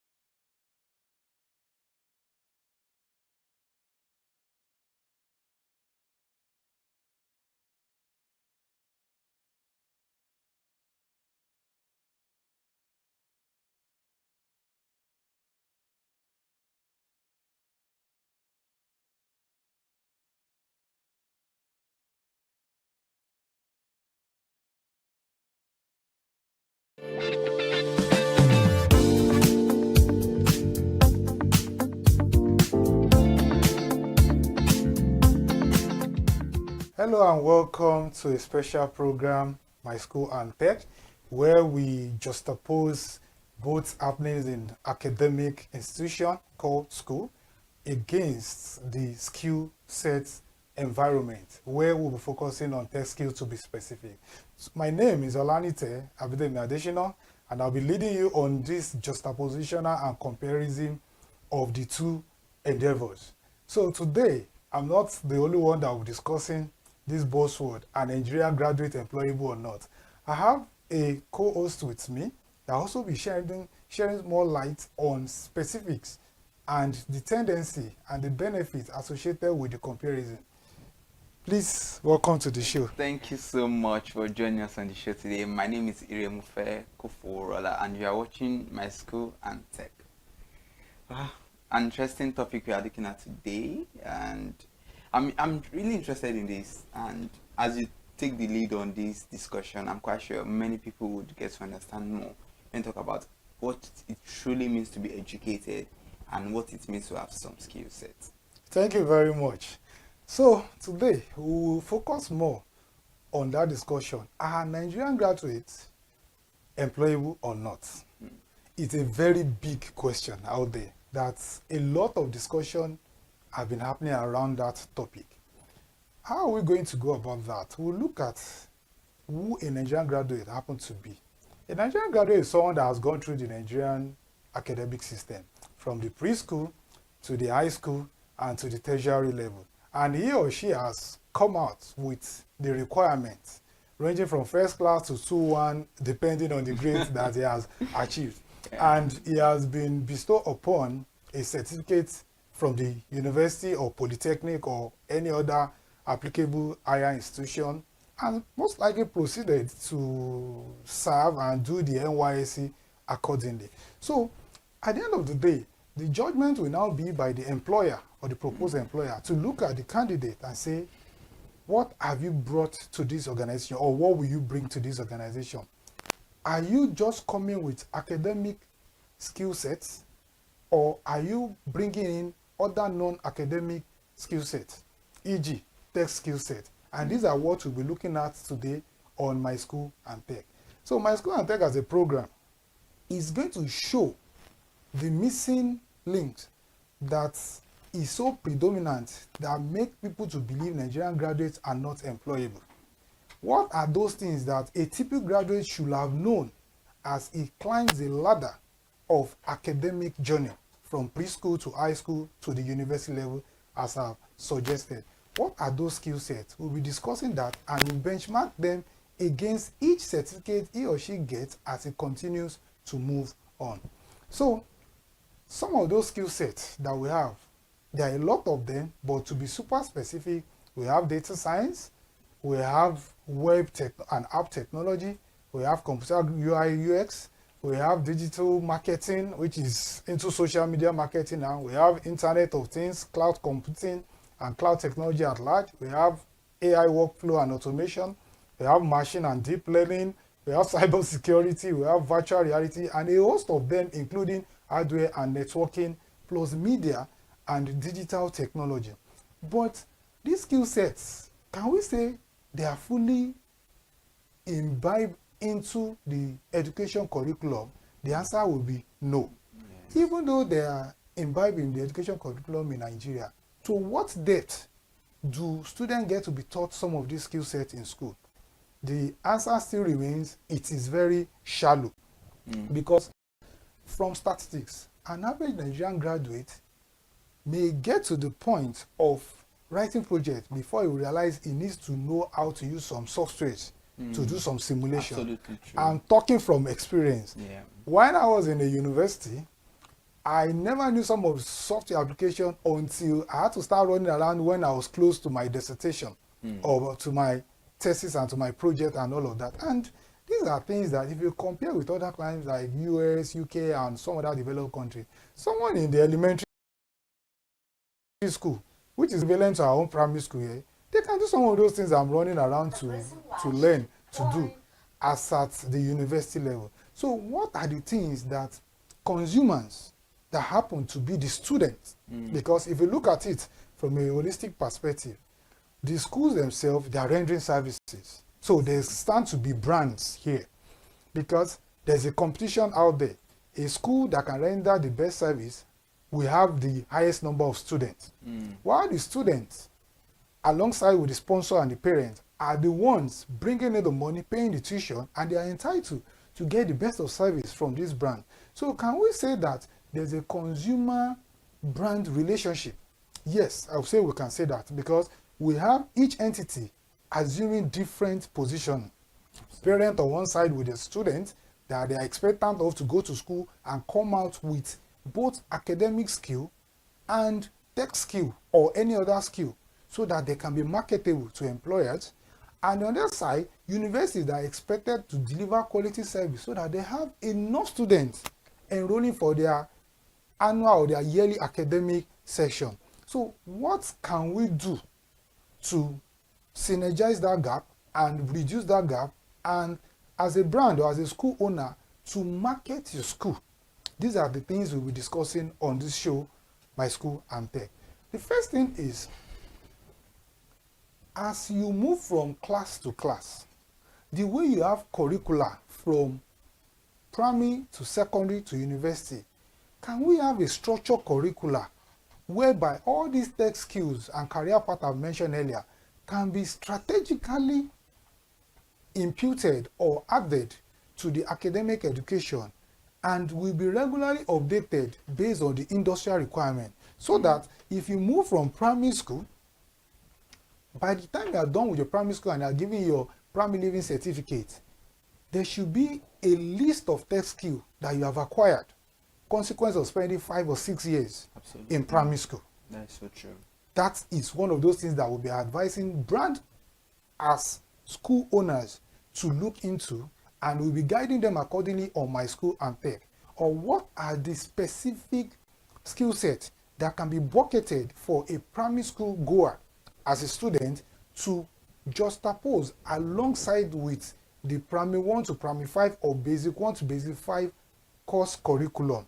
And there will be a balance of academic and tech skill requirements so that such child comes out with double-edged influence and deliver on value adding and go into the high school or the equivalent of secondary school we have here with a readiness, not just academic readiness, both academic and tech skill readiness for another ladder that is also going to be dual in such a way that as he's moving and is preparing for both junior WAEC, the senior WAEC, NECO, and all of you, he or she also has the ability to write professional exams. So that as he's writing the WAEC and getting certificate from WAEC, he's also getting different certificates for multinationals, from multinationals like Google, Microsoft, Amazon, and all of that, that he can use to equip himself or herself for the future before even going to the university. These are the things we'll be sharing on My School and Tech as a program, so that brands such as school owners can reach out and follow those guidelines and make their service better and give better utility to their consumers out there, hence have more students enrolling and stand out from their competitors. Then finally, the university system is very massive, but tech is applicable across board. If you look at all the career paths we've mentioned, you will agree with me that AI, web technology are already on our hand device. Our handhelds on a daily, we interact with some of these tools. And the way we interact, that's also how employer of labor look out for people that have those skill sets, because their business also interacts with it. So how can the university system have an immersive outline that also align very well with academic curriculum from year 1 to year 4 for a 4-year course, or from year 1 to year 5 for a 5-year course, in such a way that there will be a balance. So anybody graduating from the university will have those skill sets in their toolbox or in their skill box and be ready for the future and become very attractive to any employer. So we'll be looking at all of that, and we'll continue to communicate the procedure on My School and Tech as a program. Then the next thing I also want to discuss, as sweet as this thing sounds and as prospective and as promising as it may be, it comes with its challenges, and we will discuss the way around those challenges on My School and Tech. What are the challenges? We all know that For you to acquire digital skill, you need the hardwares. Yes, definitely. The hardwares by default range from mobile phone to laptops to even internet. Not an hardware though, but a supportive way for hardware, because you can have your hardware and you don't have access to the internet. And the internet itself comes from hardware, e.g. your modem, your phone, which you can share the hotspot and all of that. So how do we manage these challenges? First of all, can government come into that space so that they can subsidize the costs, consequence of the high exchange rate, for everybody to have access to these hardware? If you look at the global developed countries and all of that, in other climes, things are readily available. And you don't even need to cash out on huge thousands of dollars or naira to buy this hardware. You can just buy them and you pay in installments. And this payment will be spread over a number of years, or some of them, they give the tools to you at the point you are enrolling into a school, and over time, the parent or the sponsor just gradually pay. Some are even so flexible that it is when you graduate and you start working that you start paying. I know there's a scheme like a student loan that is ongoing. Can there be transparency and ease of access to this student loan in Nigeria so that these skill sets can be attainable? Because some of the challenge from this university, even coming from my own experience, was where is the fund? I remember in my university days, some of these hardwares, we the students need to even contribute to even repair the ones that we have. Some that does not need to repair, we need to contribute sometimes to buy data to make them functional.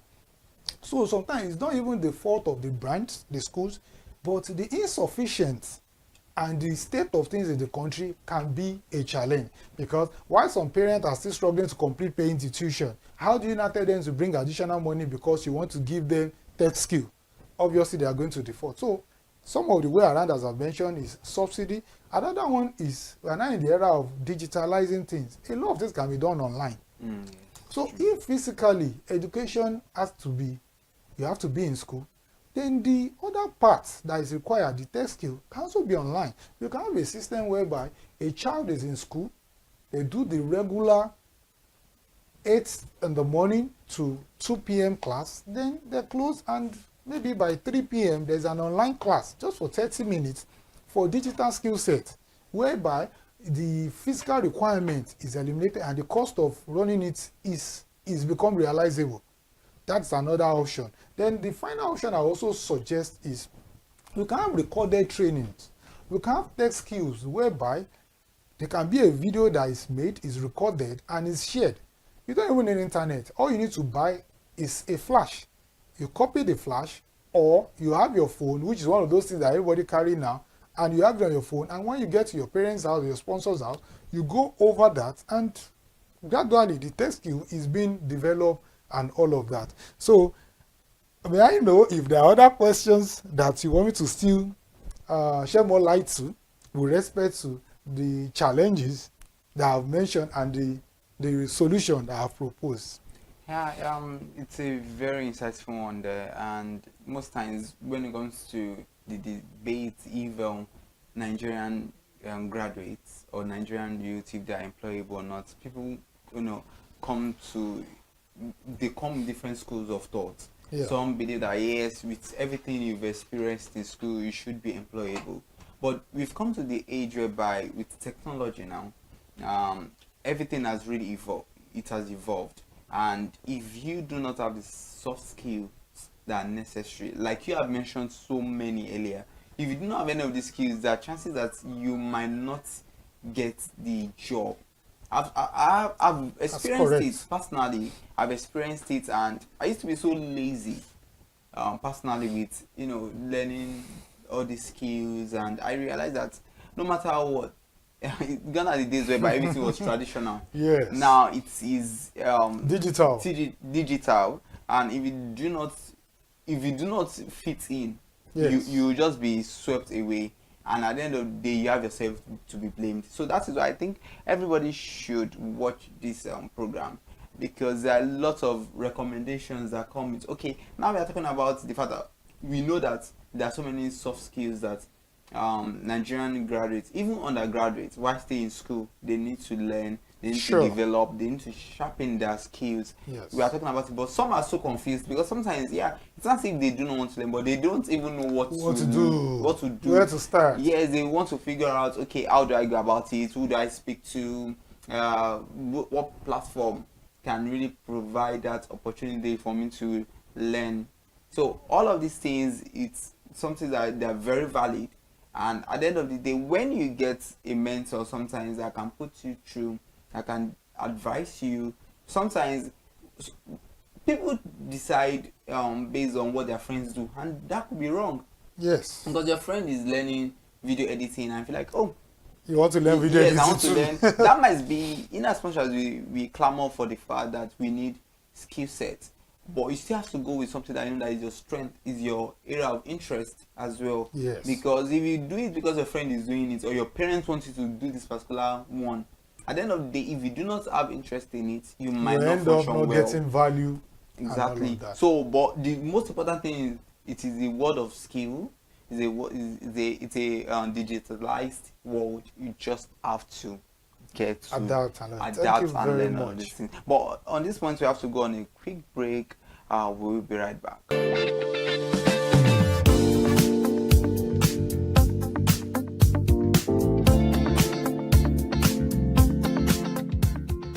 Welcome back. In case you are just joining us, you are watching My School and Tech, and this is a show you shouldn't miss.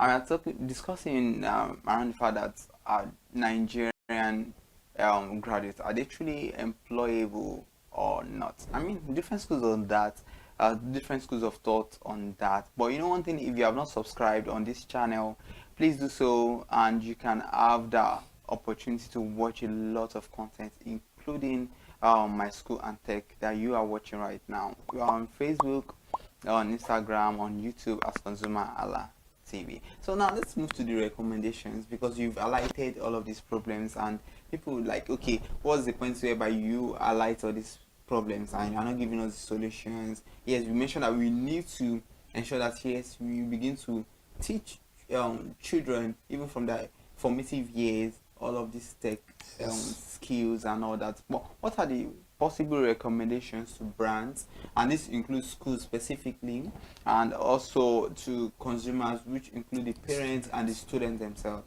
Thank you very much. So I'll go about that, talking on how schools that happen to be the brand can render their service and balancing between academic service they are rendering, which they sign a contract with the parents, and enhancing with the digital skills such as the tech skill we are talking about. First of all, we should know that these tech skills generally are broadly classified into scripting skills. These are the ones that involve coding, and not scripting skills that involve non-coding. That is at the surface. It's not every school that has a capacity to be able to render tech skills that are coding driven. Because it's expensive, requiring employing teachers that know how to write codes and all of that. So as a brand owner, if you know you don't have capacity to employ a developer to come and be teaching, you can explore other options of non-developers, which there's a very big market for people that have such ability. They can come to your school number of days in a week, just the way any other teacher comes to teach music and any other one. They just come there and teach you some non-coding application usage, which is also very much in demand out there, and it's going to make the students stand out at the end of the academic race. That's on one side. Then another one is, if you explore the coding one too, you should be able to understand that you need some infrastructures, and these infrastructures are relatively expensive. So instead of you waiting to have money to buy these hardwares, there are some ways you can use some cloud-based services, whereby you have one computer and you can subscribe to have access to more powerful computer on the internet. Let me give an example. I have some lightweight computer that cannot do some stuff, but anytime I want to do those things, all I do is I subscribe to some cloud-based infrastructure, so that all I just need to do is sign in and pay some token, and I will have access to some remote powerful computers, and things are done for me. That one being said. The another one, which is the most important one, is in as much as you have so many tech skills, as a brand or as a school owner, you should understand that you cannot form a skill curriculum with the entire tech skill set. First of all, look at what the market demands. How do you know what the market demands? Check out vacancies and check out the sections that they always emphasize that the applicants must have. A good example, a typical application requirement looks like this. The graduates must not be more than a certain number of years, must have a minimum of 2-1 or first class, and in below must have the ability to use Python, must be able to use SQL, must be able to use CorelDRAW and all of that. Capture those ones and start building your curriculum around that. Because in as much as you can see that these parts are kind of frequent, these are the things that they want out there. If you can make the person graduate from university with a 2-1 or the first class, then make the person have specific skill sets that are also enumerated with the 2-1 and the first class and the age requirement that is very predominant in vacancies and publication. You don't need to go to any newsstand. Just put it on Google and check jobs, tech jobs around or non-tech jobs like that. All these things are relevantly and readily available. And all you need to do is just keep collecting them and use it to continue to reshape your curriculum and align it with your education requirement. If all these things are put together, I'm sure that the value that brands and school owners will deliver to the students, parents and sponsors that are looking for the hard-earned money to invest in the brands and the school in form of tuition will be justified. And if any brand as a school owner adopts this recommendation, they're going to stand out from the competitors because their students that they'll be rolling out will not just graduate with 2-1 first class as we all celebrate, or all A1 in WAEC or all A1 in ECO. They will be marketable. So when there's a publication that say the minimum requirement is 2-1 and 2,000 people show up, you are showing up with your 2-1. I also showing up with something that will stand you out, because you are coming with 2-1 or a first class or 2-2 or whatever the grade may be that is required, and every other thing that other people are not bringing to the table. So at this point, I would say it's very easy, but once the will is there, all you need to do is follow this guideline and stay tuned to My School and Tech. We'll continue to share more details on how the synergy between brand and consumer that happen to be the school owner and the student will continue to foster very well, so that we can get that relationship.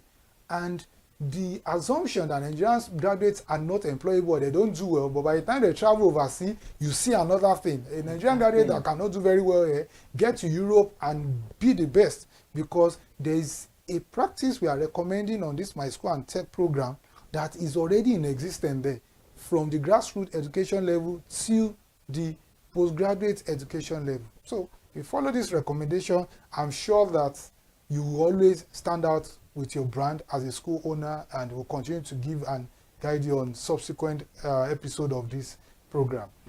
Interesting one. I mean, you've given so many schools or brands that arc they need to ensure that yes, their students do not just come out as high-flying students, but they have the soft skill that can make them become marketable. Because in the final scheme of things, there is nobody that doesn't want to get the job, because it is when you get the job that you have the bag, you have the money. I get a return of investment, all the tuition paid. In fact, let me quickly interject. If you look at it, this is a question we should ask ourselves.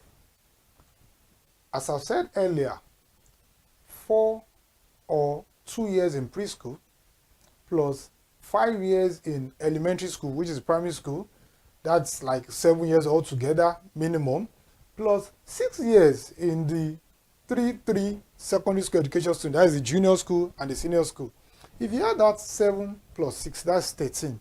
Then 13 plus 4 years in the university for a 4-year course, or 5 years. Including ASU strike. Including ASU strike.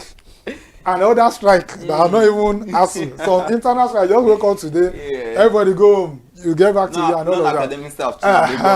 All sort of ASU, ASU, ISU, all of that. So if you add all of that, minimum 20 years and beyond has been invested.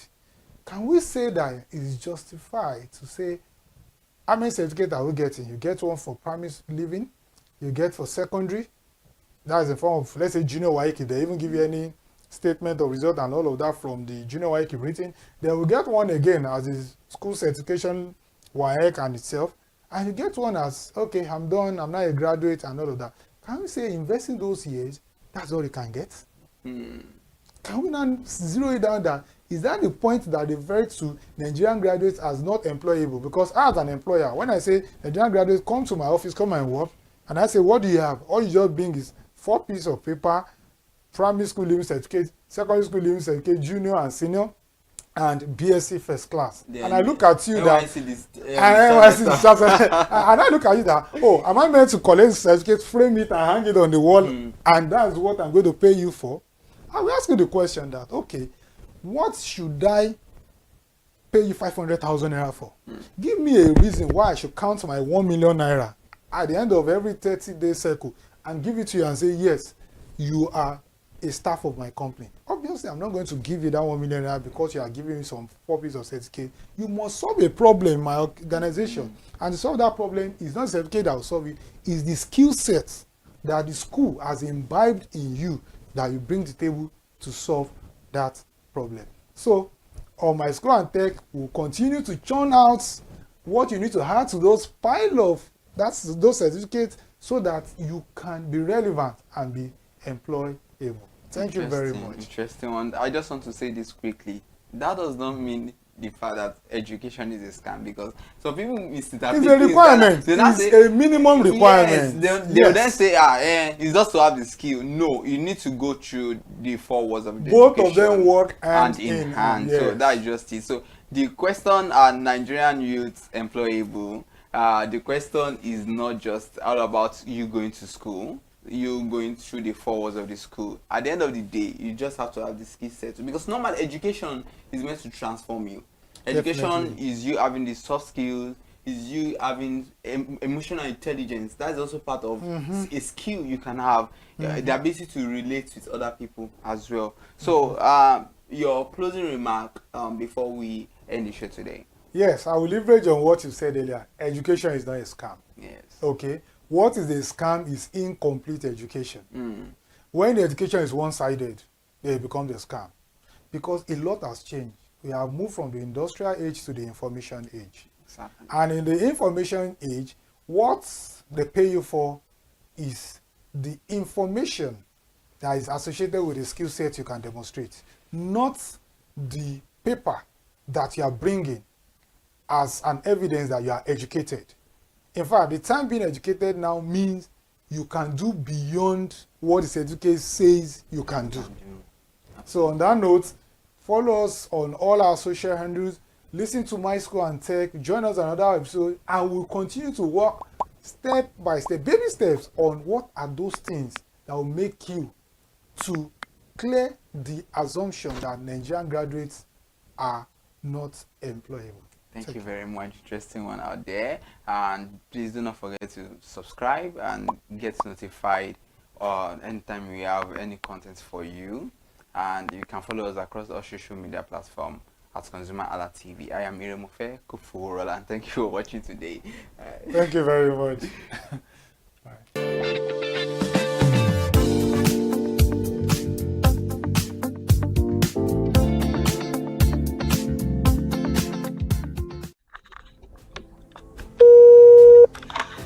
Hello consumers, you have the right to be heard, absolutely. So join us on the conversation, share your brand experience, where you tell us all your experiences about brand on the outer world via our YouTube channel every Wednesday from the hour of 4:20 to 5:20.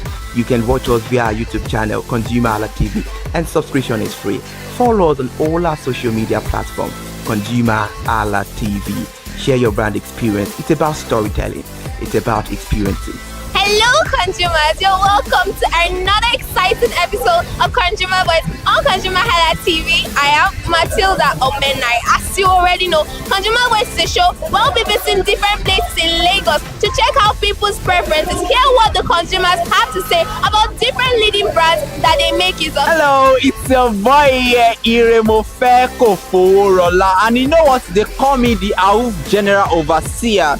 Every day is a blessing and it is meant to be enjoyed maximally with AWUF packages that put a smile on our faces. And guess what? That is why this show AWUF is for you. You can get to know about trendy market slashes, promos, offers and juicy deals that put a smile on your faces. and you can always enjoy them maximally. And you know one thing that's so interesting about this show, it is a blend of English and Pidgin. As I dey run you English, now I go dey marry am with Pidgin, make am spicy. So catch me every time on the show to enjoy more about trendy Awoof packages. Peace. Public service announcement. Hello consumers, I am Kikelomo Ajibola and welcome to the Scam Alert segment on ConsumerHalla TV. Scam Alert educates viewers about various scams affecting consumers. We learn tips on how to identify fraudulent activities and provide advice on protecting our personal information. We aim to raise awareness and empower viewers to avoid falling victim to scams. We cover various topics such as phishing, identity theft, fraudulent investment schemes, and many more. You want to catch up on how these scammers invade our lives? Join us every Tuesday by 12:30 p.m. for Scam Alert on our YouTube channel at ConsumerHalla TV. Subscription is absolutely free. And in case you're not following us across all our social media platforms, follow us on Instagram, Facebook, X, TikTok at ConsumerHalla TV. Don't say I didn't do anything for you this 2025. Bye. Welcome to In the Marketplace. We are taking you on a journey behind the scene of Nigeria's most vibrant market, from the sight and sound of the market to the stories of the people who makes it thrive. We will be sharing the untold stories that brings this market to life. Join us as we explore the history, challenges, and triumphs of the market vendors. We will dive into the daily lives of the people who call markets home and uncover the secret that makes this market special. You will get to see the passion, energy, and dedication that goes into making this market success. Tune in to the In the Marketplace on ConsumerHalla TV on Thursday by 11 a.m. to experience the sight and sound. Don't forget to follow us on all our social media and on ConsumerHalla TV. I am Elizabeth Abefe. Hello fellow consumers, are you looking for a program where we give analysis about brands and a program where we project the voice of the consumer? Join my team and I on Consumer Analytics and Resolution Box by calling on the program to get your issues resolved. And in case you are wondering where Consumer Analytics and Resolution Box will be showing, please join us on our YouTube channel at ConsumerHalla TV. Subscription is free by 2 p.m. to 4 o'clock p.m. every Mondays and Wednesdays. Consumer Analytics and Resolution Box will be airing and will be here to provide you any information on brands and also issues that you have pending for us to resolve. Also follow us across all our other social media platforms, Instagram, Facebook, X, TikTok at ConsumerHalla TV. And that is why at ConsumerHalla TV, you deserve to be heard. Hi everyone, I am Iri Ayomikunle Eke. Join me live on Perspective every Mondays to Friday from the hour of 9 to 10, where we have meaningful and engaging conversations about all the burning and pressing issues making the round. Issues related to our economy and consumers. It's conversing, it's relatable, it's beyond interview. We have expert analysts who gives updated analysis about all aspects of a conversation. Join the moving train by subscribing to our YouTube channel, ConsumerHalla TV, and do well to follow us on all our social media platforms, ConsumerHalla TV. Stay informed. Thank you. I am Matilda Omenai. As you already know, Market Today is the show where we visit different markets across Nigeria, Lagos, to check out the prices of different things, ranging from household items to foodstuffs to cosmetics, electronics, every other thing. In a world of hustle and bustle, entertainment keeps us alive, and that is why at ConsumerHalla TV, we ensure you enjoy all around 360-degree entertainment program. Screen Time is the show for you, where you enjoy top 5 countdown, celebrity of the week, exclusive interview, and other segments. Don't mind if it's just a jealous person. Oh, It's new movie release, update, and Screen Time. I'm going to enjoy myself because this is my favorite time on the program. I get to recommend good movie for you, and I'm also waiting for you to recommend movies to me also in the comment section. Screen Time is not just all about entertainment, it is relaxing and also educational. So that is why we are bringing to you Screen Time on ConsumerHalla TV. And in case you're wondering where to join us every Mondays by 5 o'clock p.m. at ConsumerHalla TV on our YouTube channel. Subscription is very, very free. And in case you have not followed us across all our social media platforms, please do so. We are begging you, on Instagram, Facebook, Twitter, and also TikTok. at ConsumerHallaTV. What are you waiting for? Click on that follow and subscribe right now. And from the I to the R to the E to the M to the F to the E, my name is Iremofe Koforola, the man always clothed in wealth and strength. And I'm ConsumerHalla Ajibola. Ta-da!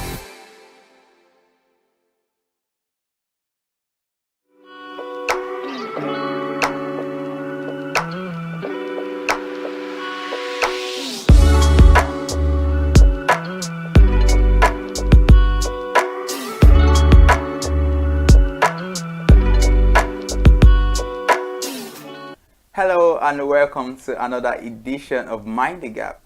This is a weekly broadcast program on ConsumerHallaTV that helps draw attention to everyday avoidable gaps in customer service delivery with the overall aim of strengthening existing relationships between brands and their consumers. I am Iremofe Koforola. On this edition of the program, we will be discussing how brands can build strong relationships among employees. We all understand that clear communication, trust, and transparency are key elements that foster relationship between brands and their employees. An organization that wants to thrive must look beyond the transactional employer-employee relationship to a more sustainable relationship among employees. My guest today is Samson Adebayo, a human resource manager. I beg your pardon there. Welcome on the show. Yeah, thank you, Remofe, for having me here. Yeah, it's so good to see you today. Yeah, same here. Yeah. In a while. So let's look at it in holistic view. We are discussing how brands can build very strong relationship between their among their employees rather. What are some of the obvious gaps that exist between brands and their employees? Okay, so when we are talking about brands, so brands in the sense like employers. Yeah. So because if I'm speaking in the HR perspective, it's going to be more of an employer and the employee. Yeah. So what are the obvious gaps that exist is communication. So the moment you can't have an open communication with your employees, the moment all promises that you've promised, okay, we will do this, we do that, are not achieved or being met, it's the gap that comes in because you have a disgruntled staff or employee that is not fulfilled at where he is. So those are the gaps that happen between the brands and the employees. All right. So in a nutshell, you are trying to point out that communication is a major gap that exists between brands and their employees, which obviously would build a kind of war between the brands and the employees. Exactly. Okay, now let's look at it. Looking at how to build strong relationship now. How or what does it mean then? Now you've highlighted that communication could be a gap. Then what does it mean for a brand to have very strong relationship between the brand and the employees? Okay, so for brands to have strong relationship with the employees, it's giving an open door policy whereby people feel free to see what is not working, and they feel free to come and say, okay, HR or whoever it is, okay, this is what my concern and I need to speak regarding these. And those things are being met, and it's not something that is going to haunt them in the future or in few months time, or even in payday or appraisal issues. Okay, your boss is not doing something right, you can easily talk to your boss like, oh sir, what you did was not right, I really do not matter. And one thing about it again is the mode of communication, the way you make your complaints, the way you make your complaints also politely, because some people, there are some ways you can make your complaint and it's still not polite. So I feel like when you are politeful, when you're making all these complaints, so the person can also reason like, okay, I think this person is right. But the moment that breach is gone, like I can't communicate with you, you can't even resonate with what I'm saying, you just feel like, oh, I'm the boss, boss is always boss, you can't tone down whatever my decision is. So those are the things that would not make them thrive. Interesting. And I know that many brands, they fall short of this when it comes to communication and having that opening door policy. Yeah, because communication is very Jermaine, it's very important when it comes to brands. Sure. And sometimes when a brand does not properly communicate the culture and values of their organization to their employees, that creates a gap between them. Now let's still talk about communication. Okay. Now, because you know that communication is very important. It's a two-way thing. There has to be feedback, and there has to be response to that as well. And looking at the internal publics, like the employees, because they have very crucial role to play in how a brand can become popular, or how they can be well received. Now, what are the right communication channels that a brand can build to reach out to their employees? Okay, so a right communication channel which brands can use is having like surveys. Okay. So surveys are whereby people you outline things that you feel like, okay, you need to get feedback on these things, and people are able to give you their honest feedback that they know, like, okay, this is not going to be judged. So this is not going to be like, see, if, oh, I'm giving this and I'll be on for it. You're having a non-disclosure survey whereby nobody is recording anybody's name or anybody's staff number or anybody's thing. So after doing all those things, they feel secure and they feel safe, like, yes, I can express myself. We've seen institutions or companies that says, like, okay, you have any issues, just send an email and it should be treated. So there's always the platform for all these complaints to be laid. There are some that they have a suggestion box wherever it is, so you are not even putting your name there, anonymous. So you put down your suggestion, you write it down and go and drop in that box, and which the moment the company starts seeing those things and they affect it. Now it's different from, so there are some reasons why people find it very difficult to make that complaint, because when they do that complaint, now the manager is not like, hey, you went to complain about me, Abi, I'm going to treat you up, I'm going to push you out of this company. So people are like, whatever the line manager is doing, let him just continue doing it, in as much as it's not affecting my daily. And we all know the situation of getting a job in Nigeria or in any part of the world. So all these things limit people not to give out this feedback. So communication is a two-way thing. It starts from the person saying it and how it gets to the receiver, and the receiver is getting the full context of what they are saying. But there are some people, the moment they are even reading some complaints, it's like, oh, just drop it down. So all those things are not even being met for the employees to feel like, okay, we are safe to give complaint. So communication in every institution is very compulsory. Likewise, the trust for that communication will be treated like, okay, if I'm laying my complaint, will it be treated? It's not like I'm just, companies do it like, okay, everybody do your surveys, and it's just like, let's just act as if we care. But yet they still do not care about whatever you are saying. They just want to get out your complaint, get all this feedback, and just dump it like, okay, we've heard you, but we're not doing anything about it. So what's the point of being heard? Exactly. What's the point you lodging your complaint? So that's why you see most people would not even try again to just like, like, even though we lay my complaint, it's still not going to be treated. So let it just be like that. So at one point then, does a relationship become sustainable and strong in an organization? So a relationship gets sustained the moment employees feel they are they have that trust. Like, okay, this company is for everybody. The moment everybody gets to know, like, whatever happens in your department affects the whole body in the system. When they get to, like, okay, whatever I'm doing is also what the other person is doing, and when I make my complaint, everybody is resonating with that, and they are all in hands together to solve this complaint.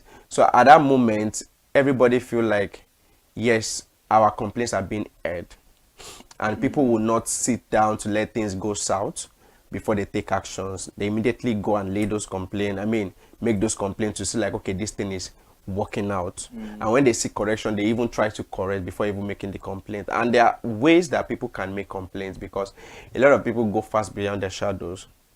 They feel like, okay, there are reporting channels.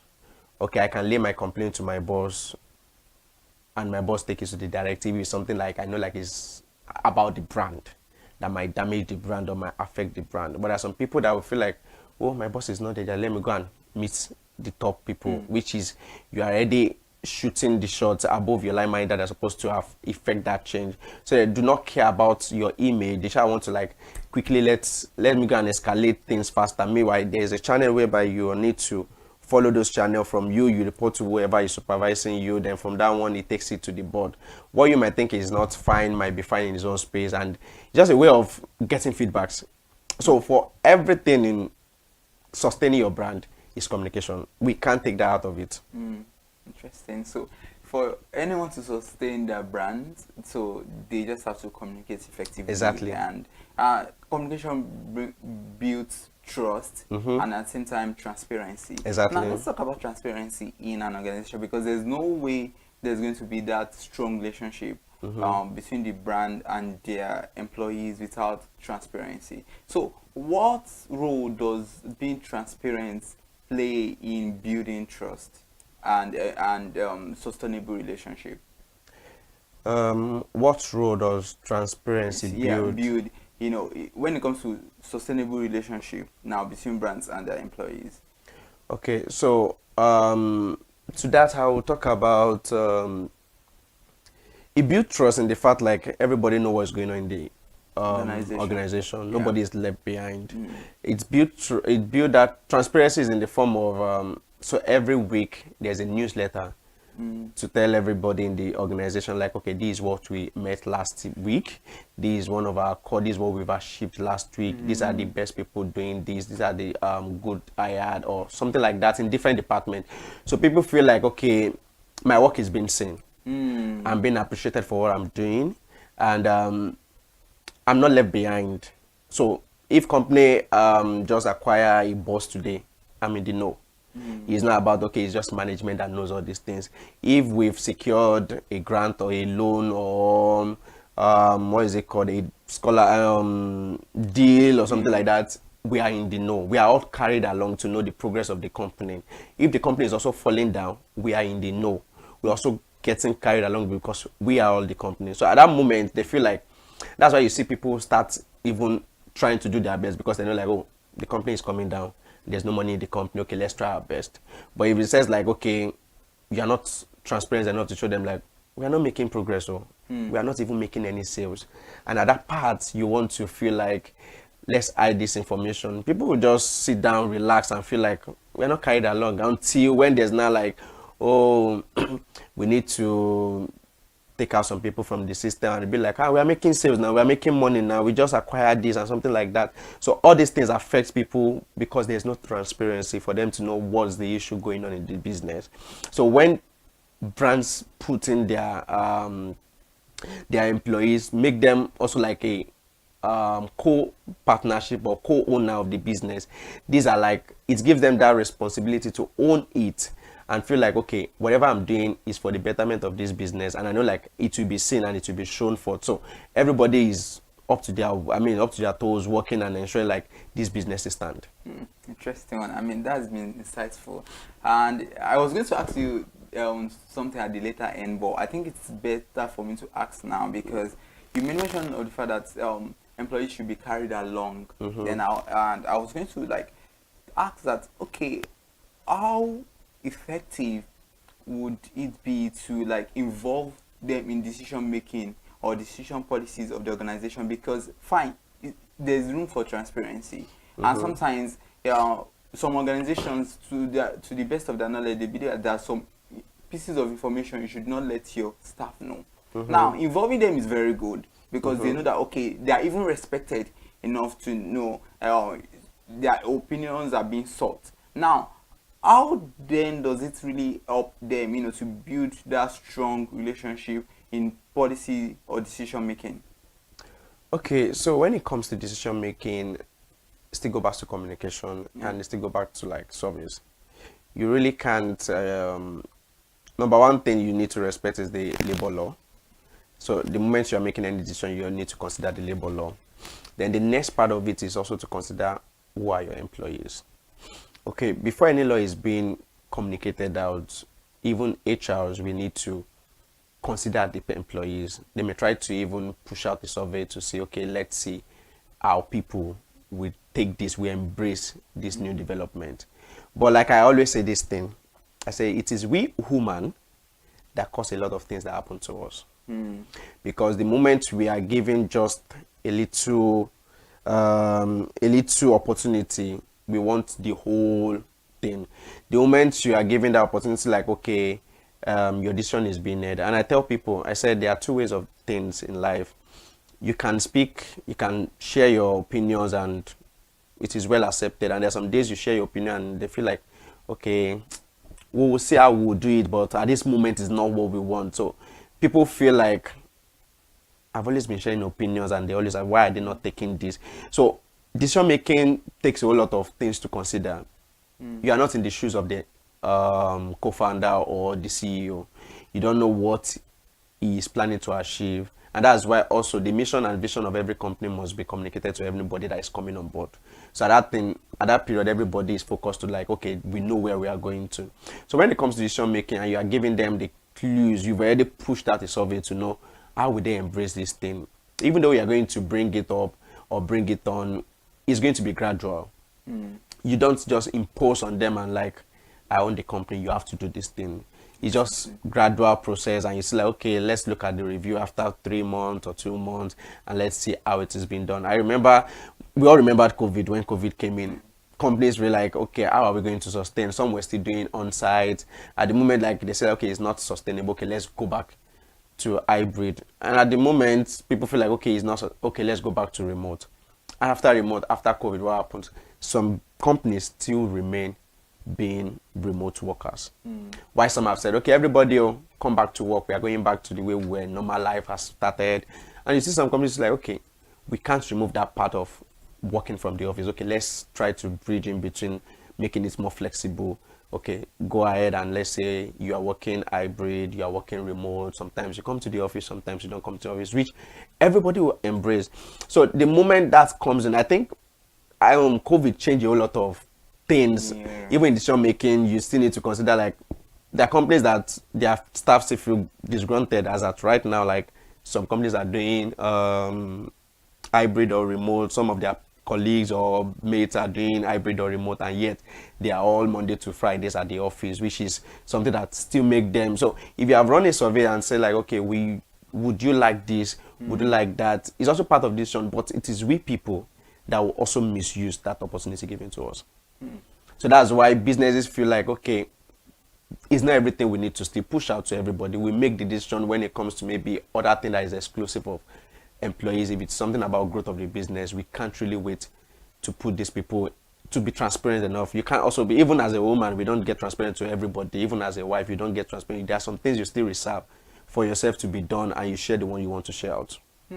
Interesting one. No, I quite understand that, and people who are employees who are watching will definitely know that, okay, sometimes it's not as if even the company does not want to hear you, but they're not being transparent enough, but there are some decisions or policies they just have to, kind of reserve or keep away from you at the moment. But I said something that was striking the other time when we were talking about trust and care, and sometimes, it's not as if these organizations, they really care.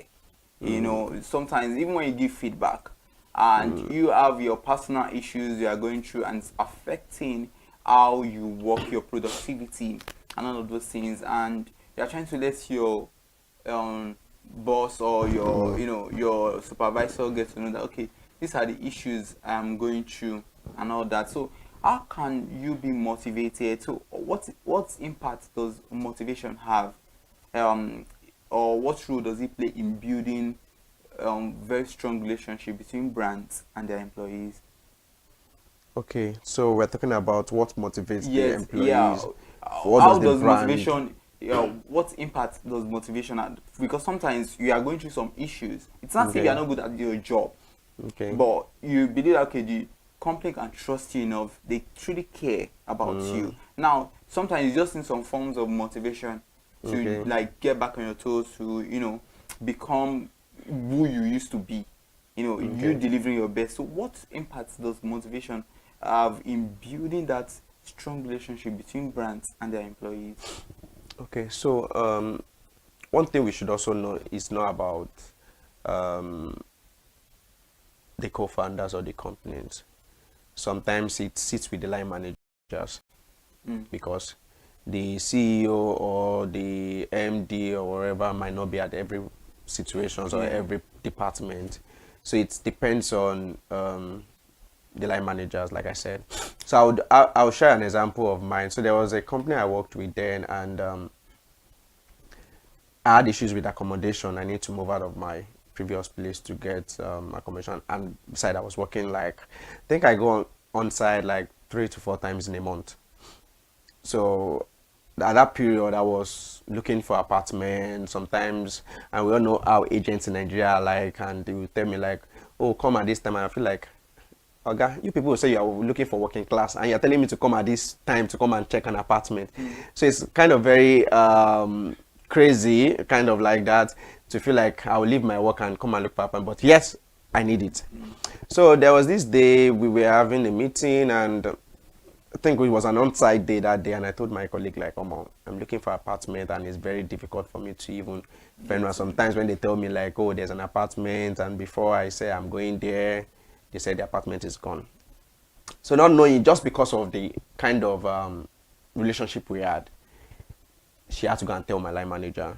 We both work on that same line manager. She had to tell her like, okay, I feel like Samson is looking for an apartment, and it's getting very difficult to get an apartment and the likes like that. And the next thing I would see is I was logged out of my application to work.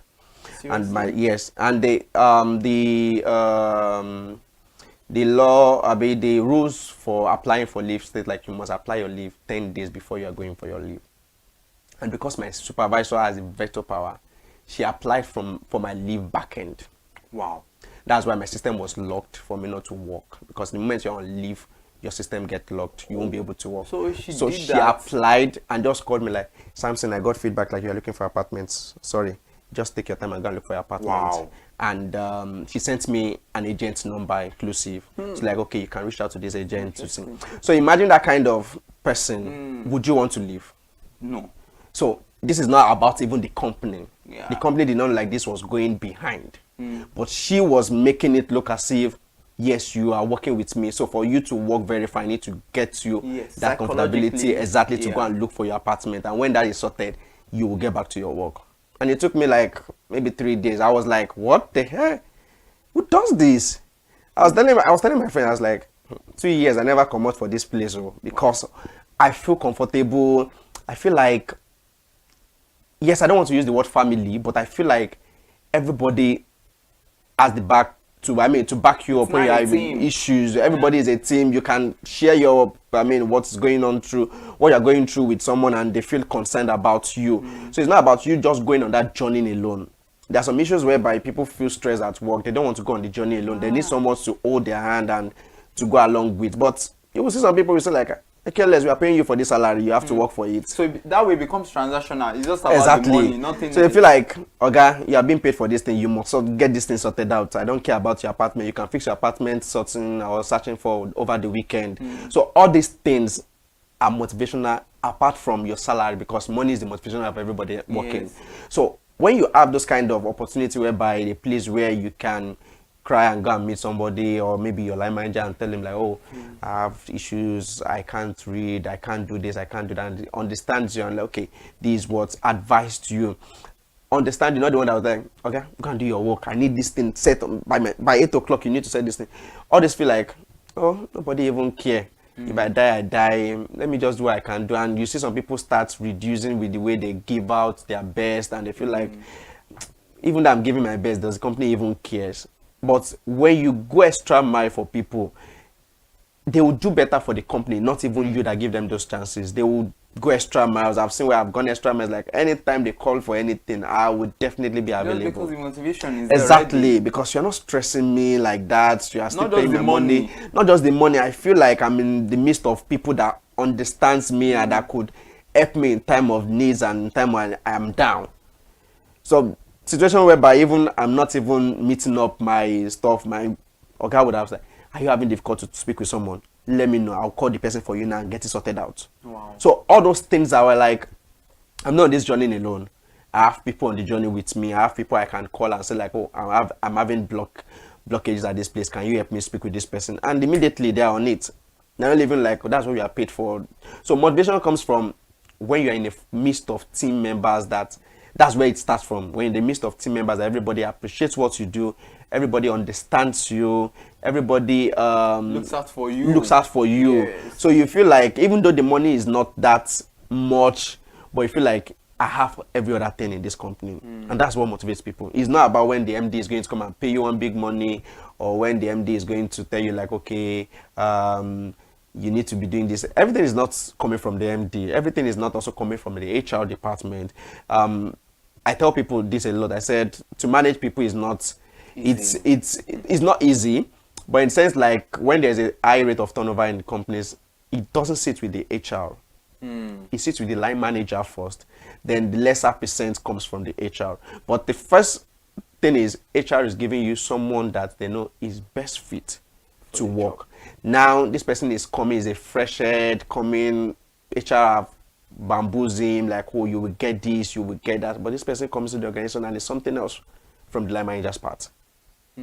So how are you expecting me to retain? Because I'm not the one that sits with this person on a daily basis, and this person might be someone that is even scared to come and tell HR because it seems like, oh, HR recast me out and say like I'm reporting my boss and all this kind of things. So all these things are things that you need to do that motivates people. So it won't be HR or the freebies that comes in or TGIF. A lot of companies that introduce TGIF like, okay, let's the employees have fun, but it's not all about that. It's all about like, okay, even when I have issues, can you just let me? There are some people that feel like, okay, oh, you're not doing well. Are you sure you're fine? It's like, I've been thinking about a lot of things. I'm just, okay, can you just take the day off? So the moment you're taking the day, they know like you need to do a refresh or a reset on yourself, and the moment you are getting better, you come back to work and you are being productive. So all these things are, all these privileges are things that motivate people. I work in an organization, it's even the legal department, legal industry, and like if you are tired of work, you can just take a bed rest for like an hour. Wow. And you go and rest and your body is calmed down and you resume back to work. So all these things is not about money, but it gets motivated like, oh, if I'm stressed. But the main issue there is still woman that will still misuse all this opportunity. Well, thank you for that. I mean, the way you keep saying human, I mean, I understand. It's human. Because some people, it gets to a point whereby they don't even know the thin line between, you know, I shouldn't do this, then these are the things I should do. Yeah. You understand? They just know that, okay, fine, we are motivated, but even things they shouldn't bring to the office, personal issues sometimes, you should know that there are some things you shouldn't bring. Then they begin to bring it, you know, into the office space and all that. Now, let's look at it. As individuals, we all have our strength and our weaknesses. So how can organizations then leverage on each individual's strength to ensure that, okay, you know, we are building that sustainable relationship among the employees so that nobody will see anyone as a threat and all that. So how can they recognize individual strengths and weaknesses and use that for the sustainability of the brand? Individual strength. Yes. Okay. So I can remember, was it last week? I watched the video. I've forgotten the woman's name. It's one of the First Bank top leader then. So she said, yes, Ibuka Oshika. So she said something, and that thing recently we said, when I'm bringing you to my team, I know my strength. So I'm only bringing you for my weaknesses. So the things I can't handle, I'm pushing it to you to sort out for me because I know like those are your own strengths. Exactly. So that's how you manage them. The moment you know like, okay, you can't, and there's also something else that says like, you might have someone that is performing better in your team and you don't, I know we still had all this kind of talk within my peers recently also like, okay, when you have someone that is doing well in your team, okay, what do you want to do at that period? Do you want to single-handedly train that person because you feel like, okay, that's the only person that you feel, but you need to carry everybody along. Because the moment you put them aside and you focus on one person, now they are not motivated to work. Now this person feels like he's doing too much for what is earning, because every other thing that is coming, you are pushing it to this person. And at the point like, it's difficult for some employees to feel like, okay, maybe this person wants me to improve better if there's no communication there. Like, oh, this person wants me to improve better, that's why it's pushing all these things to me. I'm sorry to just chip it. But in a situation by, even if you have outlined that, okay, these are the things I want you to work on, you realize now, okay, these are the things this person seems to like, you know, not doing so well, and the person still not like improving. You know, because at times like that, you still highlight these things and they still do not work So on in it. those situations, I feel like a manager needs to speak with the person. Okay, what are the things? And that's why organization have put out the PIP part, which is a performance and improvement plan, whereby, okay, we see like, okay, you are lacking behind in all these things. You need to go on this journey. And that's where the line manager had to outline the things like, okay, I feel like this person is having issues with. If it's mental stuff, they need to put you through maybe mental classes or watch some videos, or need you to see a doctor or someone that could help you out. If it's something like, okay, it's based on soft skills or something like that, okay, there are plans of trainings you need to go through so that you can also help yourself. But I tell people, so you don't even wait till those periods before you help yourself. When you know like these are the things you do. I do a lot of interviews and I see people say like, okay, I don't know how to do these things. And I feel like it will only take you just one day to learn these things online. We have online stuff that you can use. So it starts within you. If you don't want to be lazy on your own part, if you don't want to be lazy on your own part, you go online, look for things you like, okay, these are the things I use that makes my work very easy, and you get to use it. And like we all say, technology. Technology is here to help you out on all these things. You need an Excel stuff to use on Excel. You can easily put on ChatGPT, okay, give me the formula for this thing, blah, blah, blah, and I solve it for you. But people still hold on to like, I don't know how to do it, I don't know how to do it. I don't want to learn how to. And you see, fresh graduates at this age and time, some don't even know how to use MS Word. Don't know how to use Excel, just the basic part of Excel itself, don't know how to use it. So which is very alarming, like, okay, what are they teaching you in school? Why are you saying there's no job outside when you can't even do all these things? So when someone is very active, the line managers feel like, okay, I'll push it to this person because I know like he's doing well. But when you also push yourself to like, I want to do it, there's part of like, I'm ready to be trained. And part of like, well, whatever comes to my table, that's my concern. I'm not careless about whatever that does not sit with me. So if you push this to me, I'll work on it. If you don't push it, but when you are hungry for it and feel like, because line managers know each ability, he knows this person can function well in this one, he knows, so he knows who to push all these responsibilities to. But the moment you are not laid back, you are just available, you're not even available for him, you just feel like, okay, let me use the person that is available, and it gets sorted out. Wow, interesting. Wow, a lot to unpack, and it has been a very insightful moment here. So this is very, very deep, and I'm quite sure you as viewers, you've learned one or two, but it's very important that we go on a quick break. We will be right back.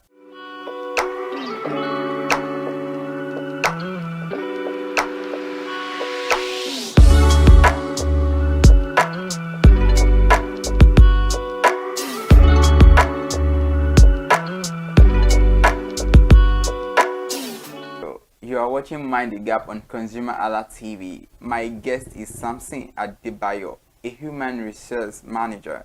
And please remember to subscribe to our channel, ConsumerHalla TV, across all our social media platforms. It is very important so that you can get to know more about all our exciting and educative content. We are still talking about how brands can build strong relationships. Among their employers and employees rather, and we know that that is very crucial, and we've highlighted some points before the break, and you said something that was very striking, and that was talking about communication. And earlier on we also talked about motivation and recognizing individual strengths. Then you also mentioned the fact that trainings could be very important. But now let's talk about trainings, because it is very important. Sure. Over the time, we know that there are new technology, there are new tools to apply and all that. So how can trainings and onboarding promote sustainable relationship among employees? Okay, so for every employers, there's always an opportunity to train anybody coming on board. So at the moment a new employee is coming on board, yes, you know their experience there, you know they can do their job, but every organization have their own principles or rules or how they do their things. So during onboarding, you are trying to tell them, okay, this is the mission, so this person knows what the kind of company is coming into and what it needs to focus on. Okay, this is the mission, this is our vision, and this is who we are. So the moment you have those who we are, it helps you to,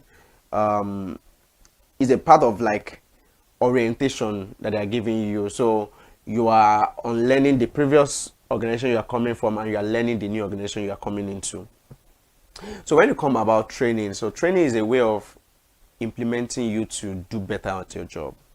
And I tell people, you don't wait for trainings before you train yourself, because trainings is until when there's this gap for you to be trained.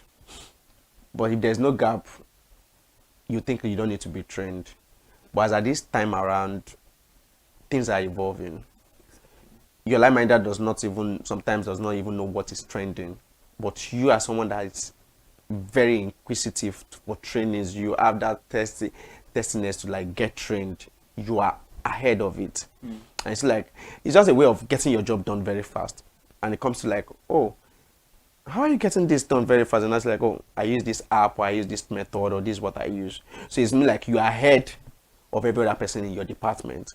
And training also is a way of making people efficient at their job. You see some trainees that, okay, this person needs to go on this training so he could be more perfect or doing well. Sometimes it's not even about okay, you have some lapses or you are not doing well at your job. They just feel like, just go on this training so to help you. And training is just about pushing you out there to see like, okay, what are the things you need to add more value to yourself, and also get yourself meeting diverse people in different departments or different sections. So training is a way that implements brands to have this consistency of people not even running away, because it's a growth mindset. So if you don't have that growth mindset, you just feel like, let me just be in this position for years back, I really don't care in as much my salary is coming in. But when you are getting trained, it gives an opportunity to like, okay, you can climb a ladder to another department, you can do something else I can't do. It's also a way of like training people to succeed you. Because the moment you are getting trained, you are seeing a lot of things, and I feel like, okay, if I'm no more in this company, this person can definitely do what I can do. And you are implementing them to also do better for themselves and to do your work very fast. Because if you are not giving them training, you are just leaving them to what they've learned already, they just feel like, oh, that mentality will just be what is in their head, and they will carry that for a long period of time, and it will come to a point whereby you need them to do some certain things. They'll tell you like, oh, they don't know about it, and or it slows down your own work, and it shows like, oh, you people are not trained enough. So training is very essential to every organization, or to build any brand and employees relationship. It is very necessary. Even people will ask you, and they'll tell like, what's the growth mindset of this company? Is there growth? People will definitely ask you that part. Is there growth? You might tell them like, oh, there's no growth. You want to sit down at the place. They're just like, oh, no, this is not the best place for me. Wow. Like I said earlier, a lot to unpack. Okay, before we end the show, I would also want to know, is there any specific leadership style that organizations should, try to inculcate? Because sometimes we've talked about motivation, we've talked about so many things, and there are a lot of leadership style. What works for this person might not work for that person. It's that way. And sometimes you don't have to be too strict. Somebody might just need that, cool-headed person to work with, and the way different organization, the way it works. So is there any specific leadership style that, maybe one or two that people can actually, use to, build that? Because it's very important to know that among the employees, they need to have that synergy. They have to have that relationship to work. It's just like bonding. They have to get acquainted with each other, even if they're not friends away from work, but they need to get acquainted and start from leadership. So if you are trying to create that division among them, then it will not work. But now when you realize, okay, what can I do? Or somebody that's trying to think of, this thing I've been trying to do this, it's not working.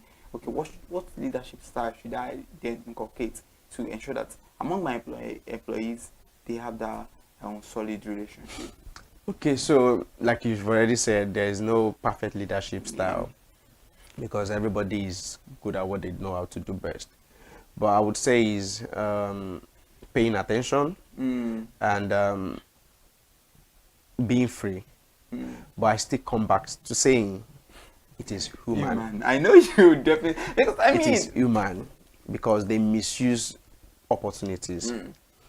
Give them a small one, they want to like get the whole opportunity. So, but for a leadership style, I feel like would just be able to let them feel free to come to you. Nobody is scared like, if I should say this, would he just send me away? Would he be resentful to me? Would he get angry or start making any kind of attitude towards me? So the moment you give people to even give opinions, maybe you're having sections, okay, give your opinions about this, what do you think about it? You are trying to hear from them, they feel like, oh, so I'm relevant. Okay, I could, before even when you're having meetings, before you say this, you try to push out, okay, do anybody have any contrary opinions? Yeah, there are some leaders, that will tell you like, my word is my word. You can't change whatever I'm saying. I'm the lead of this team. Nobody knows anything. But when you give them, you also reason with them because everybody has suggestions. Everybody have ideas. Everybody's coming from different background. Everybody's coming from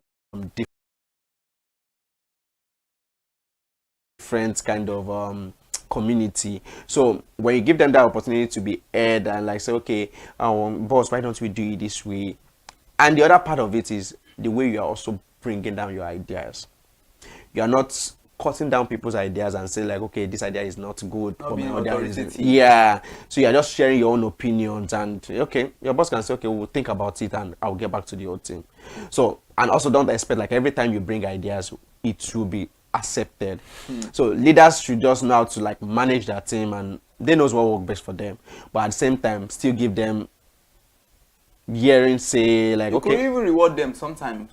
You say, okay, exactly, okay, my team, okay, you guys are doing well, okay, can you guys, let's have hangouts, let's do this. They feel like, oh, our boss is doing, but same thing, human. This human thing. It's human. For every policy, woman is always have to be involved to even know like how would they feel and would they take it extra nudge or they will just let it be on the normal thing. Interesting. Now we'll be talking about employees, brands and their employees. You know, it's very important that they build a sustainable relationship. Now, let us then look at employees and the customers. Because we can't leave out the fact that customers are kings, they're important, and, you know, everything begins from the internal publics before it gets out to the external publics, the customers and every other person. So, how can brands then ensure that there is that solid relationship between their employees and their customers now? Okay, so for this part now, we are coming to the sales angle because sales are the more people that see more of the customers. And I tell people when you're dealing with sales guys, you need to understand them. The way you treat them is what they bring outside to customers. If you treat your salespeople badly, they will treat you badly too, because sales hold the strength of a company.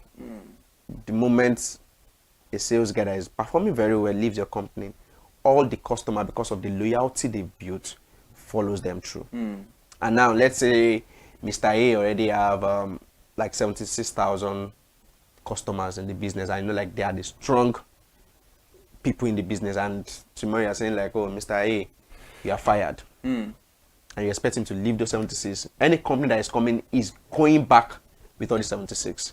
Because those are his network. Those are the people he can build on. So that part of employees and customer, it's an internal one. The moment you give them satisfaction internally, the moment you reward them internally, the customers will see it. Because they are so happy in doing their job, they are so happy to satisfy their customer, they are so happy or eager to attend to the customer's need. So number one thing you need to do for them is giving them that empathy. Let them be heard. So if you are not giving them that listening ears, like, okay, what are the feedback you got back from outside and let's know how to implement it, they just feel like, well, when they get outside, they just tell the customer, well, is that company, Jare? Well, if you want to patronize us, patronize us. Let me meet my KPI or let me meet my own sales. So but you don't even need to use it. So the concern is not there for them because they feel like, even though we go back to this report now, we are not going to do anything about the feedbacks we bring. You just feel like you are the one that knows the best thing. Meanwhile, these people are the ones that go outside, that sees what is happening outside, and they're bringing back that feedbacks to you. You need to implement those things. Implementation is very crucial. It's not Exactly. just listening. It's just listening. It doesn't stop there. At the end of the day, you just have to ensure that, okay, everything that has been said, how then do we then implement it? Exactly. To ensure that it's not just for your growth as a brand, but also for your visibility outside, because people begin to see, oh, this is what this brand stands for. Exactly. And, you know, like you said, the sales team, they are the one in between now at this point. Exactly. They are the middleman. Yes, so that's so interesting. Now, before I allow you go, Okay. the year's gradually coming to an end. Okay. I know that, you know, it's a whole lot. People want to relax, they want to do a lot of things. Then how can different organizations then ensure that they motivate that? Because I mean, that staff have been working since the beginning of the year, and sometimes they are not even motivated. And some people just like, oh, this next year, I'm not seeing that my voice has not been heard and all that. So how can organizations or companies ensure that, yes, they motivate their employees as this year is coming to an end? Okay, so first thing I will talk about is transparency. Number one, if there's no transparency in the business, you won't know how the business has fared from January till now.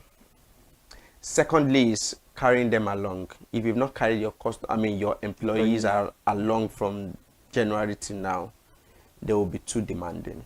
And now, so let's say, for example, there's no company that would definitely not do one or two things for their employees at this But there are time. companies I know they no bonus is nothing. I mean, and I think maybe it's based on the contract that was actually, because another thing is the contract signed when you are giving an offer letter. Well, that's that. But even at that, a little thing shows appreciation, like, okay, I'm getting this from my company, right? So, to me, I feel like there's no company that should not celebrate any of his worker, because I've worked for 1 year for you. I need something.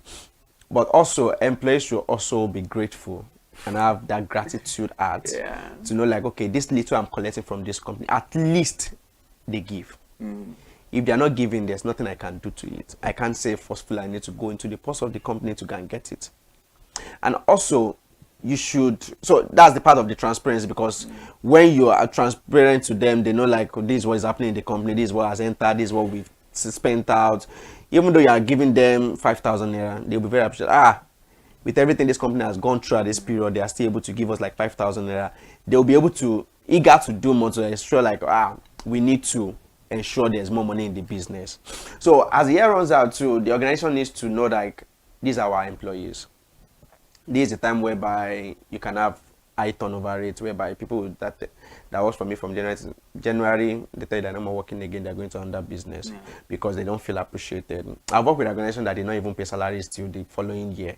Wow. And people are so disgruntled. I was like, I'm not coming again, I'm not resuming again, and all these things. So I feel like you should, even though if it's not much, we've all know the normal, if it's 5 kg of rice, okay, give one department, let them go and share the 5. If it's 1 derika, they still feel like we are still appreciated. If it's just like, okay, 2,000 on their salary, even though they are not giving anything, what you can also do is pay their salary fast. So it's not about even you giving, but the men feel like, okay, we don't have money to give, but your salary should not even wait till 26th or 25th or 31st. Give them their salary like on the 17th, on this, because they also needs to be met. So pay their salary, they feel like, oh, they understand, like, we also need money. Not like everybody is celebrating and I can't even eat chicken in my house. So it's just little things that matter. I was discussing with my barber recently, I think it was last week Saturday. I was like, guy, what are you giving us for Christmas? He said, oh, guy, I'm not yet there yet. I was like, it's not something big. If it's just a mug and have your name on it, people will appreciate. It's even promotional, even what you've exactly done. Somebody can come to you and I'm like, oh. Do you get? So even though if it's a mug, even though it's just face cap, even though it's just towel, just do something. Let people feel like, oh, this guy recognized our presence coming here to come and cut our hair. Because I cut my hair 2,000 naira twice in a week. Twice in a month, that's 4,000 naira. And we have people that maybe every week they cut their hair, and they feel like from January to December you're not giving them. Yes, they want to be appreciated. They won't talk because they really do not need it. They don't care about it, but that little things it shows that you will show like them. exactly like oh, this person appreciates me. So that's just it. It's not about the big things that is the big picture. Just little things count. For people don't even see the big things. Like they feel like oh yeah, over trying to just win do the them. little things. Just do the little things, and people, it's going to melt people's heart. Like what? I'm the one that you're giving this. So all these things are just what company needs to do. You don't need to celebrate one big parties or buy one extravagant gift to give people. Just little things. Wow, interesting. And woman also, we also say like, oh, after what I've done, this is what they are giving me. Yes, satisfaction. Back to the woman anyway. Anyway, it matters, and I just believe at the end of the day, both parties just have to know that while your organization is appreciating you as an employee, you also have to appreciate the organization for whatever thing they've chosen to give you rather. Exactly. Yeah, because like you said, just do it.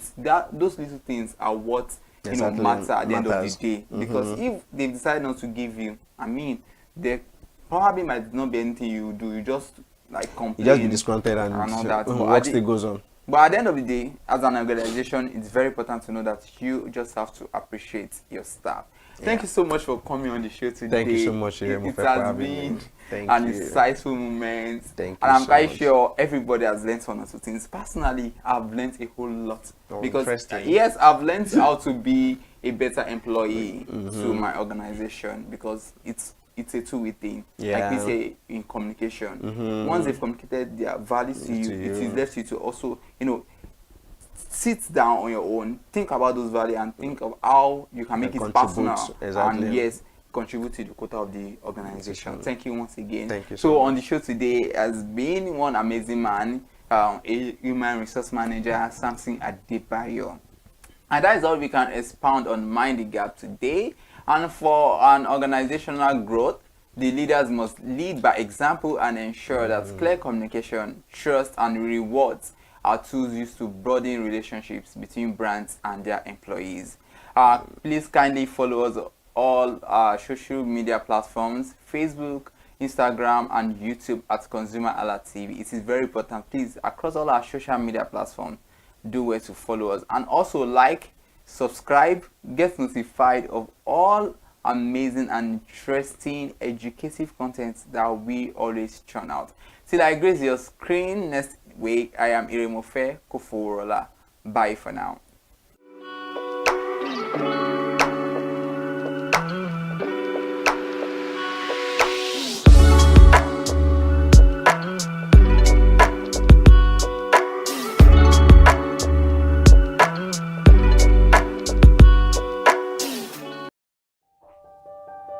Hey there, do you know in the world today, everyone is a consumer, and as consumers, we all have the right to be heard. In Nigeria today, as a consumer, you have all right to product information, right to fair pricing, right to return goods, right to product labeling, right to fair dealings, and a lot more. Well then, have you heard about the new media channel?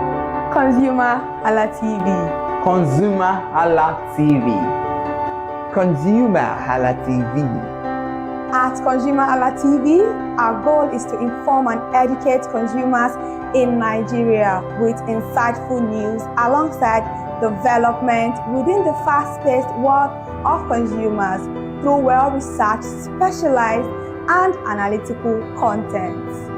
Our vision at ConsumerHallaTV is to create an engaging platform that provides right connections for meaningful brands in Nigeria, thus creating a more caring world for consumers where business thrive.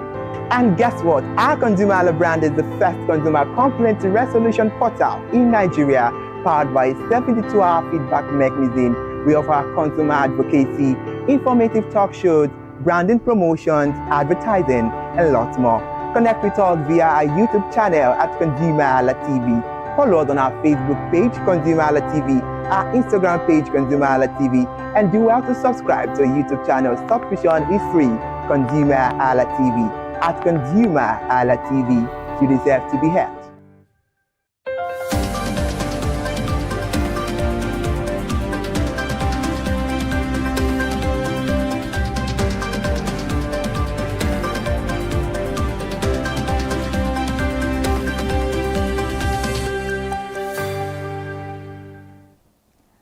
All right, good evening and welcome to the news highlights on ConsumerHallaTV. Let's take our headline for the news highlights this evening. Passengers stranded at Lagos International Airport due to Ethiopian Airlines luggage delay.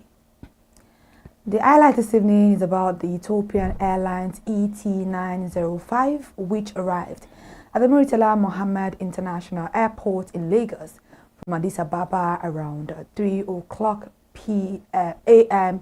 this morning, leaving its passengers in despair over luggage delay.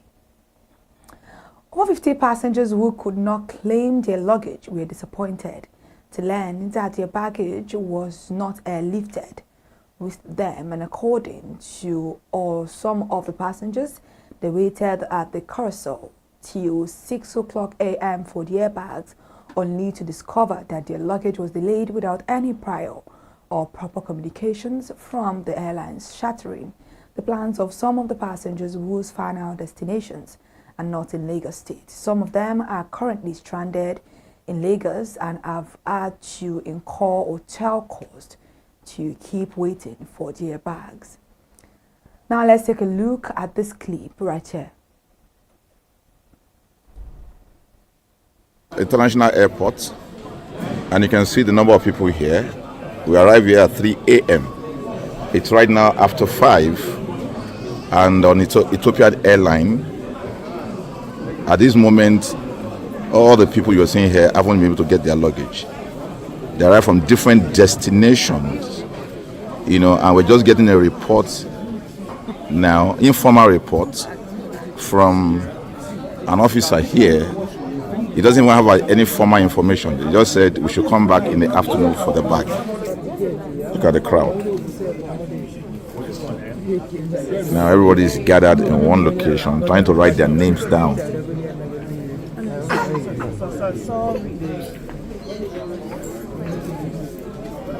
So this is from Ethiopian Airline. This is what people go through every time at the travel. They will travel, and then at the end of the day, nothing gets done. But we need to fix it. We can't going to accept this nonsense from foreign airlines. It got to stop, and we have to do something about it. So, sorry, excuse me, if you don't mind. Please, hello?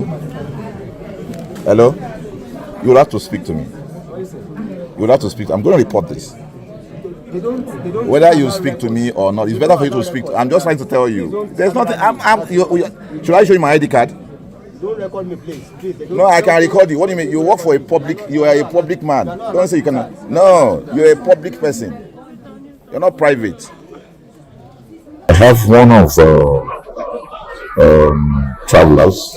Okay, I came on Ethiopian Airlines. I was also inside that aircraft. So, please tell us your name and tell us what happened. Your experience. Okay. I boarded from Kenya to Ghana. And it's Addis Ababa. From getting to Addis Ababa, I'm getting to Lagos, which is our final destination. We find out that I'm not able to arrive. So that must have been a disappointment from the airline. Because ordinarily, once a passenger boarded the aircraft, the right thing is for the luggages to go with the aircraft. So people are stranded here. Many people want to travel. They have other appointments, but they can't go because of this disappointment, and it's not good. It's not good. Is Lagos your final destination, or are you going somewhere? You're going to Ibadan. So now you're stranded. Yeah, I'm stranded. I have to stay. They've not even given us the definite time to load it. They are saying 1 o'clock, and there's no contact to call. No information from the airline. There's no contact of who to call if the luggages are arrived or not. So that's not true. It's okay. Thank you very much. We're a consumer advocacy organization. We will try and send this around, and we'll ensure that the minister get information. Thank you, sir. An official of the Nigerian Civil Aviation Authority who later came to address them told them that they had to return by 3 o'clock p.m. this afternoon to check if their luggage have arrived. and as of 5 p.m. on Tuesday, they have yet to be contacted for their luggage arrival and collection as promised. One of the passengers, Mr. Sampson, complained to ConsumerHallaTV about what he experienced at Tel Aviv airport in Israel, having to wait 5 days to get his bags from Ethiopian Airlines last week, and still complaining that the situation occurred again on his return to Lagos on December 15 at around 10:30 p.m. He's yet to receive his luggage as of today, right now. And in response to his inquiry about the delayed luggage again, Abi Solomon of Ethiopian Airlines said they have yet to locate the whereabouts of his baggage. He added, "I checked with our records and confirmed all bags loaded, both from Israel and Addis Ababa, and I will further check with our Lume team and advise on findings." There have been several complaints of luggage delay by Ethiopian and other airlines in recent times, which the passengers want the Nigerian Aviation Regulatory Authorities and the Federal Consumer Protection to actually look into. Some of the passengers said that this has been a regular occurrence in recent times, and they were surprised the regulatory authorities have not intervened in this poor customer service, which is costing air passengers serious inconveniences and pains. Let's listen to this audio right here. Tell me those airlines. Like now, Morocco. Morocco sometimes they are back. Not as long as they've just started season now. A lot of bags will not come. It's not only Ethiopia, but Air Morocco, like Uganda, Angola, all those flights, because this season time, so their bags doesn't come. When the aeroplane filled up, they will come. Then the next day, the remaining bags will come. So that has been the practice. Okay, we'll deal with it. All right. Thank you very much.